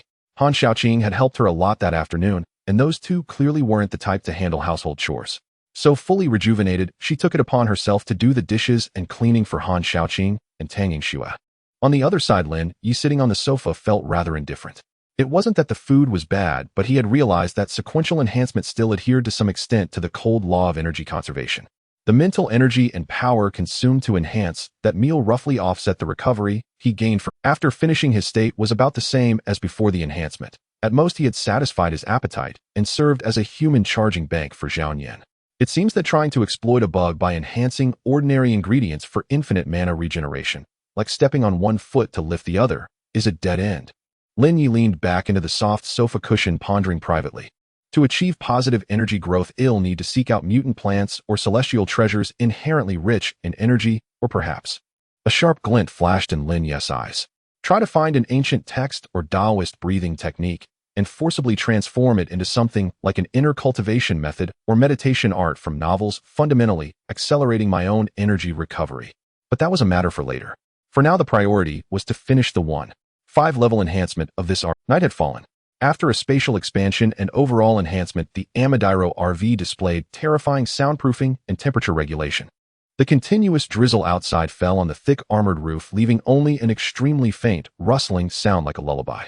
The ghastly howls of zombies a few streets away and the roars of mutant creatures hunting in the dark were completely sealed off, never disturbing the tranquility inside the vehicle. In the master bedroom, only a dim, warm-toned wall lamp was left on. Lin Ye, exhausted from the day's intense energy consumption and a sweaty, physical confrontation, had already fallen into deep sleep. But Su Tang in his arms felt no drowsiness at all. Perhaps because her afternoon nap had refreshed her, or because her body and mind had found the ultimate relaxation with this man. Her eyes were unusually bright. The woman's hair, like a waterfall of black silk, spread across the white pillow. Held tightly in Lin Ye's embrace, her arms and shoulders grew somewhat numb from maintaining the position, yet she didn't move an inch. She deeply cherished and reveled in the warmth of their skin touching. Su Tang silently gazed at the man's handsome sleeping face, so close to hers, her long lashes trembling slightly. Strictly speaking, she knew she didn't love this man. After all, they had known each other for barely 2 days. So-called love at first sight was far too extravagant and unreliable in an apocalypse where human life was as cheap as grass. Yet today she had unconsciously given Lin Ye special treatment at the dinner table, even subtly asserting her dominance in front of 2 other beautiful women. This isn't love, it's admiration for strength, dependence, and possessiveness. Su Tang silently analyzed herself. Last night had been her first time in 27 years. And if Lin Ye's initially awkward, unskilled moves hadn't deceived her, it had been his first time too. In this world where rituals and morals had collapsed, they had become each other's most intimate and unreserved partners. This profound physical bond had ignited a fierce, protective instinct within her. So when she saw Lin Ye gently wipe Zhao Nian's sweat that afternoon and the short-haired girl blushing, Su Tang couldn't suppress a pang of sour jealousy. Seeing Tang Yingxue call him brother in a sweet voice also triggered an instinctive wariness. But this is fine too. Su Tang gently pressed her cheek against Lin Ye's solid chest, listening to his steady heartbeat. With jealousy, possessiveness, and someone to rely on and claim. At least the deep misanthropy and self-destructive thoughts that had haunted her had vanished like clouds dispelled by sunlight absent for a long time. As long as she could stay by this man's side, she suddenly felt that striving to survive in this hellish world had become meaningful. Meanwhile, in the living compartment on the other side, thanks to the first enhancement that had boosted internal physical space by 50, the RV now housed 5 people without feeling cramped. Han Xiaoqing, accustomed to guard duty, voluntarily slept on the electric lift bed near the driver's cabin. That spot offered the best view, allowing her to react instantly at any sign of trouble. Tang Yingxue and Zhao Nian slept on the 2-meter bed formed by folding down the L-shaped leather sofa in the living area. The climate control system quietly blew out comfortable warm air. Tang Yingxue, covered with a silk blanket, tossed and turned in frustration. Brother Lin, add a turbo. He ran that sucker. Beside her, Zhao Nian slept sprawled out, one fair leg carelessly exposed, occasionally muttering violent dream talk that was both absurd and amusing. Tang Yingxue rubbed her temples helplessly. As the eldest daughter of a top-tier conglomerate family, she rarely shared a bed with anyone. If she had to trace back to the last time, it was when she was a child sleeping with her mother. But unfortunately, her mother had passed. After her mother's death, and her irresponsible father, who loved to carouse, brought her his illegitimate daughter back into the family, she forced herself to learn to sleep alone and face the cold stares of the legitimate wife and half-siblings. Listening to Zhao Nian's dream talk, the sleepless Tang Yingxue could only divert her attention elsewhere. For instance, the surveillance camera above the liquor cabinet in the corner of the living area facing their bed, its red light flickering extremely faintly. Tang Yingxue narrowed her beautiful eyes. Though Lin Ye had said nothing and generously given them precious food and the highly technological tactical terminal during the day, it was clear that the man, vigilant to the bone, hadn't fully let down his guard against her and Xiaoqing. The super AI, usually suspected of having self-awareness, was probably silently observing and analyzing her every subtle move through that red dot. Thinking this, Tang Yingxue felt an indescribable sense of frustration and a bit of gloom. How infuriating. In her entire life, Miss Tang had never worked so hard, stooped so low, or even lowered herself. Even her worthless father in name only had never received the top-tier treatment of her proactively handing him things or calling him brother in that syrupy voice. The sweet talk and little moves Shed used during the day were all gems Shed learned from short video platform. Although many girls in the comments had cursed fake sweetheart, most guys' replies said, "This isn't fake, this is a gentle, considerate, and adorable good sister," didn't they? Tang Yingxue pulled the thin blanket over half her face in frustration, ranting inwardly. Were all those online keyboard warriors lying? Or is Lin Ye just an impenetrable, stubborn straight man? Thinking of Lin Ye's utterly indifferent gaze when he looked at her, Tang Yingxue felt a wave of discouragement. But then, Tang Yingxue reconsidered. This man's ability was undoubtedly terrifyingly powerful. After hearing that Xiaoqing was an S-level awakener, his eyes hadn't shown even a flicker of surprise, and he had casually fabricated those physics-defying tactical earpieces out of thin air. Could his ability be SS level? Or did concepts beyond SSS exist in this world? Regardless, she had definitely bet on the right horse this time. Staying in this RV was far safer than returning to that cold family. Forget it, I won't think anymore. Time will tell. Tang Yingxue let out a small yawn and slowly closed her captivating peach blossom eyes. Better sleep now, or I'll get dark circles tomorrow and lose my looks. All I have left now is this bit of honey trap capital. Bang! A dull thud echoed from the living room. Zhang Quan jolted awake from his slumber, shrank like a startled quail under his blanket, his nerves taut as he stared at the closed bedroom door, not daring to breathe. In Jiangzhou City, a bachelor apartment in the old district. Before the apocalypse descended, Zhang Quan was a niche blogger known on a short video platform. He specialized in filming videos of various slime molds feeding. These slime molds were not fungi, but a peculiar type of protist straddling the line between fungi and animals. They lacked brains and nervous systems, yet possessed an uncanny intelligence and pathfinding ability. Captured in time-lapse, they resembled an ever-expanding network of yellow veins, effortlessly calculating the shortest route through a maze to surround and devour the oatmeal placed at the exit. Originally, they were but insignificant lower life forms in nature, akin to some sort of disgusting slime. But after that relentless downpour struck the colony of Physarum polycephalum, slime mold Zhang Quan had been cultivating in a glass petri dish began to undergo an extremely eerie mutation. They had only eaten oatmeal before, but then started consuming wood shavings, plastic, and even secreting a potent acid that corroded the metal tweezers Zhang Quan used to handle them. Not only that, but their growth rate skyrocketed exponentially. Zhang Quan had posted videos of these anomalies online, garnering unprecedented traffic. He was smug at the time, believing he had cracked the code to going viral. That was until 5 days ago. The yellowish-brown slime mold not only consumed the reinforced glass lid meant to contain it, but also began spreading frantically along the walls and ceiling towards Zhang Quan's bed. It was an unbridled, almost voracious urge to expand. Zhang Quan finally became terrified. Donning double-layered rubber gloves and a gas mask, he frantically cleaned up the yellow veins crawling all over the apartment using high-concentration alcohol and bleach. Then, along with the remnants of the corroded petri dishes, he stuffed everything into black garbage bags and tossed them into the large sorting trash bin downstairs. After cleaning up, driven by an inexplicable panic, he rushed to the supermarket to stockpile supplies and holed up at home, afraid to go out. He naively thought this might just be a novel fungal infection caused by climate anomalies requiring at most a few months of home quarantine like during the mask era. But he was wrong. Just 2 days later, the apocalypse truly arrived. Official rescue efforts collapsed completely. Water, electricity, and the internet were cut off. Outside the window, zombies were everywhere, feeding on the living. Zhang Quan had stocked enough instant noodles and biscuits for 2 weeks, but he had only bought 2 cases of bottled water. In this state of extreme tension and constant sweating from fear, water consumption was far faster than food. Bang! Creak! The spine-chilling thud echoed from the living room again, this time accompanied by the grating sound of something slimy scraping against the security door. Had a zombie caught the scent of a living person and tracked him down?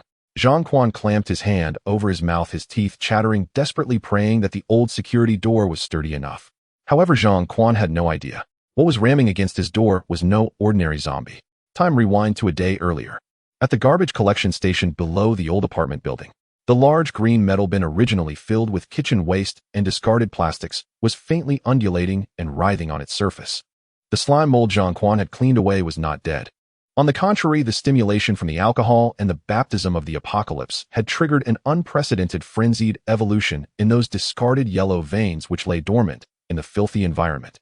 They devoured leftover food in the trash and decomposed plastic bottles. Even the green cast iron bin itself was riddled with holes corroded within hours by an extremely terrifying acidic digestive fluid. A colony of mutated slime mold over 2 meters in diameter, churning like a yellowish-brown jelly, its surface covered in nauseating bubbles, had fully awakened. Roar! A recently mutated middle-aged zombie dragging its broken steps aimlessly wandered near the garbage station. It seemed to catch a scent and lowered its head, approaching the slime mold.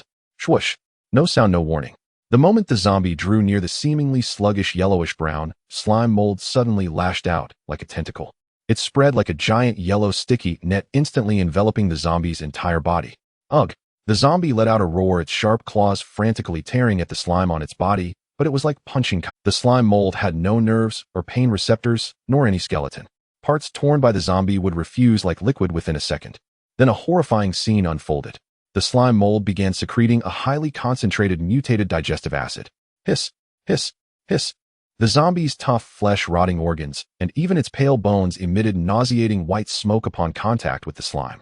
They were rapidly decomposed into basic amino acids and carbohydrates, transformed into pure energy and frantically absorbed by the slime mold. In less than 2 minutes, a complete zombie vanished from the spot. Not a single drop of blood or strand of hair remained, and the volume of the slime mold had expanded once more. But this wasn't the most terrifying part. After absorbing a large amount of flesh and blood, the mutated slime mold awakened an extremely terrifying instinct: genetic mimicry. After digesting the zombie's genetic sequence, the yellowish-brown jelly-like mass began to churn violently, elongate, and shape itself. Amidst the teeth-grinding friction sounds of bones, the slime mold's color gradually turned grayish-white as it forcefully condensed a head, limbs, and a torso. Except for the lack of facial features and skin, its appearance was now identical to the zombie from before. With a humanoid body structure, the mutated slime mold's movement speed underwent a qualitative leap. Immediately, it set its hunting sights on the other zombies within the residential complex. This old neighborhood housed many office workers. On the morning the apocalypse struck, many wage slaves had attempted to go downstairs and return to work during a brief break in the weather, resulting in an unusually dense concentration of zombies within the complex. And now these zombies, which had once spelled doom for humanity, had all become super nutrients for the evolving slime mold. Hours later, having devoured dozens of zombies from the apartment building, the terrifying slime mold amalgamation, now massive enough to fill the entire corridor, relied on its initial residual biological memory. Following the familiar scent of its keeper, it surged back to Zhang Quan's floor like a yellow tsunami. Back to the present. Creak, boom. The security door of Zhang Quan's apartment, its metal lock corroded by the strong acid secreted by the slime, was forced open by a tremendous force. Countless yellowish-brown slippery tentacles flowing through the door cracks, walls, and ceiling flooded the living room like a tide. They had no eyes. Zombies as a species were failed products of evolution. Though they served as food, the genetic evolutionary references they provided were extremely limited. But this monster knew that the former master hiding in the bedroom was different. That was the perfect, uncontaminated original human genome. What the hell is this? Get away! Get away! From the bedroom came Zhang Quan's heart-wrenching screams, but they were quickly replaced by the bone-chilling sound of sizzling dissolution and the dull thuds of melting bones. After devouring Zhang Quan hiding in the bedroom, this monster, which had already evolved to the peak of the second order and was even vaguely touching the threshold of the third order, underwent another qualitative change. The yellow slime receded like a tide, splitting into a perfect humanoid form in the center of the living room. It not only gained vision, but its featureless face even faintly showed the outline of Zhang Quan's living face. Most crucially, it had stolen the power known as intelligence from humans. Yet this monster was not satisfied. It walked to the shattered window and extended countless hair-thin yellow slime tendrils down the wall into the waterlogged streets. These tendrils acted as its neural antennae, spreading frantically through the underground water network to expand its perception.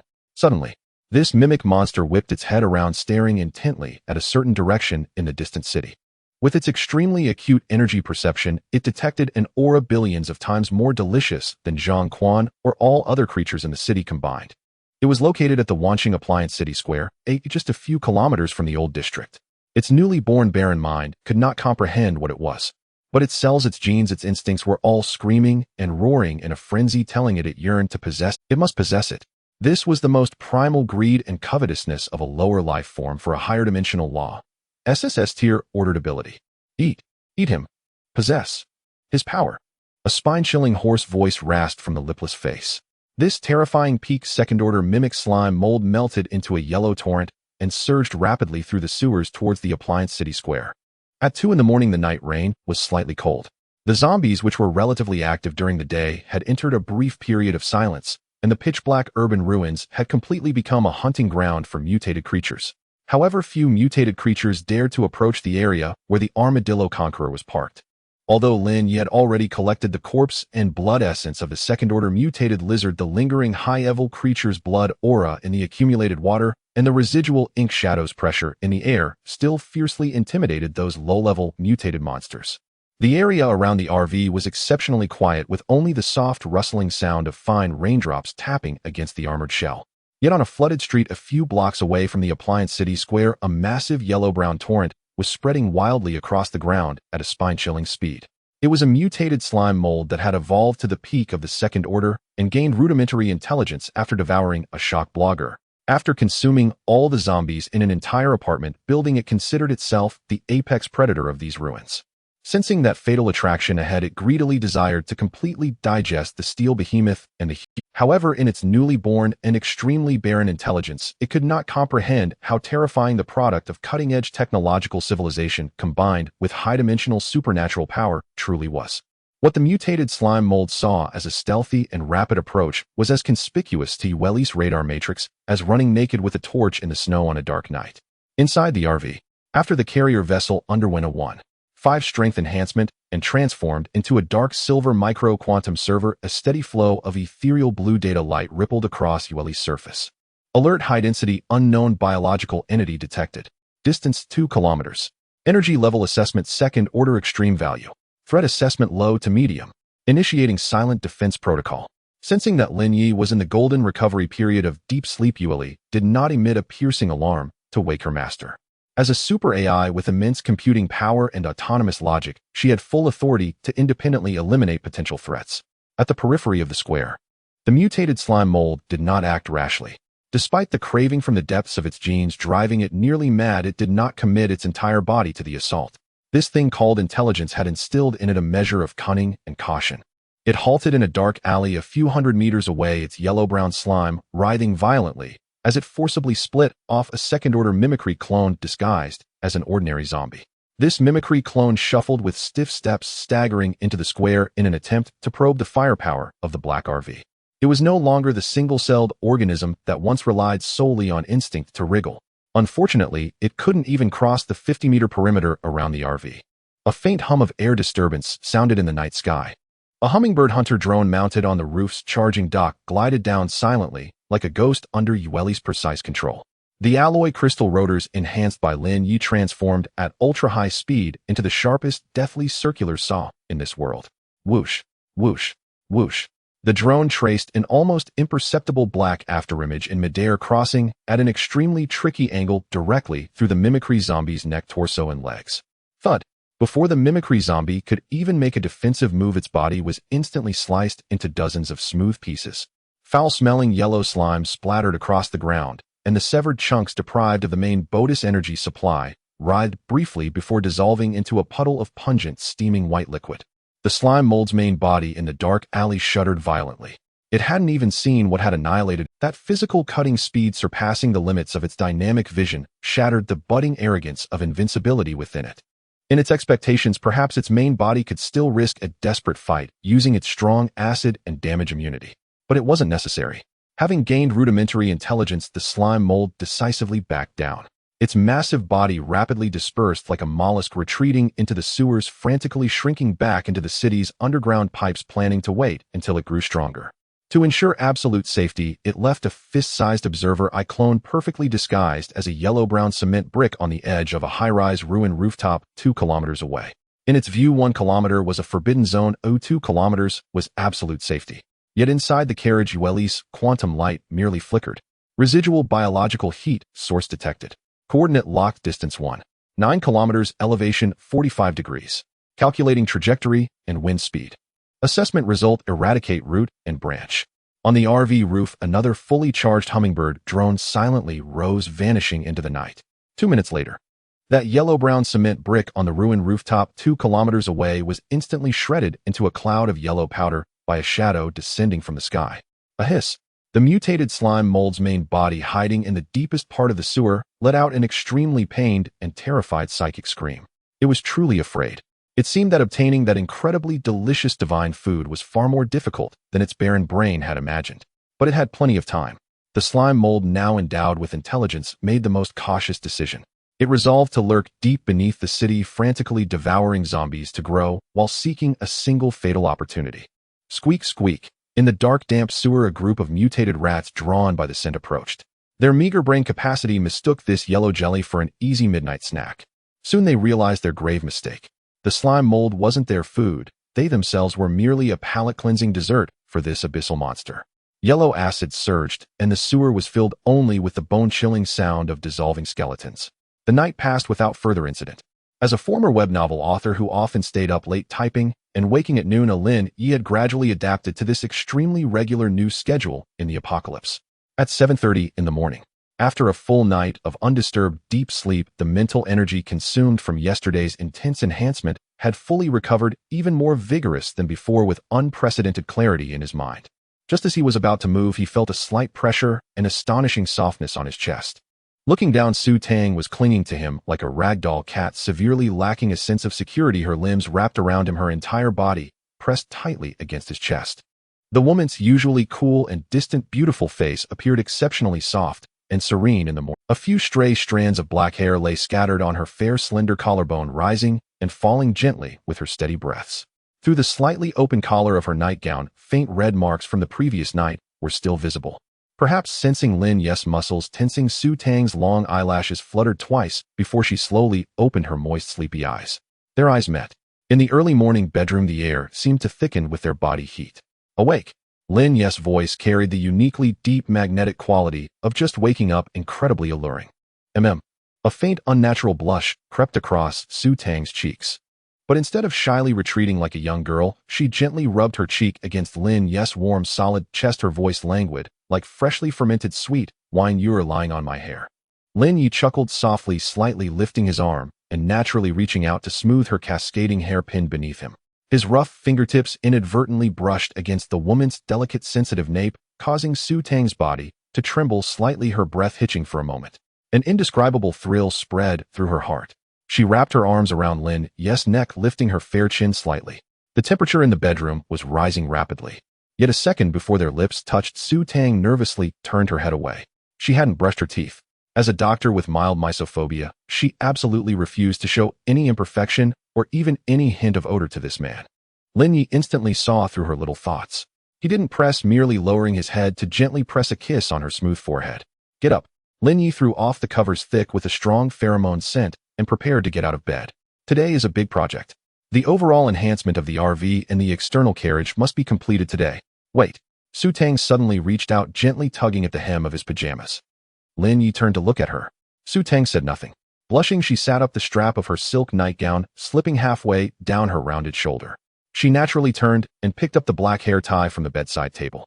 Then right in front of Lin Ye, she tilted her head back slightly, gathered her loose black hair with both hands, and skillfully tied it into a neat high ponytail at the back of her head. This movement fully revealed her beautiful, delicate face, her long, fair neck, and the breathtaking, perfect curve of her chest to Lin Ye's gaze. After tying her hair, Su Tang looked up. Her usually cool eyes now held an indescribable allure. In the early morning, the kitchen area of the RV was filled with the faint aroma of rice porridge. Due to some unavoidable delays, Lin Ye and Su Tang emerged from the master bedroom nearly an hour later than yesterday. By the time Su Tang finished washing up and changed into a clean light gray loungewear before walking into the living room, Zhao Nian had already set breakfast on the table. The rice cooker held a pot of soft, gently simmered white porridge alongside a few slices of toast toasted to a golden brown and some sizzling, greasy starch sausages prepared in the air fryer. Though simple in the apocalypse, this was undoubtedly a lavish feast of carbohydrates. "Tang Jie, good morning." Zhao Nian handed her a set of chopsticks and a bowl, about to boast, but keenly sensed something unusual about Su Tang. The woman's stunningly beautiful face radiated an astonishing, almost washed-clean freshness, while the corners of her eyes and brows were steeped in an unfathomable tenderness. Most crucially, when Su Tang opened her mouth to say thank you. "Tang Jie, why is your voice so hoarse? It sounds a bit strange." Zhao Nian blinked her pure, innocent eyes. "Could it be you caught a cold from the rain last night? But the RV's climate control system has been running all along." Cough. Maybe I didn't sleep well last night, got a bit of internal heat. A flush of crimson instantly spread across Su Tang's fair cheeks. She guiltily avoided Zhao Nian's clear gaze, picked up the bowl of porridge, and took a small concealing sip. Oh, then you should drink more water. Zhao Nian scratched her head, utterly oblivious. Soon Lin Ye also emerged after finishing his wash. The moment he sat down, a fragrant breeze drifted over. Brother Lin, good morning. Tang Yingxue, wearing a slightly oversized long t-shirt in a shirtless style that revealed two straight, fair, long legs. She naturally pulled out the chair next to Lin Ye and sat down. As a pampered young lady, she seemed not to disdain this slightly coarse breakfast at all, instead eating it with great relish. Yet if she hadn't been frequently casting flirtatious glances with her dreamy peach blossom eyes, or calling out in a syrupy voice, "Brother, I want to eat that sausage," Zhao Nian's mood might have been a bit better. This woman, she's really putting on an act. Zhao Nian muttered, inwardly poking several holes in her bread with her chopsticks. Are you all right? Han Xiaoqing, who had a colder disposition, couldn't understand the unusual behavior of Zhao Nian beside her. After a moment's thought, assuming she had missed out on the sausage, she expressionlessly picked up a sausage and placed it in Zhao Nian's bowl. You have one too. Eat more, there's work to do today. Zhao Nian opened her mouth, but couldn't say a word. Nevertheless, she obediently ate the sausage that Han Xiaoqing had given her. Though she detested Tang Yingshue's overly sweet and affected manner, she truly enjoyed being around Han Xiaoqing. This short-haired cool beauty with explosive combat power, yet a somewhat adorably dazed demeanor in daily life, was undoubtedly as reliable and good-hearted as Su Tang. At the dining table, the atmosphere was delicate. Su Tang, for a change, didn't assert her dominance over Tang Yingxue, quietly eating her breakfast. Her current state was like that of a sated, contented cat, utterly indifferent to others' provocations. After a moment, Yueli's cold, mechanical voice broke the silence. Master, good morning. Reporting last night's anomaly. At 2:40 a.m., the radar array detected an organized mutated creature attack. Its main body didn't appear. It dispatched a second-tier mutated clone for a probe, which was physically eliminated by Hummingbird. Subsequently, before Hummingbird could track and attack its main body, the creature rapidly severed the energy connection and fled. It established a biological surveillance point 9 kilometers from the RV, which has now been completely eradicated by our remote systems. Analysis conclusion: this creature's physical strength is assessed as low, but its concealment and intelligence are extremely high. It understands deploying surveillance and tactical retreat. Recommend listing it as a high-priority latent threat. After listening to Yueli's report, Lin Ye paused slightly with his porridge bowl in hand, nodding thoughtfully. Using a clone to probe and leaving an eye to observe covertly. It seemed that the evolution of mutated creatures was faster than he had anticipated. The mindless charging zombies would eventually be phased out. What was truly terrifying were these monsters that had gained intelligence. I must speed up the pace, Lin Ye thought to himself. After completing the overall reinforcement of the RV, he couldn't linger in this lifeless city forever.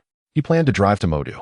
On one hand, his younger sister Lin Wu was there, and he had to pick her up. On the other, as an international metropolis with a massive population, Modu would inevitably have a higher quantity and quality of mutated creatures.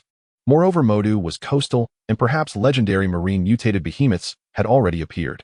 Though he now possessed an SS-level ability, he had personally slain too few mutated creatures. Without hunting more high-level monsters to gain evolution points, his own level would struggle to undergo a qualitative change. He glanced at Mo Ying, who was listlessly licking its paws in the corner, feeling somewhat helpless. The meat from yesterday's lizard was limited, and with Mo Ying's appetite like that of a large cat, it wouldn't last more than a few days. He had to make better use of the RV's firepower to go restocking. After breakfast, Lin Ye didn't rush to reinforce the DJI drone Tang Yingxue had brought, nor did he work on the rooftop charging device. He turned his head, his gaze burning, as he looked at Zhao Nian, who was clearing the dishes. After a full night's rest and the high-quality sleep of early morning, his mental strength and physical energy were at their absolute peak. Nian Nian, come here, Lin Ye beckoned. What is it, Brother Lin? Zhao Nian dried her hands and obediently ran over. Sit down. Close your eyes, relax. Lin Ye took a deep breath, his expression turning extremely serious. Yesterday, his attempt to separately strengthen her ability outside had failed, repelled by that complex genetic lock. But today he intended to try a different approach, directly performing a comprehensive overall enhancement on Zhao Nian's life form. Just like when he had strengthened the RV, not focusing on any single component, but an overall sublimation. The moment Lin Ye's broad, warm hand covered Zhao Nian's head. Whoosh! The intricate world of lines unfolded before Lin Ye once again. This time, he didn't touch the golden core line representing the ability. Instead, he spread his mental energy like liquid mercury, evenly covering every blood vessel and muscle throughout Zhao Nian's body. Sequence, strengthen, boom.